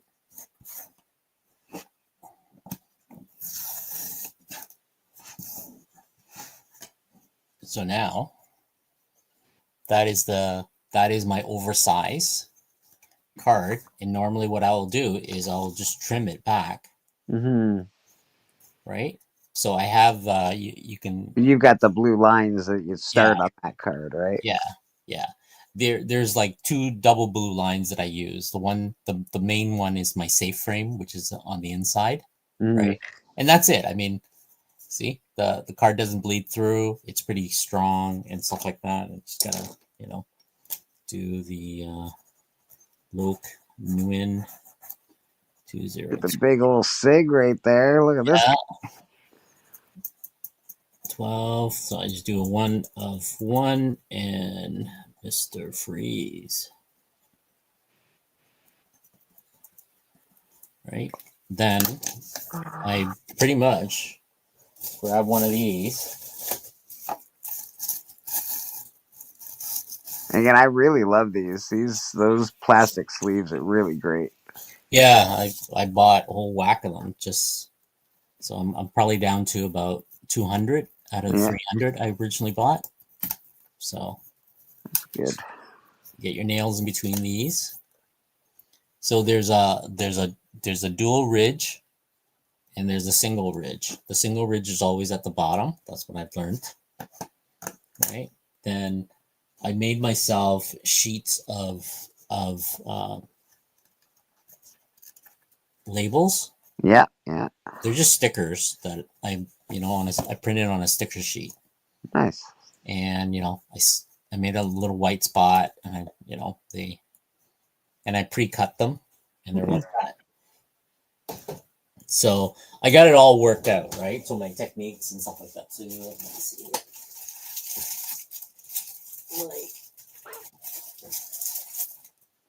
So I would hope you have it a little worked out by now. You've been, Yeah. So see, I've been at it for a few years. These sticker sheets. Very cool. Using my laser printer and stuff. So I got everything all worked out. Then let me see. I got a guillotine here. Oh yeah, what do you cut them with? This is the guillotine. Right? Perfect. Yeah. Right. So I just move the slider. So I basically just trim off a quarter off of the top and stuff like that. So out of 3.5. So I usually put it on the chair here, and I'll take the top off. So see. Very nice. Right. Then just move the 3.5 marker. Double checked because I've cut the cards before, and all of a sudden it's like, damn it, gotta grab. That's what sucks. Right? You remember, like, measure twice. Measure twice, cut once. That's the rule. Exactly. Dad drilled that into my head when he was a stonemason, right? So yeah, I got that drilled into my head, and I also got put it back where you found it. That's right. Where's my wrench? That's right. It has a spot. Put it back where you found it. That's right. Always put it back. Yeah. So there. Something the kids aren't doing these days. My daughter doesn't do that either, but I know, bro. Most kids don't. They suck, but it's nothing you can do about it. Yeah. Kids are kids till they're like 30 now, so I don't know. So it goes like that, right? So it's literally, if you look at the blue line, you can see. That's very cool. Right. So that's the card, like that. So I'm thinking of, just to mess around,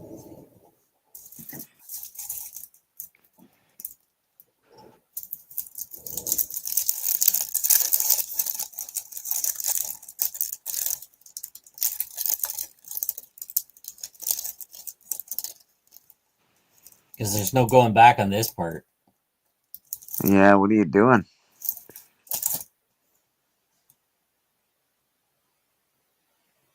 Can you see that? Well, yeah, what is it? It's like shiny. It's a hologram. Okay. It's a clear sticker hologram with stars on it. Oh. What are you going to do? Put that on the back of it? Put that right on top. Jesus. Should I? There's no going back on this part. Oh, that's rough, bro. I can't be the one to tell you to do it. You can't make me. I bought a big sheet of this. You've tested it. I assume you've tested it before. Oh, I've tested it. I just don't know how well it's going to turn out. Oh, man. Well, it's okay. Because this is it, folks. 45 minutes could be just fucking just put to waste here. Right? I think it will turn out okay. So this is now you gotta do it. Now I gotta do it. Yeah. Now I gotta do it.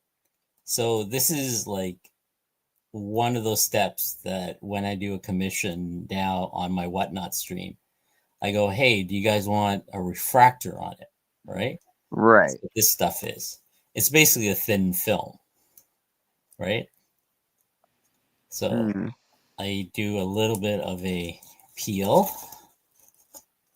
Like so. Right? Yeah, I'm with you so far. Okay, so I've touched this bottom corner, so because I made the cards where it's just, see that? Yeah. So I'm going to stick that to the sheet at the bottom and literally take one of these and just do this. I gotcha. Right?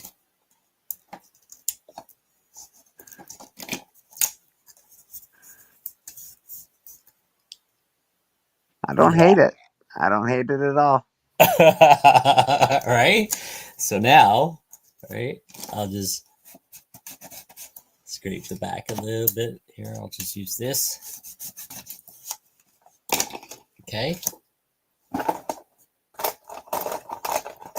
This is where a really, really sharp knife comes into play. Oh, you need an X-Acto knife or something? Yeah, I do. I just got to find my other one. Let's see, where is it? Here we go. A little razor blade action. Yeah. And just follow the line. It's got to be sharp. So you don't like cut into the paper.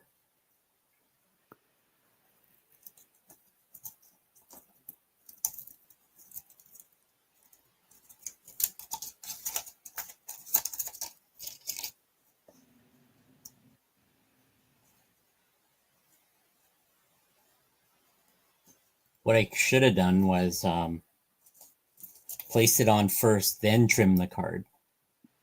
Yes, that would have been a little better. Yeah. A little less steps. Something we've learned for next time. It's okay, Luke. Yep. I'm with you. We're in this learning process together. We are in the learning process.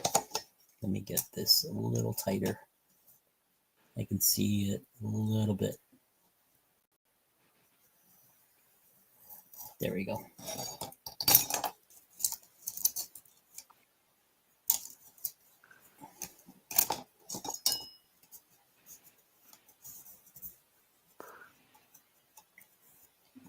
Pretty slick, my man. Pretty slick. He's icicle on ice. He's got little icy ice stars around him. Yeah.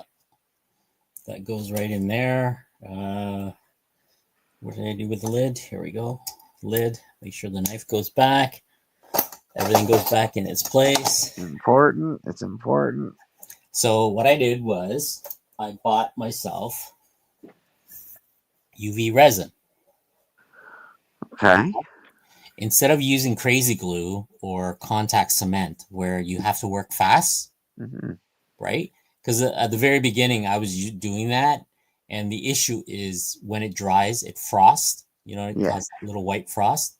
And I just didn't like that. At the same time, if my paper tends to shift or whatever, then I'm kind of stuck, right? I'm like banging on the case just trying to get that. I get it. I get it. So I found that using UV resin And to harden it, you need a UV flashlight. Yes, yes. Right? So this works better because this gives me time to squeeze some stuff out, put the case in, push out the air bubbles, and I have to worry about it. And when UV resin dries, it dries like that shine, like clear. All right. Right? At the same time, if somebody decided to, let's say, crack the case open and like resend it, or like actually send it to PSA to get it graded or whatever the stuff is. Yeah. I've seen people try to crack open a card. It's not like you're cracking open a slab, right? Where it's bigger, right? You can be more careful. If you try to crack open a card when it's all like sonically well, you end up damaging the card. I would imagine, yeah, absolutely. Right? Because it's such a small space, right? You need to get like a tool to, somehow to cut into the plastic. So, yeah, there's no buggering off there. You gotta literally cut the plastic. Yeah. So this is what I do. I poured it into this needle nose bottle, right? And that gives me a little bit better control. Yeah, of course. And just squeeze around the corner. I don't worry about spills. Like that. Close off the tube and put it far away from the UV light. Right? Then I just take the case.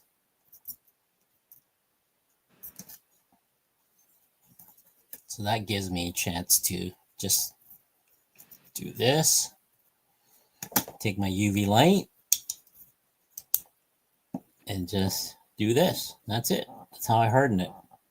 Beautiful.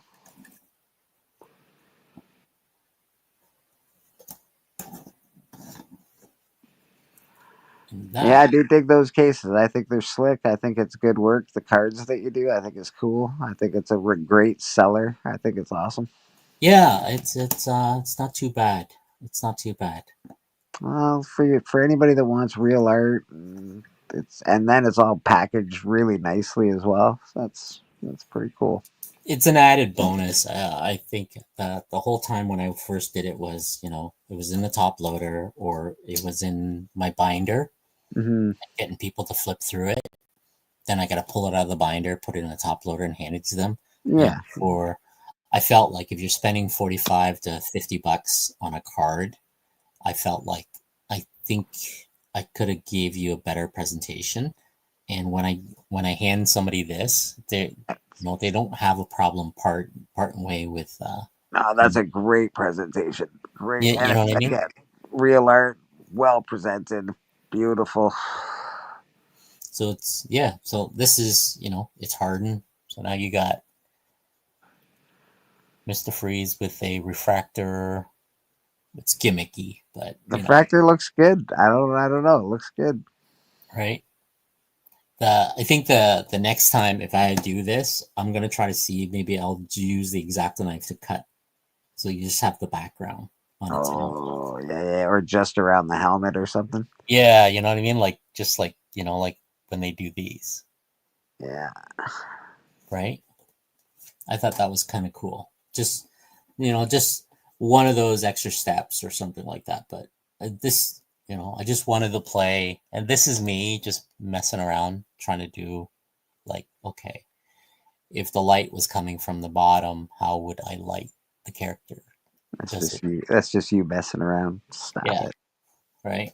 It's all about lighting, right? It's really. You're not wrong. You're absolutely right, and that's something in my art that I haven't quite figured out yet, but we'll figure it out. Yeah. Right. It's like you got. I got one of these for reference all the time, right? So it's like, okay, well, if lights are shining from the bottom, there's shadows up here, there's, certain things you can get away with and stuff like that. But like anything we do, it's a learning process, right? Yeah. It took me a while just to get to this amount. And that was just, I think it was last year. No, last year? I think it was last year. Yeah, it was last year. It took me Writing a lot. I've written 10,000 word scripts and crumpled them up and thrown them in the garbage. So Yeah. it Yeah. just took someone like K-pop saying, "Hey, man, you're a really good writer." Well, Yeah. thank you. And It's just yeah. it's just doing it. I think it's just doing it.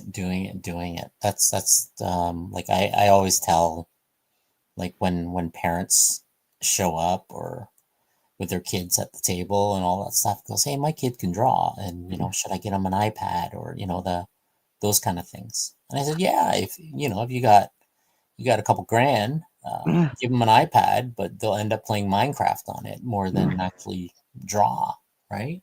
Get him a pencil, man. Yeah, I just tell parents, just go to the dollar store, grab pencils and some papers, and it's the cheapest solution. Let them use their imagination, draw whatever, right? Grab them a bunch of comic books while you're there too, graphic novels. I started when I was drawing when I was a kid. I was drawing out of coloring books. I was drawing what a page of the coloring book, and then I'd copy it. Yeah, So that's I how was I doing the started. same. I was doing the same, but with the bag comics, man. Nowadays, I'm like, fuck. I think I had a 181 and I was cutting out. Like our typical story, right? Yeah. Yeah. Well, hey, man, like, fuck, I don't know how many rookie cards I fucking destroyed in my bicycle spokes. Exactly. I could sound like I was riding a motorcycle. Ridiculous. Like,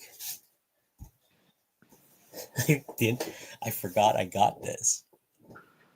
Oh, nice. Right? Awesome. That's great. And it was like, oh my god, I forgot I had this. I mean, the pages all, like, the spine's all busted and all this Yeah. stuff. But it was fun at the day when I got this at I forget. I think Silver Snail was doing a Comic-Con at uh, Isn't Silver Snail like the oldest comic book shop in Toronto. Toronto for sure? Yeah. Yeah. They had a Comic-Con, but remember the Comic-Con was on Avenue Road in downtown Toronto, Right. and near the Art College. There was a hotel there. I think it was a Holiday Inn at the time, right? And yeah, Greg. There you go, Greg Highland. I see him now and there and there. I was like, hey, Greg, I met you when I was like 17. I know you. I met you one time. I bought all remember the Flaming Carrots? I got to look for that one too. Yeah, you know what? Actually, I think I was just looking at the first appearance of Flaming Carrot recently. Right? And it's not as expensive as I thought it would be.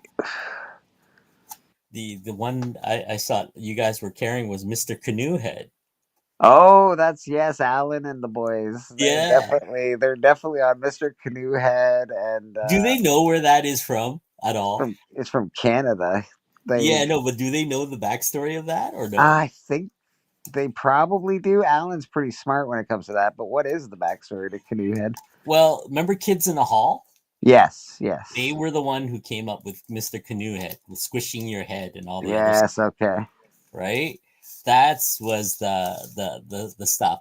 And the guy that did it was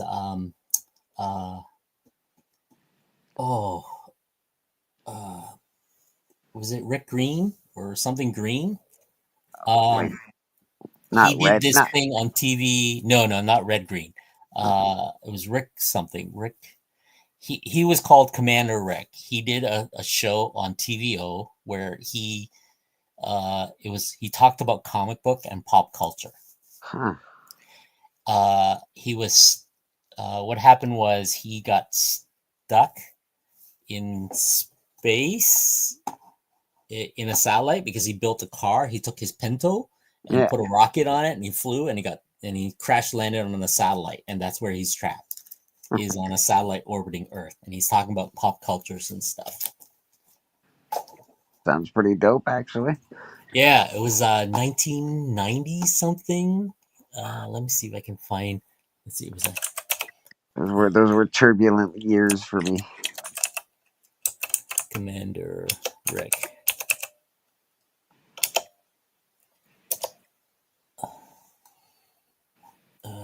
That's the wrong. Prisoner of Gravity. I'm shocked I haven't watched it, to be honest. I watched a lot of weird shit back in the day. Prisoner of Gravity was on TVO back in the day. I'm going to have to check it out because I'm shocked that I haven't seen it. Let's see if I can find on YouTube. Oh, it'll be there. It'll be there. At least the opening theme will be there, right? Yeah.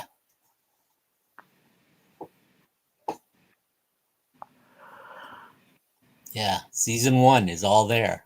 Nice. Prisoner of Gravity. Let me see if I can put it in the private chat. Well, Somebody not gonna lie. VHS'd it. If we're talking Canadian shows, my favorite of all time is Hilarious House of Frightenstein. Is definitely my favorite. That's the best. It's the same with what do you call it? Like he had he I think he interviewed like Alan Moore and all these other creators and all the other stuff too, right? Alan Moore, angry wizard, the angry wizard. Yeah.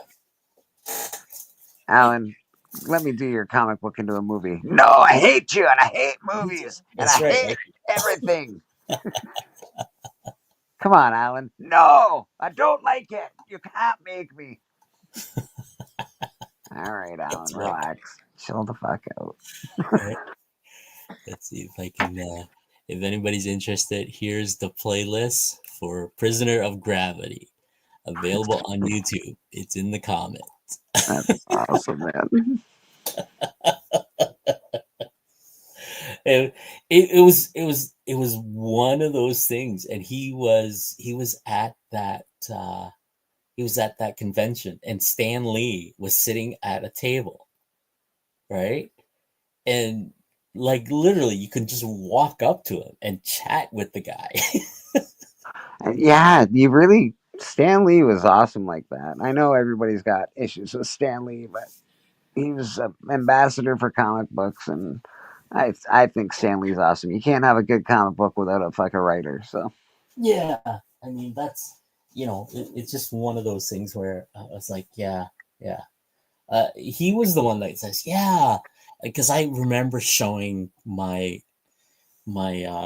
comic book, which was drawn on line paper. Remember? yeah. Fuck me, yeah. He goes, yeah, just keep it up.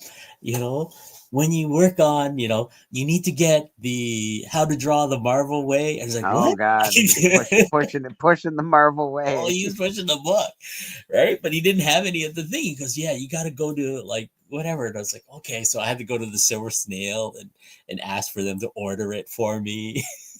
Yeah, because like there's a certain angle that they draw stuff at. It's a whole process drawing the Marvel Way. Yeah, I still have it. I remember watching it on TV. It's not they did all that shit on TV, all that drawing the Marvel Way stuff. Yeah, because they had what do you call it? Which one is this? 1978. There we go. Right? They had this stuff, which I was tracing a lot of. Yeah, for sure. Absolutely. Right? This was what I loved about it, was the breakdown of this. Because I remember when I was trying to draw cars, I wasn't doing this. Well, it's amazing because I am trying to learn how to draw a little better than I do. And you watch artists and I've seen them break it just down into shapes. And I find that absolutely amazing. Like the torso is a cylinder, the chest is either a triangle or a square or whatever the case may be. women has a woman has like more of an S curve to the whole thing, where Yeah. men is more of a straight thing. Like it's really neat, and you draw these shapes, and then all of a sudden you've got a person. It's really Yeah. crazy. It's pretty. This is when I start figuring out, oh, okay, this is how they drew it. And I was trying to do the bubbles, because I was drawing more like this, Right. Okay. right? Then when I broke down the shapes and stuff, I got into more like best, not bad, weak, bad, best. You know, this was the exaggerated, right? It's always the exaggerated. You always go for the exaggerated motion, right? And that was the whole thing was in here, was try to exaggerate your action, right? That makes was sense. Make it most dynamic, right? important. And this is all like what Jack Kirby's, right? Yeah. This is all his stuff, right? Exaggerate, make things dynamic. Yeah. And he used shape language for the villains. How the Kirby crackle is still cool. I don't care. Like it's just awesome, man. Right? Like, look at that. I just love stuff like this, right? This took a while for me to get used to. Was the face doing the women and the angles that they were Women at. are difficult for me to do now. I can do men pretty easily because like I've been drawing like He-Man and Batman since I was a kid, but women are a lot more difficult. And this was key. I find less is more with women. Right? So he's using like shape languages and blocking, framing, and all this other stuff. Wally Wood has a great thing, was like 11 or 15 panels that work in comics or something like that. That's a good one too. That reminds me, I should find that and post that on Instagram. One of those things where he did it for like, he did it for the Disney artists when Disney was doing they were drawing, you know, Daffy Duck, Donald Duck in comics and stuff like that. Yeah. So when Wally Wood was hired to help with the comic side, he wrote that for them. He drew this panel stuff out for them. I find a lot of that stuff interesting. I find how they design characters, if they want to draw them quick, very interesting. I watched a lot of how and why they design stuff for Batman, the animated series, Batman Beyond. Yeah, it's pretty cool actually. If you ever get a chance, talk to Ty Templeton. I have Ty Templeton's signature on Batman Adventures #1 actually. I was in his comic book boot camp class. Okay. He was the one that showed me how to use some of the blocking and doing page turns and breaking some of the stuff down. I was like the whole summer I was going through this comic book boot camp with him. And I'm just trying to learn how to draw so I could do some sketches if I'm ever at a comic. Yeah. He was walking me through things like panelings and what, you know. Like, hey man, can you draw me a sketch of Harvey? Yeah. Sure, buddy, I sure can. Right? I was in his class and I happened to have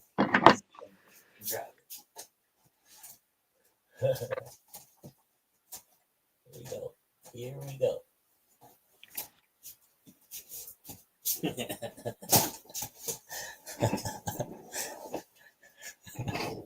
Oh, beautiful. Right?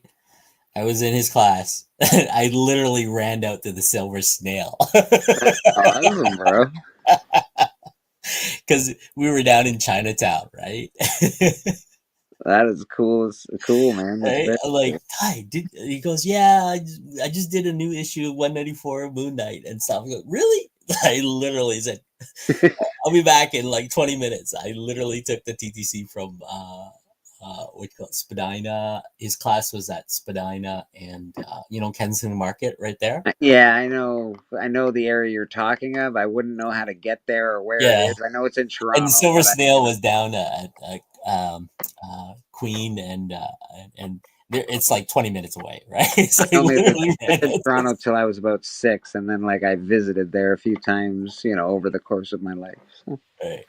Yeah, I literally ran down the street, asked Snail, went through the back issue, found that book, pulled it, spent like a couple bucks for it, came back. Nothing wrong with that, man. He came back, go, hey, Ty, I need you to sign this. Go. You're kidding me, right? He's like, you're kidding me, right? You're taking my class so you can get a signature? No. Yeah. Yep. Yes, I am. Yes, I am, sir. So yeah, I should have got more. That's the thing. I should have got more. But this is very personal because I'm sitting in the class and we're talking about like breaking down a script and doing like thumbnailings and what makes a panel more dynamic and all this other stuff, right? So Yeah, there's a couple of questions I'd like to ask about that, just because I do love to write and I am writing. Um, when I'm giving that to an artist, let's say it's panel one, page one, panel one. Like, do you like a really descriptive panel, like the lights coming in from the right side and there's zippers and like everything is shiny and blah? Like, do you like a really descriptive panel, or do you like a basic general idea of what it should look like and then do your own thing? well the that varies depending on certain artists, right? But Right, that is if you worked with that artist before, right, right. right? So it never hurts to give as much detail as you can to the artists Okay. when you first work with them. I would think that an artist would be like, this guy's trying to tell me how to draw. Right. No, there's certain things that what you do is you put in key elements that you think it's necessary to describe that scene. That's really what that is. It's like every panel is a single action, right? Yeah, yeah. Really what that that's really what that is. So if you're telling me like it's sunset, like certain things I need to know, like like in a movie script, right? Yeah, So you'll yeah. be like exterior, right? Daytime. Damn, I know it's daytime. It's exterior, right? But Yeah, you can have exterior, dawn or something, because you need to give the artist the opportunity. Okay, so dawn, that means low light. You know what I mean? yeah. Well, lighting's important in art. I totally Yeah. get it. Absolutely. When am I drawing this piece? Is it middle of noon? Is it nighttime? Is it Yeah. what are we doing? Right. So Underneath moonlights? What are we doing? yeah, then like you might like most writer will write it's like it's dusk, the sun's setting, the air's warm, the mosquitoes are buzzing, the swamps. Like I don't know if I need that. Yeah, Right.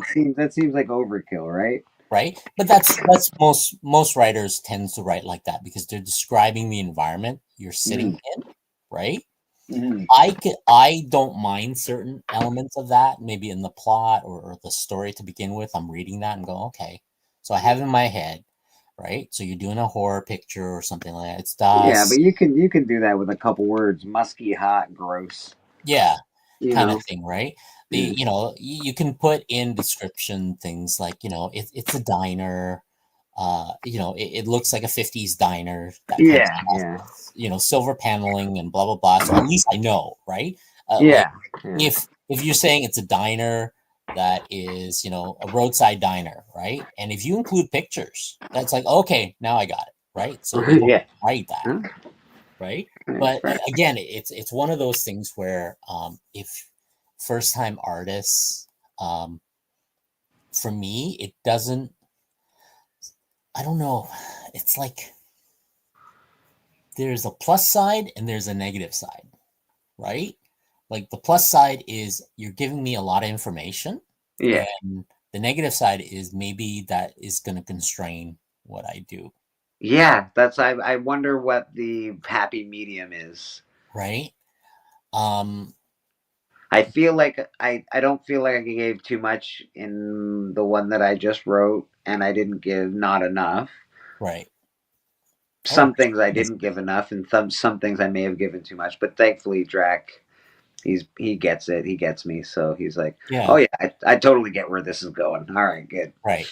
Because I think the way, like, when you first wrote that first one, when I read through it, I understood everything because I read it as a novel. Okay, perfect. You know what I mean? Like then remember my feedback was, okay, now you need to break things down to panels and frames and try to, right? That I knew what directions you were getting at. So I read that as a novel. So that is an added plus. It gave me a mood. It gave me a feel for the city. It gave me the, that stuff. So now that's in my head.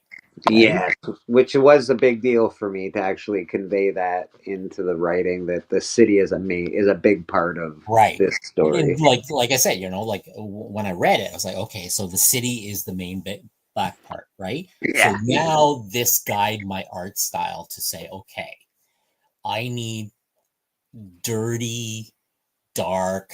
Yeah. You know what I mean? Yeah, pipes are leaking. There could be some mold in places. Cracks on the walls, like these mood lights, these weird lights. Why is the room red? You know what I mean? Like the bad guy tilts, which was famously done, especially in Batman. Yeah, the original, which I noticed that I'm like, oh, look at that, he's got the bad guy tilt in that. It's very cool. Right? It's the trope, right? It's what I've learned, right? That works. Yeah, 100%. And it's all Hitchcock. That's really what that is. It's all it is Hitchcock's, right? So that's what. So when I read that, okay, now the next step is you got to take that and break it down to a script format, right? Now, do you throw too much or do you throw too little in, right? You can say panel 1, dark hallway, something like that, right? You can give all the description you want. Moody, pipes are cracking on the walls and all that stuff, right? Because I think if, like, in certain point, if you say dark hallway, right? Yeah, you want just dark hallway. You want sort of something in it, right? Yeah. You know what I mean? It's like, okay, well, what's the dark hallway for me, right? But the part that they found a body in the basement, right? Yes. So I said, okay, so what's the first thing, right? And it's like, oh, okay, pipes, right? Loose wires, electrical panels. It was great. Right? Like swinging lights that, like, who has swinging lights? You know what I mean? Side City has some swinging lights, baby. Exactly. You know what I mean? Like, those are the kind of things that you kind of, right? So there is a fine line as a writer, I think, that you kind of do that, because if I wrote it for myself to draw, then I maybe I could skip a couple stuff out of there. But I think if, like, because I'm writing it for other people, I should be as relatively descriptive as possible. Yeah, like up to like there's like, you don't need 5 paragraphs to describe that panel. No, never. You can use usually less than a paragraph. Like a couple sentences can really describe a panel. And the thing you can also do too is like describe most of the time you describe the action, right? Yeah. And if you can, like, for example, when I get a script, I take the page and I break that page down and I try to figure out where the character is in that room, for example. Right. So if I have the dead body here, like, for that's the dead body. here's the cop, here's the forensic guy taking pictures, here's the right. Those. So I have these elements. Yes. On it. Now I got to figure out. Okay, so if the cop's crouching down, do I see this guy, or is it the detective that is talking to the cop? Right. And Where's the body? Are we doing a top view, or are we doing an angle view? Right. But I also have to be very conscious. So what I do is, first of all, like if you watch any film, they establish the shot first. Yes, yeah, storyboard it. Yeah. Right. So they did establish the scene. So the scene is you kind of get a glimpse of where everybody is. Mm-hmm. Then the rest of the panel. So the first panel on any opening comic book, you'll notice is either a big panel or a lot of like information on there. So you have the character here, here, here, here. So even though the audience doesn't quite understand it a little bit, they see this big panel and they kind of grasp that, okay, Mr. Freeze is here, you got Venom here, you got Spider-Man here, and you got Darkseid here, and the kind of stuff. Then you go to the next panel, then Mr. Freeze is talking to this guy. Then you notice that Darkseid is over here, depending on where your camera is, right? Right. So that makes sense afterwards because you already established at the first panel that where all the characters are, right? Yeah. Unless you start showing them the second panel or third panel that this person is walking right to the next person. That's how you establish. And in films they do the same thing with storyboards, right? So I have to make sure that my 180 isn't crossed, right? Absolutely I get it. I get it in theory, let's put it that way. Right. So you like, as a writer, you are setting up the scene for the artist. Now it's up to the artist how creative they are and how, you know what I mean? Like, some artists will just be whatever, they just punch it out. They're just blah, blah, blah. Other artists will take liberty and go, you know what? Looking at your story, like Drac, right? He came back and he says, you know what? This panel doesn't quite work. Right? Because I'm trying, as I draw it.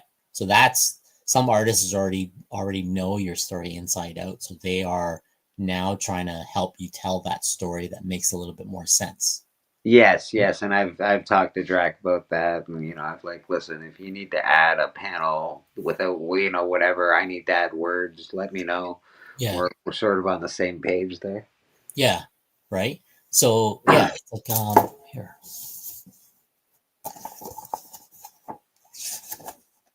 Like a character walking, something like,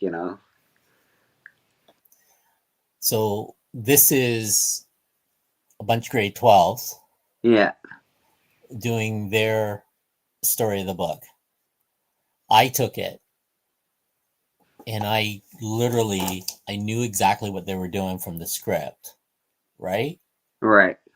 And I made it more of like the directional, showing you what direction things are coming at that made sense. Right? Yeah, of course. So that's what I did with the Mad. So when the final piece came, so you're looking at, right? That's awesome.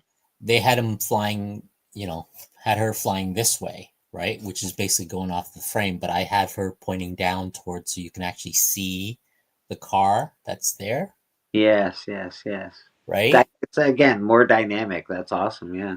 Right? And that's what I'm telling the story. So everybody's focusing and I'm using the highway right here, even though he's going in the wrong direction or something like that. I'm using the highway to guide you, even though here you got some cars down here and the word balloons are dropping down here, right? Then you get to the next panel and there she is. I established her, right? Yeah, the scene, right? Doing the fence, then that, bam, right? So he broke through the frame, and that's part of the frame itself, right? So those are the storytelling technique that I. No, I dig that because I could definitely storyboard a comic, but I would, if to break it to an artist, it would be nice if they could make it more dynamic. You know, like obviously I could draw stick figures and make a guy flying across the page, but Right. you make him pointing at me, which is awesome. You know. Yeah. Like, yeah, you just see different things because you're an artist, right? Right. It's all, it helps with the storytelling. That's what Yeah. it is when the comic book is done, right at the end of the end of And the that's the thing. This I think this comic with the art is going to be spectacular. I think that's going to help immensely with the story. So yeah, and you know, it's great. I mean, it's great that you're doing this. It's great that I'm happy about it, brother. yeah, you know, and at least you're, you know, the idea is to get new readers, right? Yes, yeah. The idea is to get as many readers as possible. Well, the thing is you know, it's to add to it, and I think at the once you get your book done, we got to throw it into the comic book library. Oh yeah, yeah. That's There's a probably comic good. book library here in Toronto. I'm a member. Shit, I forgot. I forgot. Shoot. Yeah. It's 6 a.m. I get it. Yeah. Yeah. There's and they catalog in it. It becomes part of because eventually it'd be great if you get a table at TCAF, Well, yeah, man. right? Yeah. Or was it the Mississauga one too? Yeah, no, that would be fucking. That all be cool. I'm just hoping to print a comic right now. That's all I can hope for. Yeah, yeah. No, I mean like TCAF is great for first time publisher. Yeah, yeah. They usually, if you apply, usually get in if it was your very first time.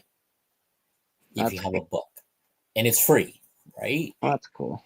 You've seen the pictures from TCAF, right? The No, I haven't. No, I haven't. I have to check them out. Festival.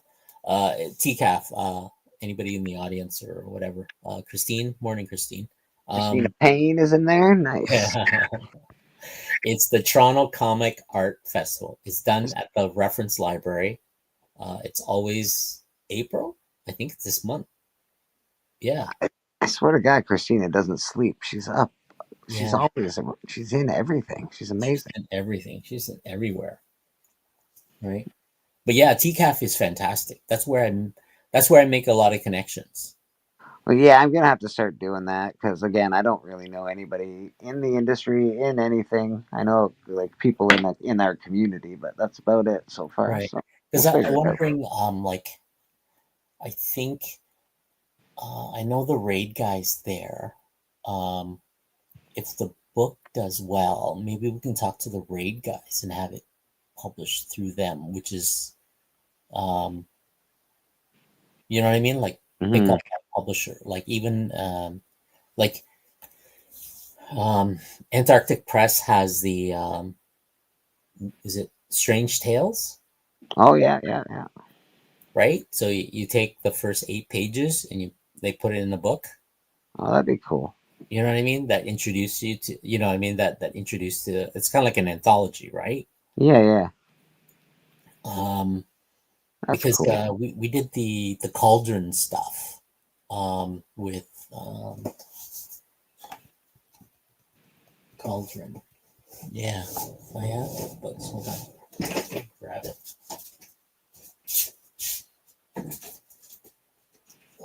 They did a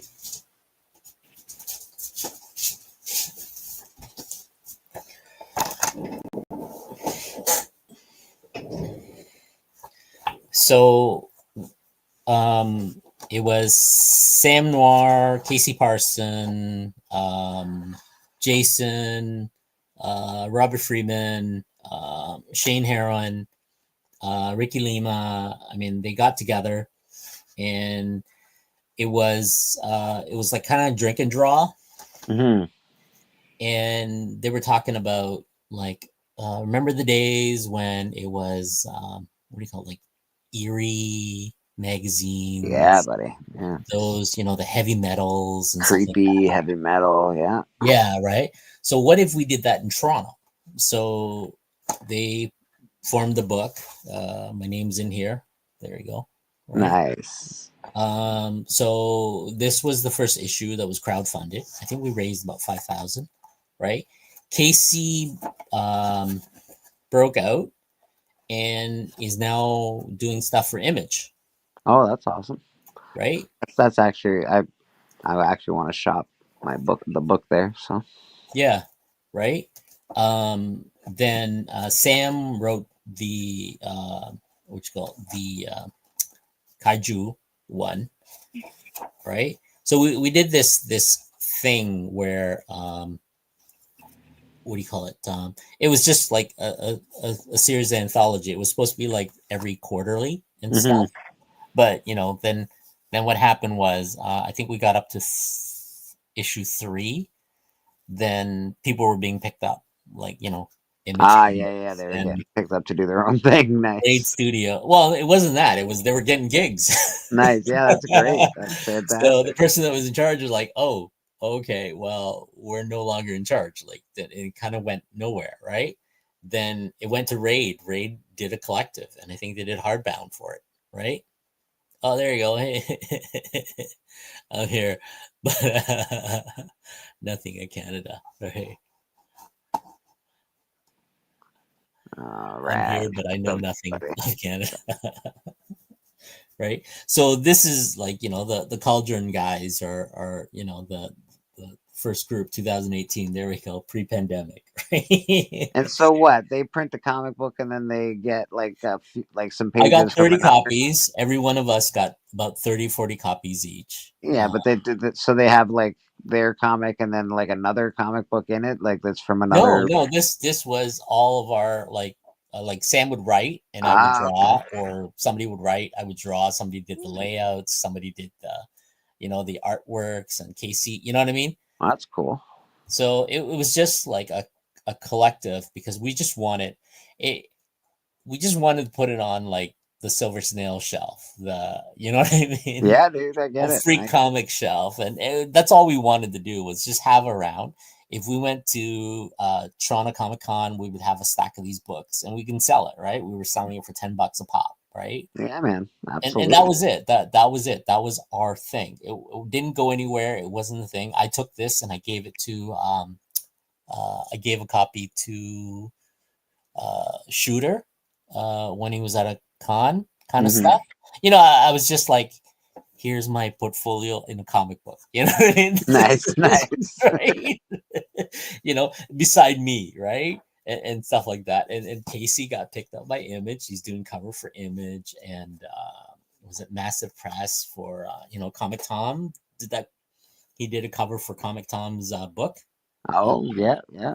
What is it? Yeah, and the whole bit. Now Casey's doing stuff with Kirby art, That's pretty cool, man. right? So I mean, he just did. He got the gig for Upper Deck for the cards of what do you call it? I forget. It was one of the Marvel annuals or something like that.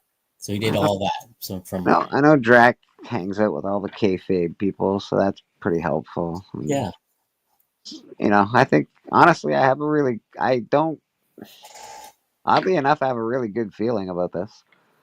Like Yeah, I think so too. I always like horror stuff, right? with all of the art for sale and what's going on and the horror and I don't know, I just have a good feeling about it, man.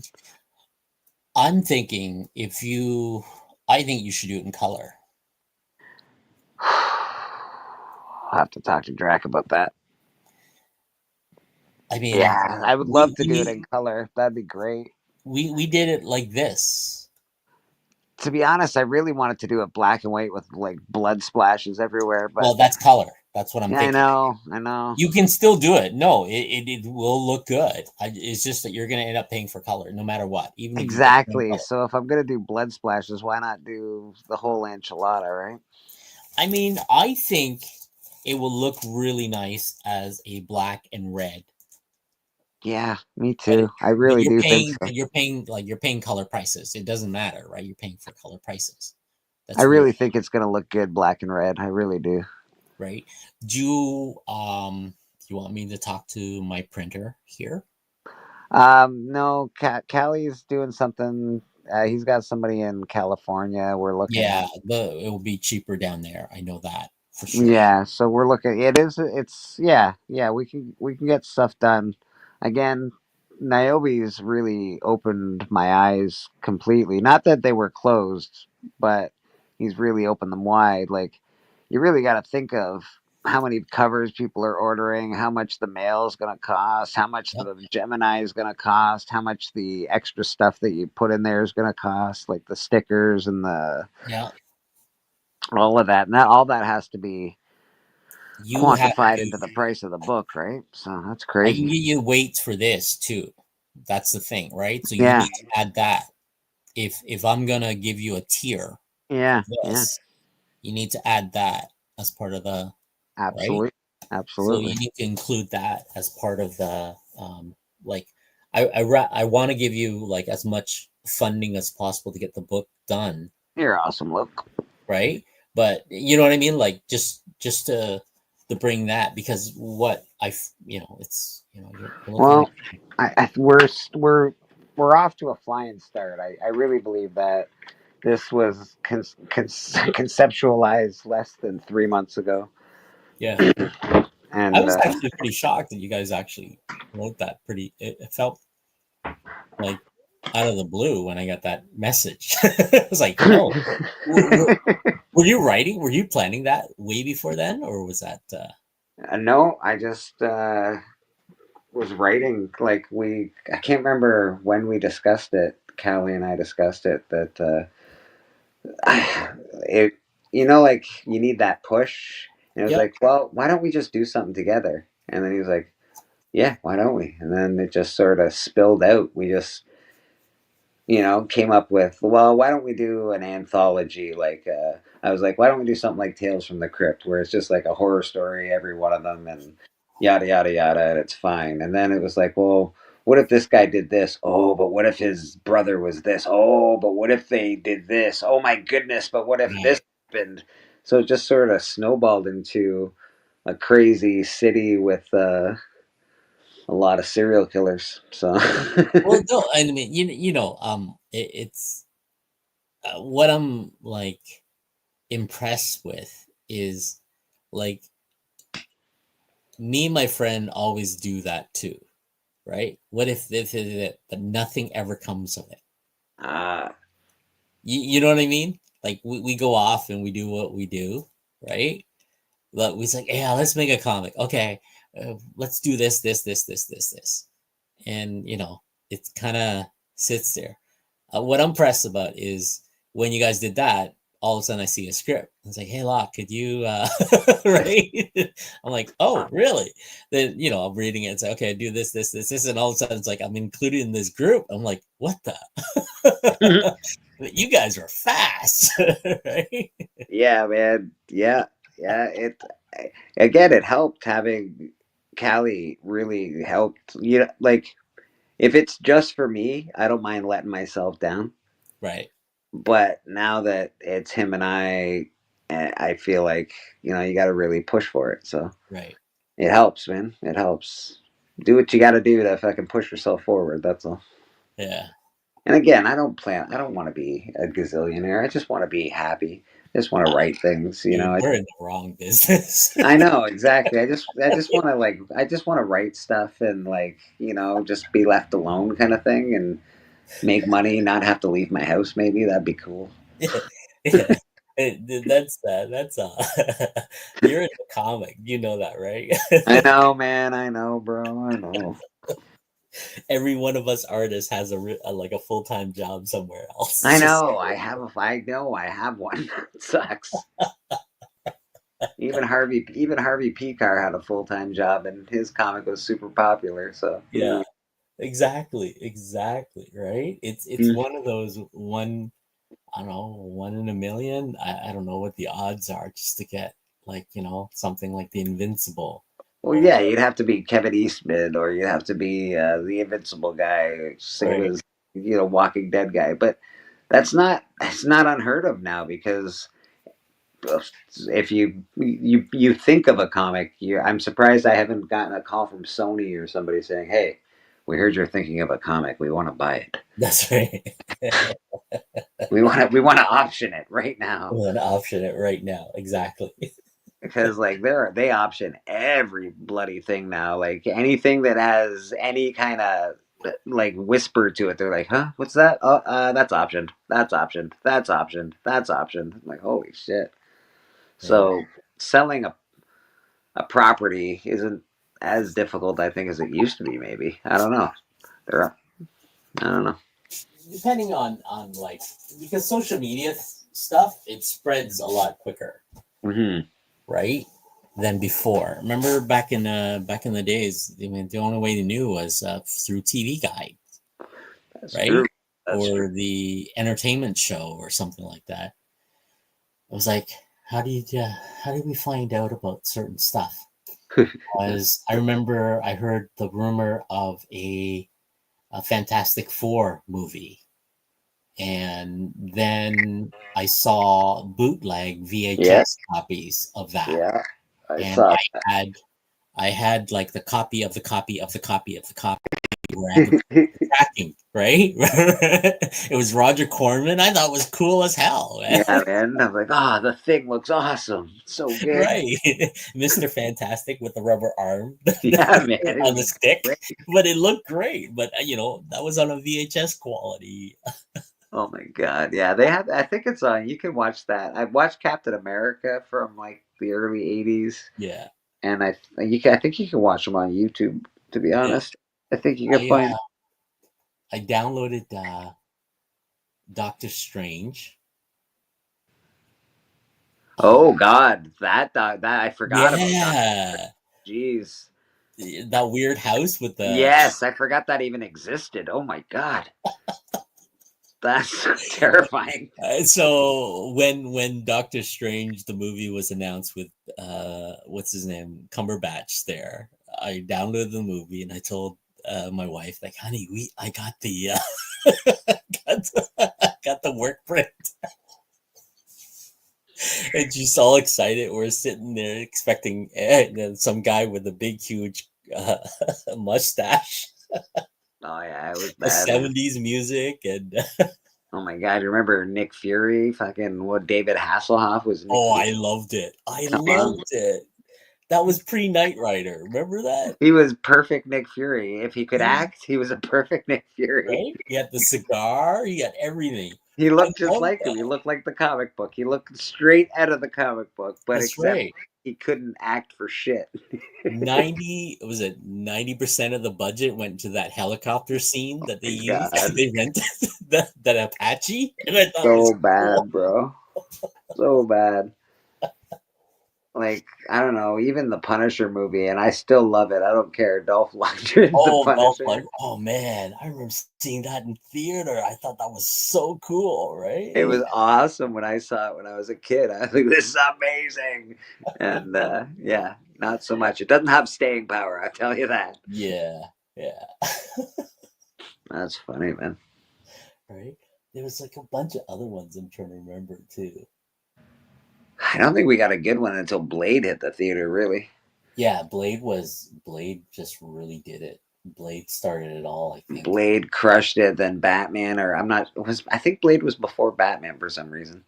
Maybe not. Maybe Batman was first. Batman was before then. Batman might have been first, and then Blade Batman was it. Yeah. Batman was first because Blade used CGI. For the vampire death scene, and I thought that was friggin' amazing. They burnt. Where they cut the guy in half, the blood god, yeah. Yes, yeah, right. Yeah, I can honestly tell you, I've watched that recently, and it's not as amazing as you thought it was. Well, it was great when we first. It was great back then, I'm telling you. And that was when Jessica Biel. Oh my God. Oh, Jessica Biel, fuck yeah. Right? And Ryan Reynolds was. Now you got me thinking about Sin City for Pete's sake. Oh, I need some Sin City in my life. Jessica Biel, I forgot about that. Yeah, that's right, Jessica Biel. She was a hottie, man. She had that midrib with shirt, that the thing where it's like Yeah, he's hunting vampire in that, but I didn't care. always midriff shirts. That's what she did, man. Just midriff. She had, she was fucking Jessica Biel. Rancid. Alec Kurtman was turned down by the big companies saying that he drew too slow. It was his own determination that was invincible. I figure so, yeah. Well, that makes sense. Like they really, as you already said, like it's a cutthroat industry. They want fucking on time people. Yeah, that's like if you want to get in the card business, that's for them. It's like look how quickly they release stuff. I would expect if you want to get in the comic business too, like they're not fucking around. Like you don't get to be on a comic and not make your deadlines. Yeah, yeah, You know, because the that's why I have 50 cards I got to finish. I'm going on vacation on the first week of May, right? right? Even though I still got to finish it. Period. That's really what it is, right? Mm-hmm. Because like, what's his name? I seen his Instagram post. Kirby, no, Junior, Romania Junior. Okay, John Romita Jr. Yeah, he's on vacation. He's still drawing, right? Yeah. He's in his hotel. The only one that goes on vacation and doesn't draw is Donnie Cates. He doesn't do shit. He just posts pictures of his flip flops and Yeah, that must be nice. and pools and shit. He's like, I'm on vacation. I'm a rock star. That's right. That must be nice. That must be nice, right? Yeah, it only happens to a few people, brother. Well, because they're grinding away, right? They get sick, they still got to finish the page. They get that's the thing. That's the problem was with the I blame Stan for this for the blame Kirby. He was fucking pumping that shit out like crazy, man. Well, that was because Stan wrote the contract that did the work for hire, right? Everything he drew belonged to Marvel, to DC, and all the other stuff, right? So if these guys got paid with benefits and all the other stuff, that would have been different. It would have been one of those jobs where you go to Marvel and you'd be working with Marvel, right? You get 9 to 5, and you know what I mean. I've talked about this extensively, and I don't know. You probably know Mike Becker. The future for these companies, they're not making any money on comic books. In fact, I assume that they're losing money on comic books. Yeah. The future for these companies is the IP. So all they have to do is say, oh, hey, Bleecker, you're a really good writer. And all I have to do is say, hey, man, Marvel, can I write a 6-issue Spider-Man series that they'll rent me the character? I don't get to buy it. I just get to rent it, and I'll get to write an arc. I don't know if they'll say they have to approve it or not, but I assume that that's what it's going to be like in the future. People are just going to be there's going to be more. You're going to be able to write with these characters. You're just going to have to pay money to do it. Why would they keep writing comic books if they don't have to? Why would they keep paying for comic books when you can do it? Yeah, I think what will later happen is, I don't know when, maybe 5 years, maybe 10, maybe 20 years from now, is I think what will happen is Marvel will exist as a licensing company. 100%, 100%. Right? That will go to something like, for example, if Antarctic Press is still around, right? And Antarctic Press goes, hey, we want to start doing Wolverine comic books. Yeah. Right? Marvel goes, sure, this is how much, blah, blah, blah. And Antarctic Press will go off and, hire their own artists, hire their own stuff, right? And it becomes a licensing thing. And then I believe that wholeheartedly. It's all about IPs. It's all about IPs. Right. But at the same time, we're going to lose, unless something happens with the indie market, or these, like these third-party companies become big, because I think there's going to be a lot of story that's going to be lost.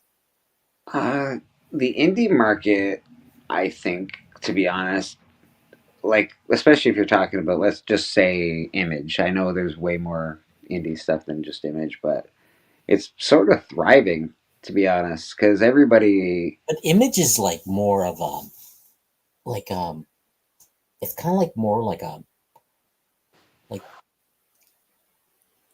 it doesn't create anything new. It's kind of like Antarctic Press but bigger.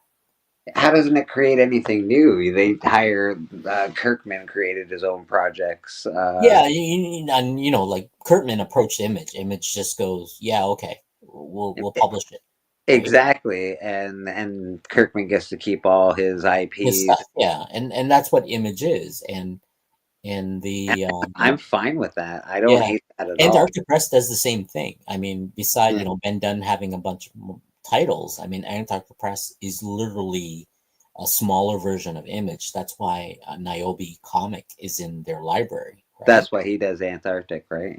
Yeah, because he approached Antarctic, accepted it, took it in, Nice. right? And they have a deal with Diamond, and that's why it showed up in Preview magazine, and it's available to order through Diamond distributions and stuff like that. Right? Yeah, that's very cool, man. I think that's very. So that's why he can do that, and I think we need more of those. Like I know, like Source Point Press does the same kind of thing, right? I think Titan is the one that licensed Savage Sword, right? But then it's a matter of having a savvy person in charge that can tell you whether it's good or not, and who's to say what's good or not. I don't know. It becomes a real. Yeah. I don't know. There needs to be more. Like I don't know the because you can't you want to make money, right? Yeah, you can't have a company where none of the projects are making money. Yeah, so right. Like that's the thing I want to sit in one day if I like like a fly on the wall for Image Comic when they go through all these pitches. Well, that's it. I'm gonna pitch this book probably to Image, but not until like the first few are done, I think. Yeah, because I think if you get enough to build a graphic novel, yeah, that will be picked up by what is it, Alliance, that bought Diamond. Right. Because I was watching, Brian McClay Beyond Wednesday, right? Yeah. After the announcement, Brian had I forget what's his name, the guy that that runs Alliance was on his show. The Free City guy. Yeah, I think so. Yeah. He, somewhere in between, he was saying, yeah, we're not going to do anything under $5, right?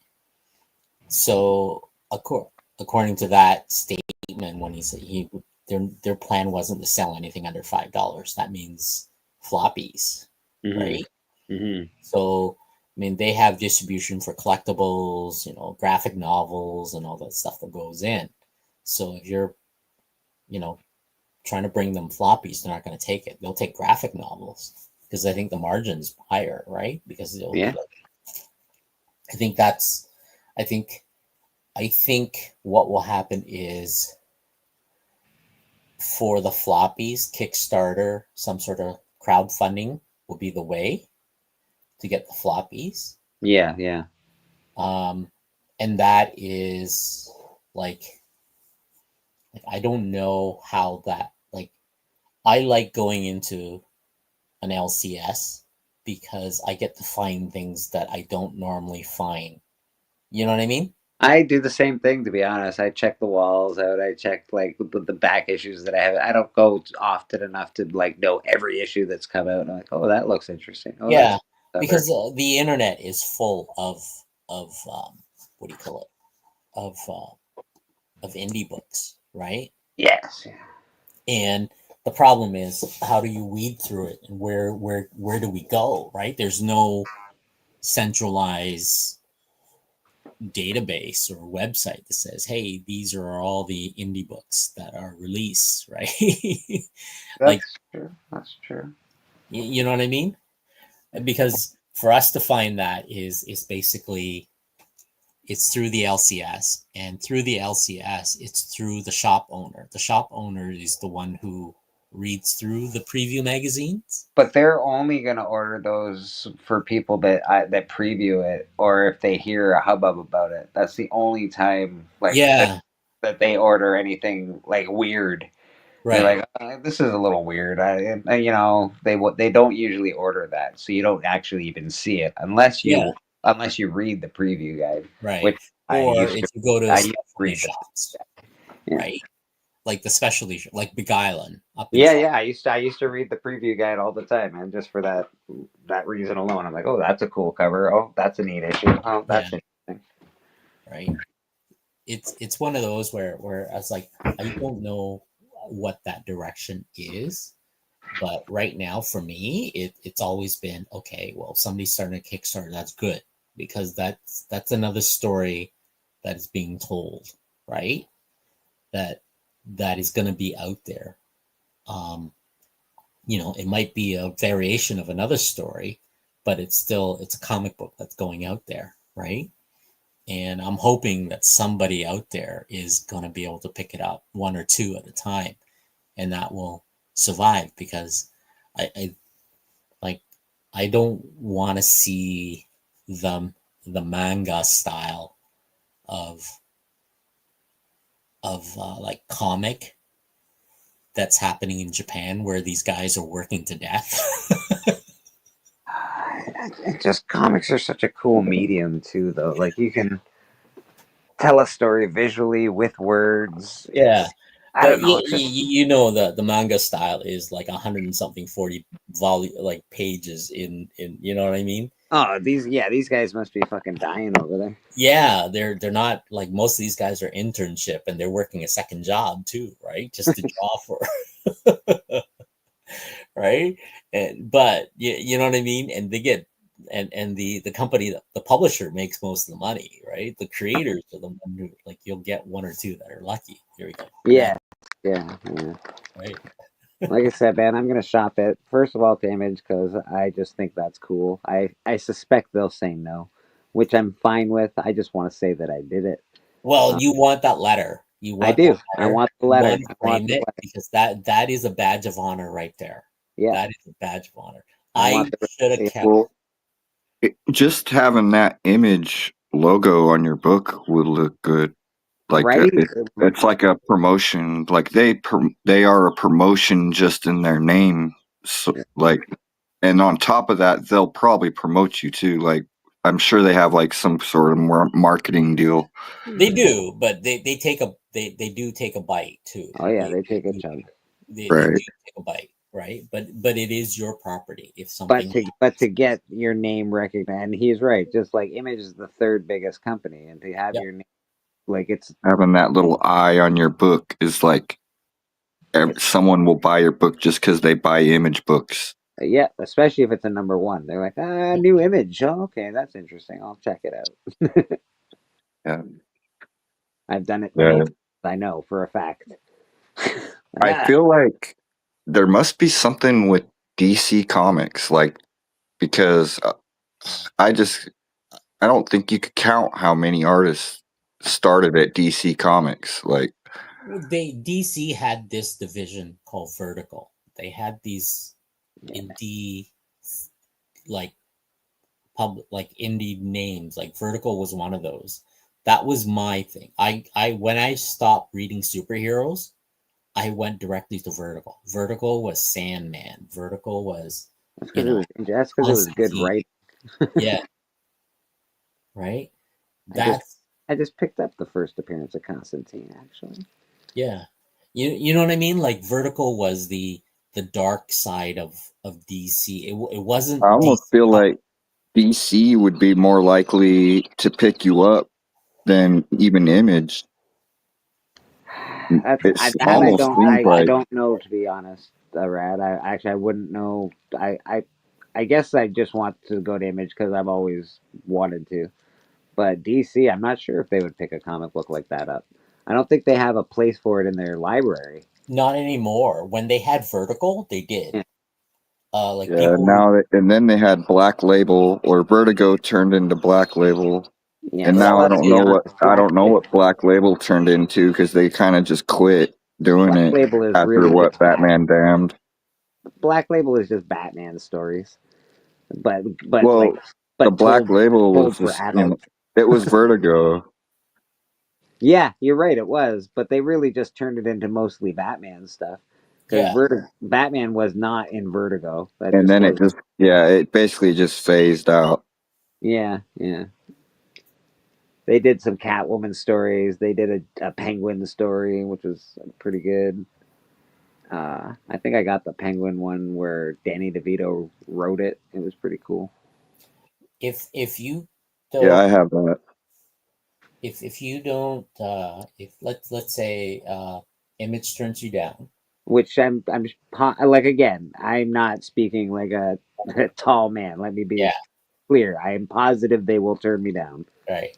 So I'm thinking, I think the next one for you would be something like try heavy metal, try this. And also, like, before going that big, like, I mean, maybe not, maybe like it is okay to go ahead and do it now, but I would also think like maybe get a feel for just making a book on your own No, first, absolutely, and Brad. like I was saying get your this is after idea the and your 6 issues. character developed.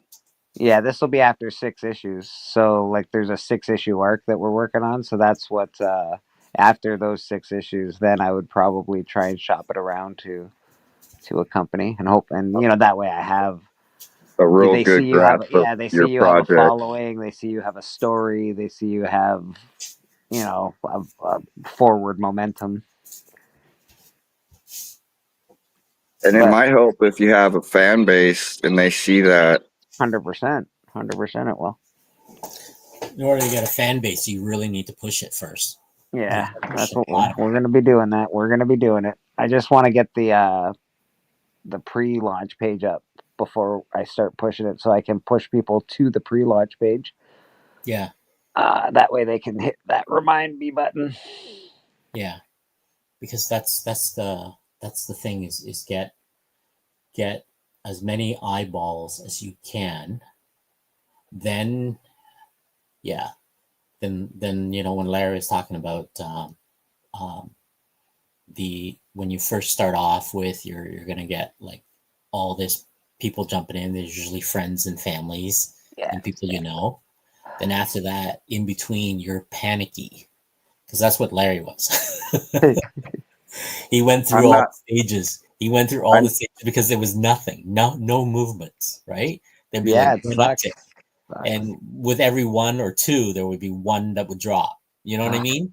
And you're like, "What's going on?" Sounds like Right? YouTube subscribers. Yeah, you know what I mean? It's just one of those, right?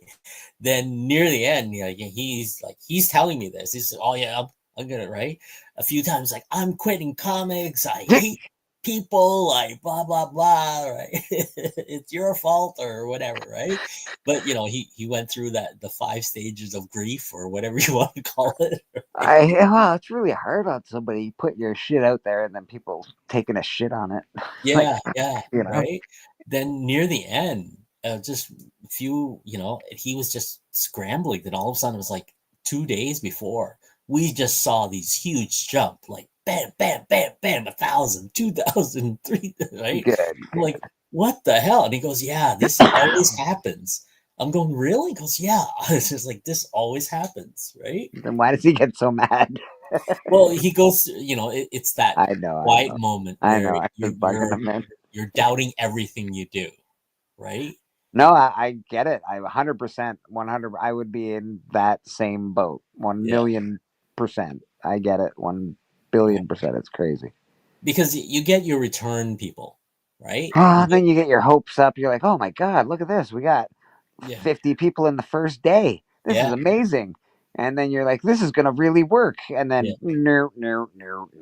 Right? And become 49. Issue 2 comes out, and for the first book, you get 100 sales, and then issue 2, you only get 50, and then issue 3, you only get 25. Right? Like, Oh, they're falling off.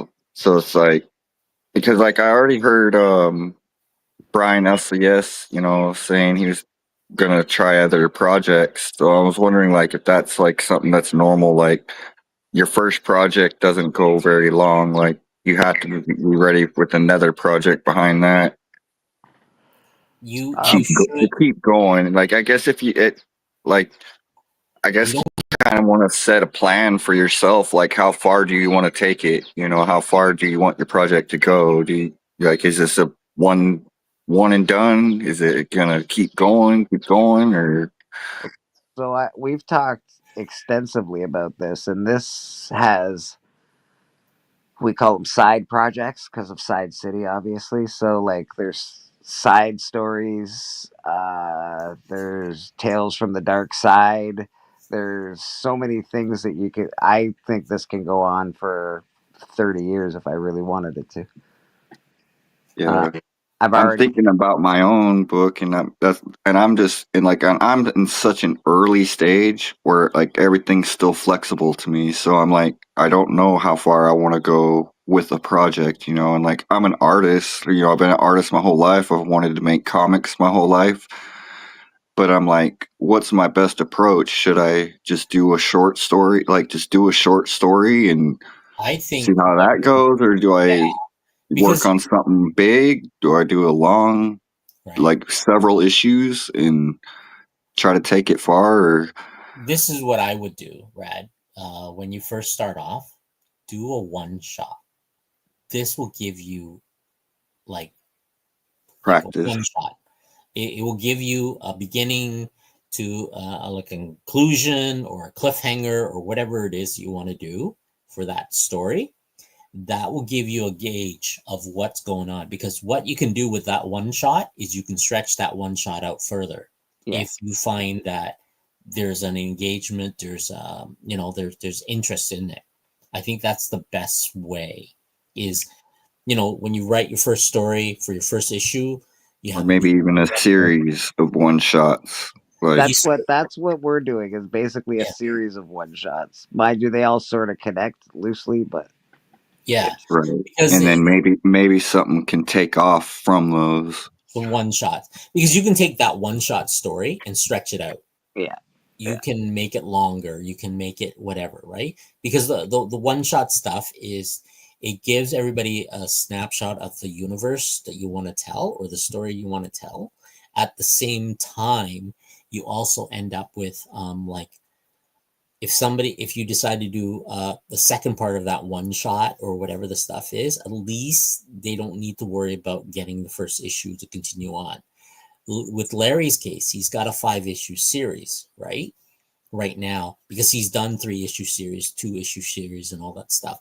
The issue is on his 4th issue.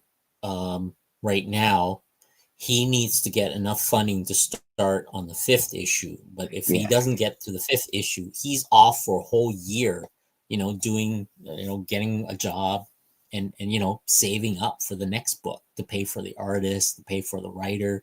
You know what I mean? Like, pay for everything. And you end up with this huge gap where your audience just goes gone. Where'd he go? Yeah. Right? So you have to juggle that. So if you think you want to do like an epic 6-book arc or whatever the stuff is, and you're like, again, like, we started the first issue, you're going to get 100 backers. Second issue, you might get 75, right? And if on the second issue your story really sucks, right, and you might not get a third issue out, right? That's Right. why I think if you do a one shot, I think that will give you, even if you do a one shot, it doesn't have to be 24 pages. It could be a 30-page, 32-page one shot, right? Or 48-page one shot, or whatever the stuff is. And looking at it like it being a one shot, you could kind of look at it like I heard Man say, set yourself up to fail. So look at it like it might not succeed, but maybe your second one will, or your third one might, or your fourth one might. Yeah. Well, But I like to hope that, sorry. I might like an idea, like a whole, like I might think that this first one shot's going to be the best one, but other people might not like it. And like the second one that I do, I'll be like, that one's not that great, but I like the first one. But everybody loves the second one, and you're just like, okay, I guess my opinion's different than others. So then you don't know what might take off. Like what you think's a good idea might not be what the audience thinks is a good idea. I can also honestly tell you that I've left. So this first book that I've written here, out of the 6-shot, is you can keep it as a 1-shot story. Yeah. But I've also left interesting characters. Like there's a superhero plot. Nobody knows about it, but there's a character in there that could potentially be a superhero inside City at some point in time. It's just you're leaving clues. You're leaving clues. Leaving little clues, just thinking weird things through and going, that's interesting. Maybe we'll just leave that open. Leave a lot of open ends, to be honest. That way, if you think you can do something else with that writing, leave a lot of open ends for yourself so you can. Yeah, you're building a world. You're building a world, and that's what you're doing. But you're also creating a universe. Yeah. You're giving the opportunity for a reader to jump in anywhere in the book. Yeah. Literally. You don't want to write yourself into a box. You don't, just a lot of loose ends, a lot of open ends. Right. Because this is, like for Niobe, for this outbreak stuff, when Larry gave me the commission for issue 4 cover, right? I was like, okay, well, I have no idea, right? Yeah. And so he gave me all the PDF for his first 3 issues, I would imagine. Yeah. So I read through it, right? But I still didn't know the backstory. Then he gave me the initial, the origin story. So I read through that, and now I understood what the characters were, right? Because I jumped in on cover number 4. Yeah. Give me a script for that. I have no idea what's going on. I don't know who the characters are. I don't know their backstories, and I don't know, all this other stuff. I didn't know what their powers were. I mean, I knew what their powers were from issue 4, but I still didn't understand what's going on. So when I got that backstory, when I drew the cover, okay, now it makes sense for me. So when I drew the character, it's more, it's more in line to what the book was. And we've done a lot for character development. I think is really important, to be honest. Yeah. Especially for main characters or things that you think you're going to use in the future. Their development is very important. I think you should have a full story almost for just like even before you start writing, even if you're not writing their story, you should have a pretty good idea of what's going on with your character. Look at that. Huh? Yeah. I like that Pennywise. You have that Mickey Mouse. I collect Pennywise. I'd like every time I get commissions. I got commissions like from Drac of Pennywise, and he's like a character I always ask for. This is a 1-of-1. It will be a sketch card in the Haunted House series for Masterpiece cards. So that's pretty awesome, right? So. Holy smokes, man. Right. So, yeah, I mean, I think, Rad, if you're going to do your own book and stuff, do yourself that favor and do the 1-shot. That gives you opportunity to tell multiple stories in that universe that you're going to build. And then what that gives you the opportunity also is that gives you a gauge on what the audience is, what your fan base is going to like and gravitate to. Then from there on, you go off and do all this stuff, right? I mean, you remember Teenage Mutant Ninja Turtle was just like what do you call it? They didn't print very many copies of that, man. That's like such a low print. Teenage Mutant Ninja Turtles #1. Yeah. It wasn't supposed to succeed. Let's put it that way. It wasn't supposed to succeed, right? Yeah. But it did. It was a parody, I think. I think it was a parody. From Electra Assassin or something. Remember the Foot Clan and the hand? Right. Yeah. Right? Yeah. I think that was it. I mean, that was just a parody, and it just blew up. I remember getting the 5th printing book, and that was one of the weird things, right? My comic book shop was like, "Hey, look, you should read this. This is a lot of fun." I was like, okay. Yeah, well, and that's the thing. The comic book it's a lot different than the TV show. But when that TV show hit, and when all the toys hit, Yeah. that was it. Turtles were it, man. That was a thing. Yeah. I remember the rap, the 80s rap. I remember the trailers too. Oh my God. They didn't show anything. They did not show anything. Right? They didn't No, know what no. they were gonna look like and anything at all. You just saw like shadows. Well, that was the best part of those days. You really It had to didn't like spoil. go newspaper hunting or like you really had to know what you were doing to find any information on Yeah. anything like that. There was no, That's something I hate about YouTube nowadays is now everything is spoiled 6 months to a year before it even happens. this guy's acting in this yeah, it's way too Like spoiled we now. already know everything that's gonna happen in Avengers Doomsday. Like we Yeah, know well, every actor, we know everybody's everything read the that's gonna comic. happen. We know the suits they're going to be wearing. They're like, oh, okay, they're wearing circa 1992 suits. Okay, cool, nice. What bugs me now is the AI trailers. Ugh. Oh, because they'll fool you, and you'll think that movie's coming out, and you'll be like, "Oh, they're gonna make a sequel to this," and oh That's no, right. that was just an AI trailer. It's just getting me into it. It's like, I hear the drop of what was it? The Predator kills and be killed or killers, The killer of killers. killers of killers. And okay, then they had footage of Jean-Claude Van Damme or something like that. I'm like, God damn it. Right? Or any of the I remember the Andor when they announced Andor 2 or something like that. And I'm watching, I was like, wait, these are video game trailers. Oh yeah. Those are the worst. Yeah, With that was before AI. Then blood. they were using video games before AI. Yeah, right. Well, they'll put out a trailer now, and the whole internet will be like, "That was the worst CGI we've ever seen," and they Yeah, change it. Yeah, Oh, we better change that. It's like they use us all as test dummies, and their movies still suck. It's yeah. brutal. yeah. I think it's what it is when I was living in LA, before a movie was released was they would grab test audience. And the problem was these test audience was just regular Joe Schmo, and they don't know anything about the stories. They don't know about the stuff.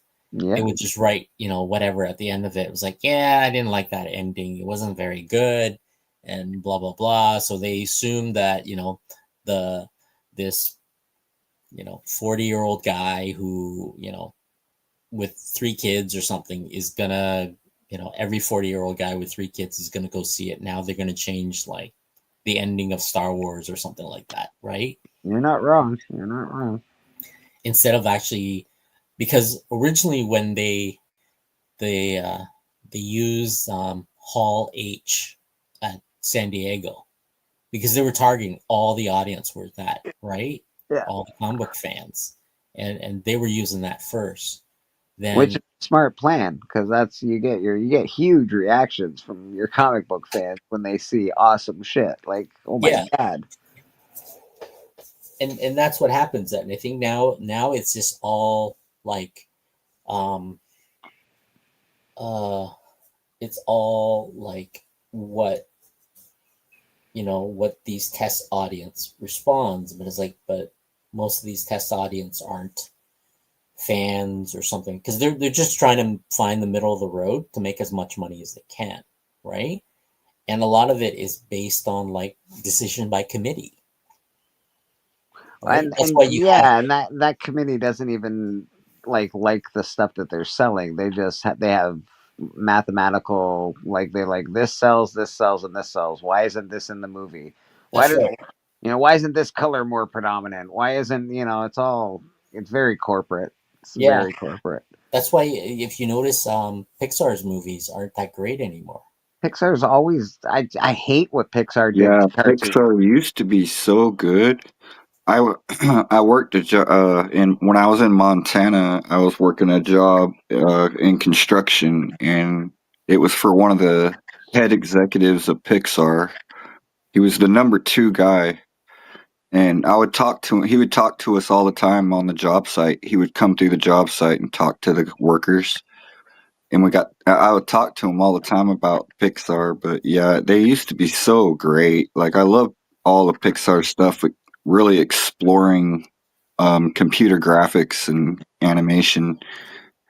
But then, I loved a like few Locke of is them. saying, they Yeah, turned so big that there's like the creators disappeared and yeah, corporate it's took over. destroyed cartooning. Where are things like The Last Unicorn, or you remember Yeah, The Hobbit? That was drawn so awesome. yeah. Where like where are things like that? You don't get that in cartoon. You don't get. What about I don't know, even the Heavy Metal 2000? I think was still pretty cool. I know it wasn't as good as the first one, but it was still pretty cool.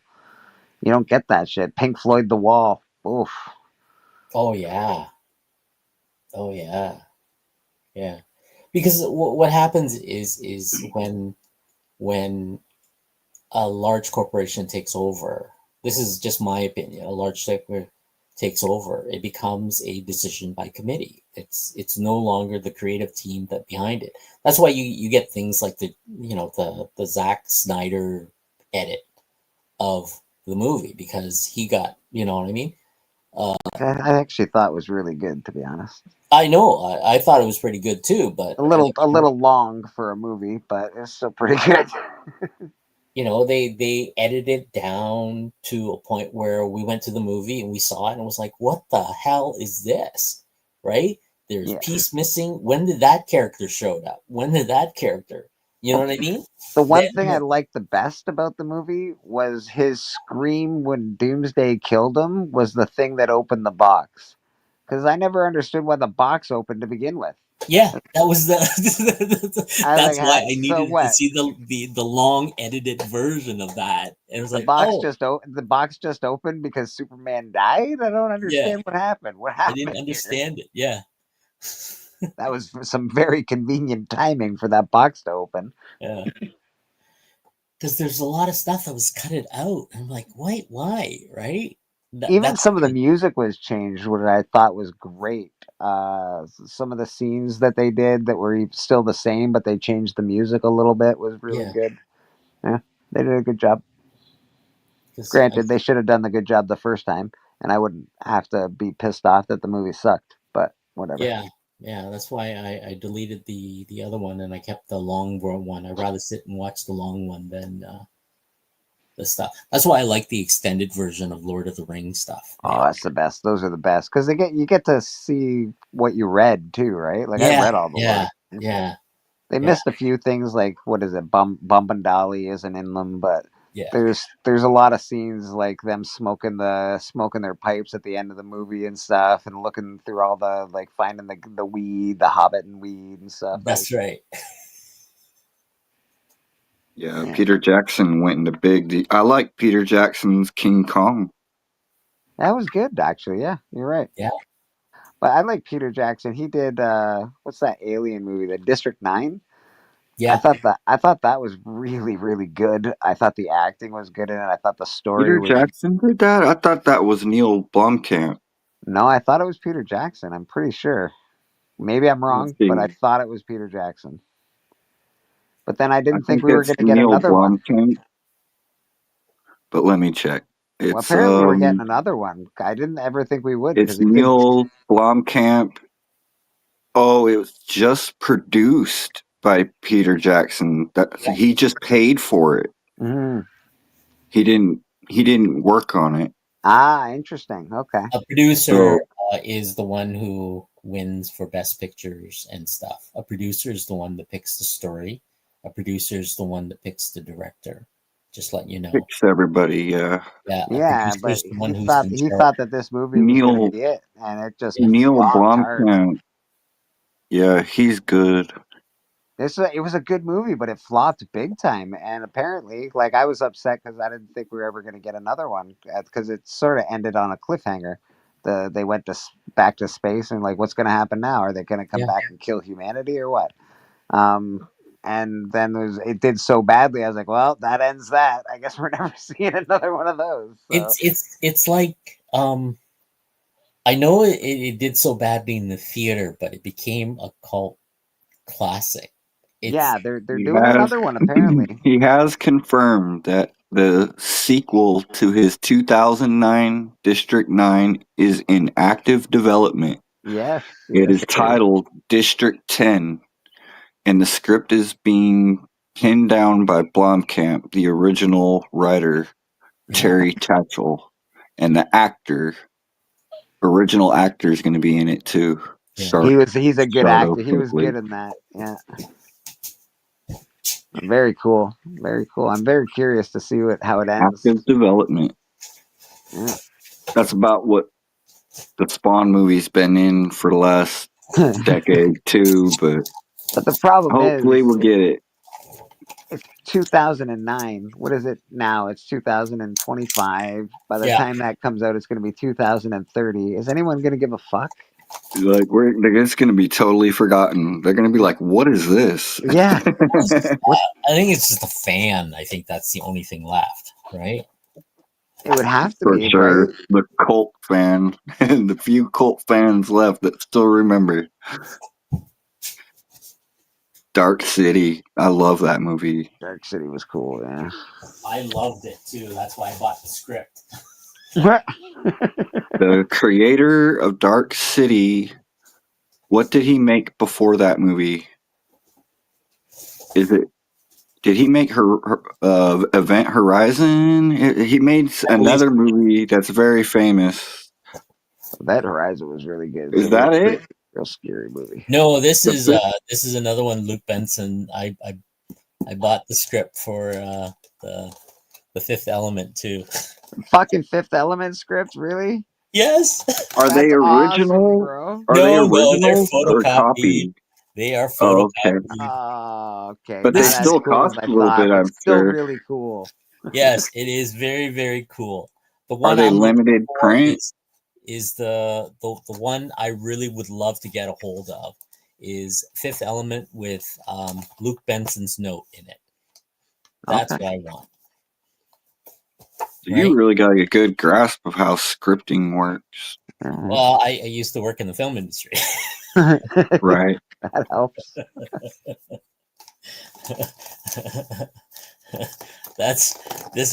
This is my You've read a lot of scripts. Yeah. This is me, right? This is my favorite movie. You know, that's your hobby. Yeah. People collect DVDs and other stuff, and I'm more of let's have a script of the movie, because this shows like the script art part, is your work and reading scripts is your hobby. The script is what the writer, like somebody like Bleecker and Calley, wrote, right? Yeah. I want to see what the writer wrote, and when the stuff that was on the film, how it translates, interpret, right? Yeah, that's like artists, right? Because it could be depending on who does it, it could have came out completely different. Exactly. You're absolutely right. You're 100% right. So that's why I love this stuff. I love that's like when I read a Stephen King book and like I see certain things in my head. Yep. The way he's got it in the book, and like I always wait. Like if they ever make a movie of this, I'm like, it better look like it does in my head. If it don't, I ain't gonna like the movie. they fuck Stephen King's books up so often, and they don't. And nothing Stephen King is such a good writer. It doesn't seem to translate very well to movies. It's just so hard to find the right person to do it. I don't know if it's the translation, because we read it. We have a voice of each characters. Yeah. We have everything that's in our head because we're so immersed. His book is very long, and it's, if you read it, like if you look at it from super detailed. He tells everything about every person that is involved. Like a crack in the wall takes 4 pages. Yeah. Yeah, and like, but I don't know why. I mean, I just don't know why you're so engrossed in it, right? Yeah. That's the thing. Now, here's the thing, right? When we see it on film, it's not what we imagine. It's what the director had in his head. That's what that is, right? That's why, like, if you know, Put his if you go off, interpretation onto yeah, us. like all three of us would go away with a Stephen King book, right, and come back with like 3 different films. But Right. well, you're absolutely right. Ender's Game Yeah, is almost a perfect movie. It almost is exactly like the book. right. I felt like it was nothing like the book. Yeah, me too. Like I know it was exactly like the book. I know all the things happened that happened in the book, but I was like, I feel like it missed the point. Just didn't capture the same feeling that you had in it just didn't capture the meaning behind everything. Because I read the entire series, and yeah, me too, bro. I read all that I shit. know. I went through that. I even liked like there's directors that make movies like The Joker 2. Oh, god dang it all. Yeah, I know. I haven't seen it yet, So so I can't I say could god come dang up it all, with, but I haven't watched it either. I'm too scared to me because it's too, one of bro. my I really favorite liked the characters first and I one. don't want to see something bad. I loved the first one. I thought it was really good. I know people don't like it because they're like, "That's not the Joker." I don't I care. liked I thought it. it was a I wicked enjoy movie. those kind of movies. Yeah. I love one of that. my favorite movies is Taxi Driver. Nice. Very good movie. So they took a lot of from that movie and that made me like it. I didn't knock on it because of that. A lot of people were saying, "Oh, it's just stole this." Well, I'm just like, well, it just told its own interpretation of it. Yeah. The fact that Martin Scorsese was But the sequel, I don't directly know, like involved in the first project. I know he left and his name's not on the project, but he was directly involved. You can so tell the cinematic part of it. I'm just like, that's awesome, man. They did a and great then there job was with the first Daredevil. I just finished. Man, yeah, no, man, you're not happy with it, eh? I am not happy with what they do with Muse. That was one of my favorite villains, and Oh, bro, I'm sorry, man. I'm sorry. a whole season, and he's over in less than 3 minutes. Oh, bro, that sucks. There's like it's kind of like Shawshank Redemption. Yeah. I Stephen love King, the actually. movie, but I do not want to read the book. Yeah. Because I'm afraid I'm going to be very disappointed in the movie because I fell in love with Morgan Freeman and first of all, the book is like, I don't know, not Michael very. Clark It's like Duncan. It's a short story. I know, but you know what I mean. It's like tiny. Michael Duncan Clark.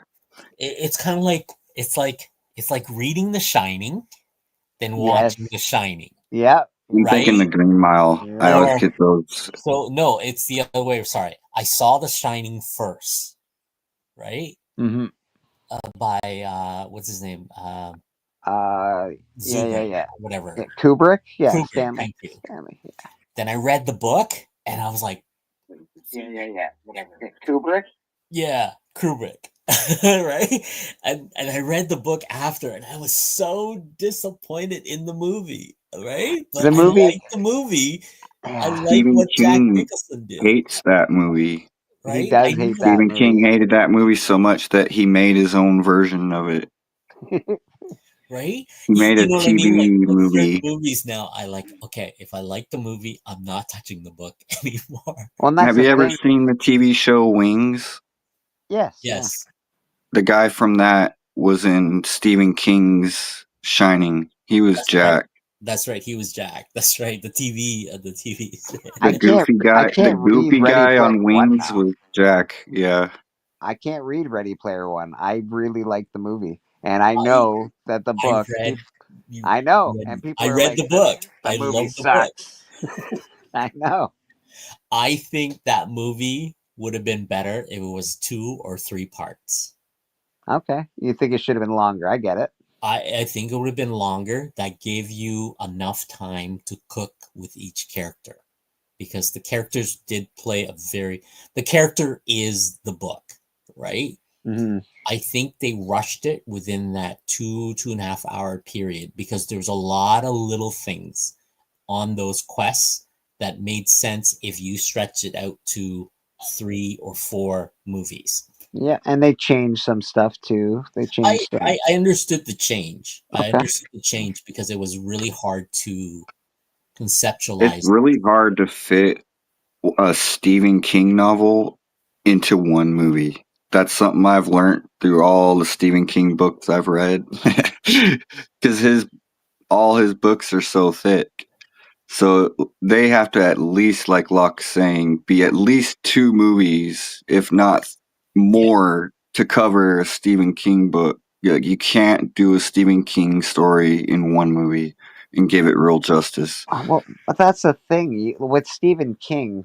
Okay, if let's say, and I've used He's a so reference. descriptive. Yeah, I'm looking at a crack in the wall that's got mold in it.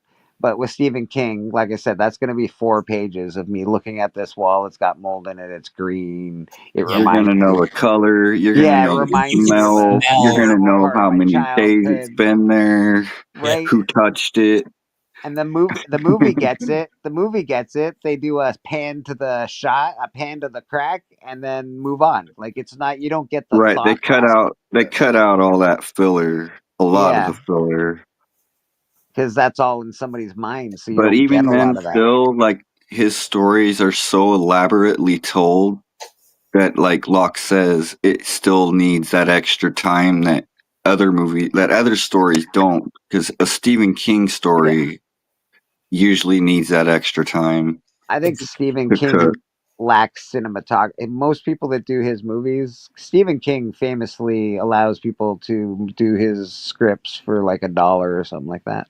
Yeah. Well, yeah, You, he used to have a website where he yeah, had certain short stories open for a subscription fee, that if you paid the membership fee that you could do it, but I don't think he does it anymore. no, probably not anymore, but he used to, and that's I think a problem because people just put it together, and he needs scenery. Like he needs somebody that can really film scenery. Like his books are big. They're sort of, I don't know. There's a lot going on, so he needs somebody that can film all of that.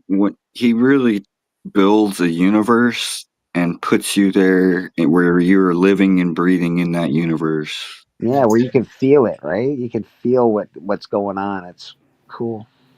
And he isn't always just a horror writer. Like he said, he did, The He did Green He Mile, did Shawshank Redemption. Stand By Me.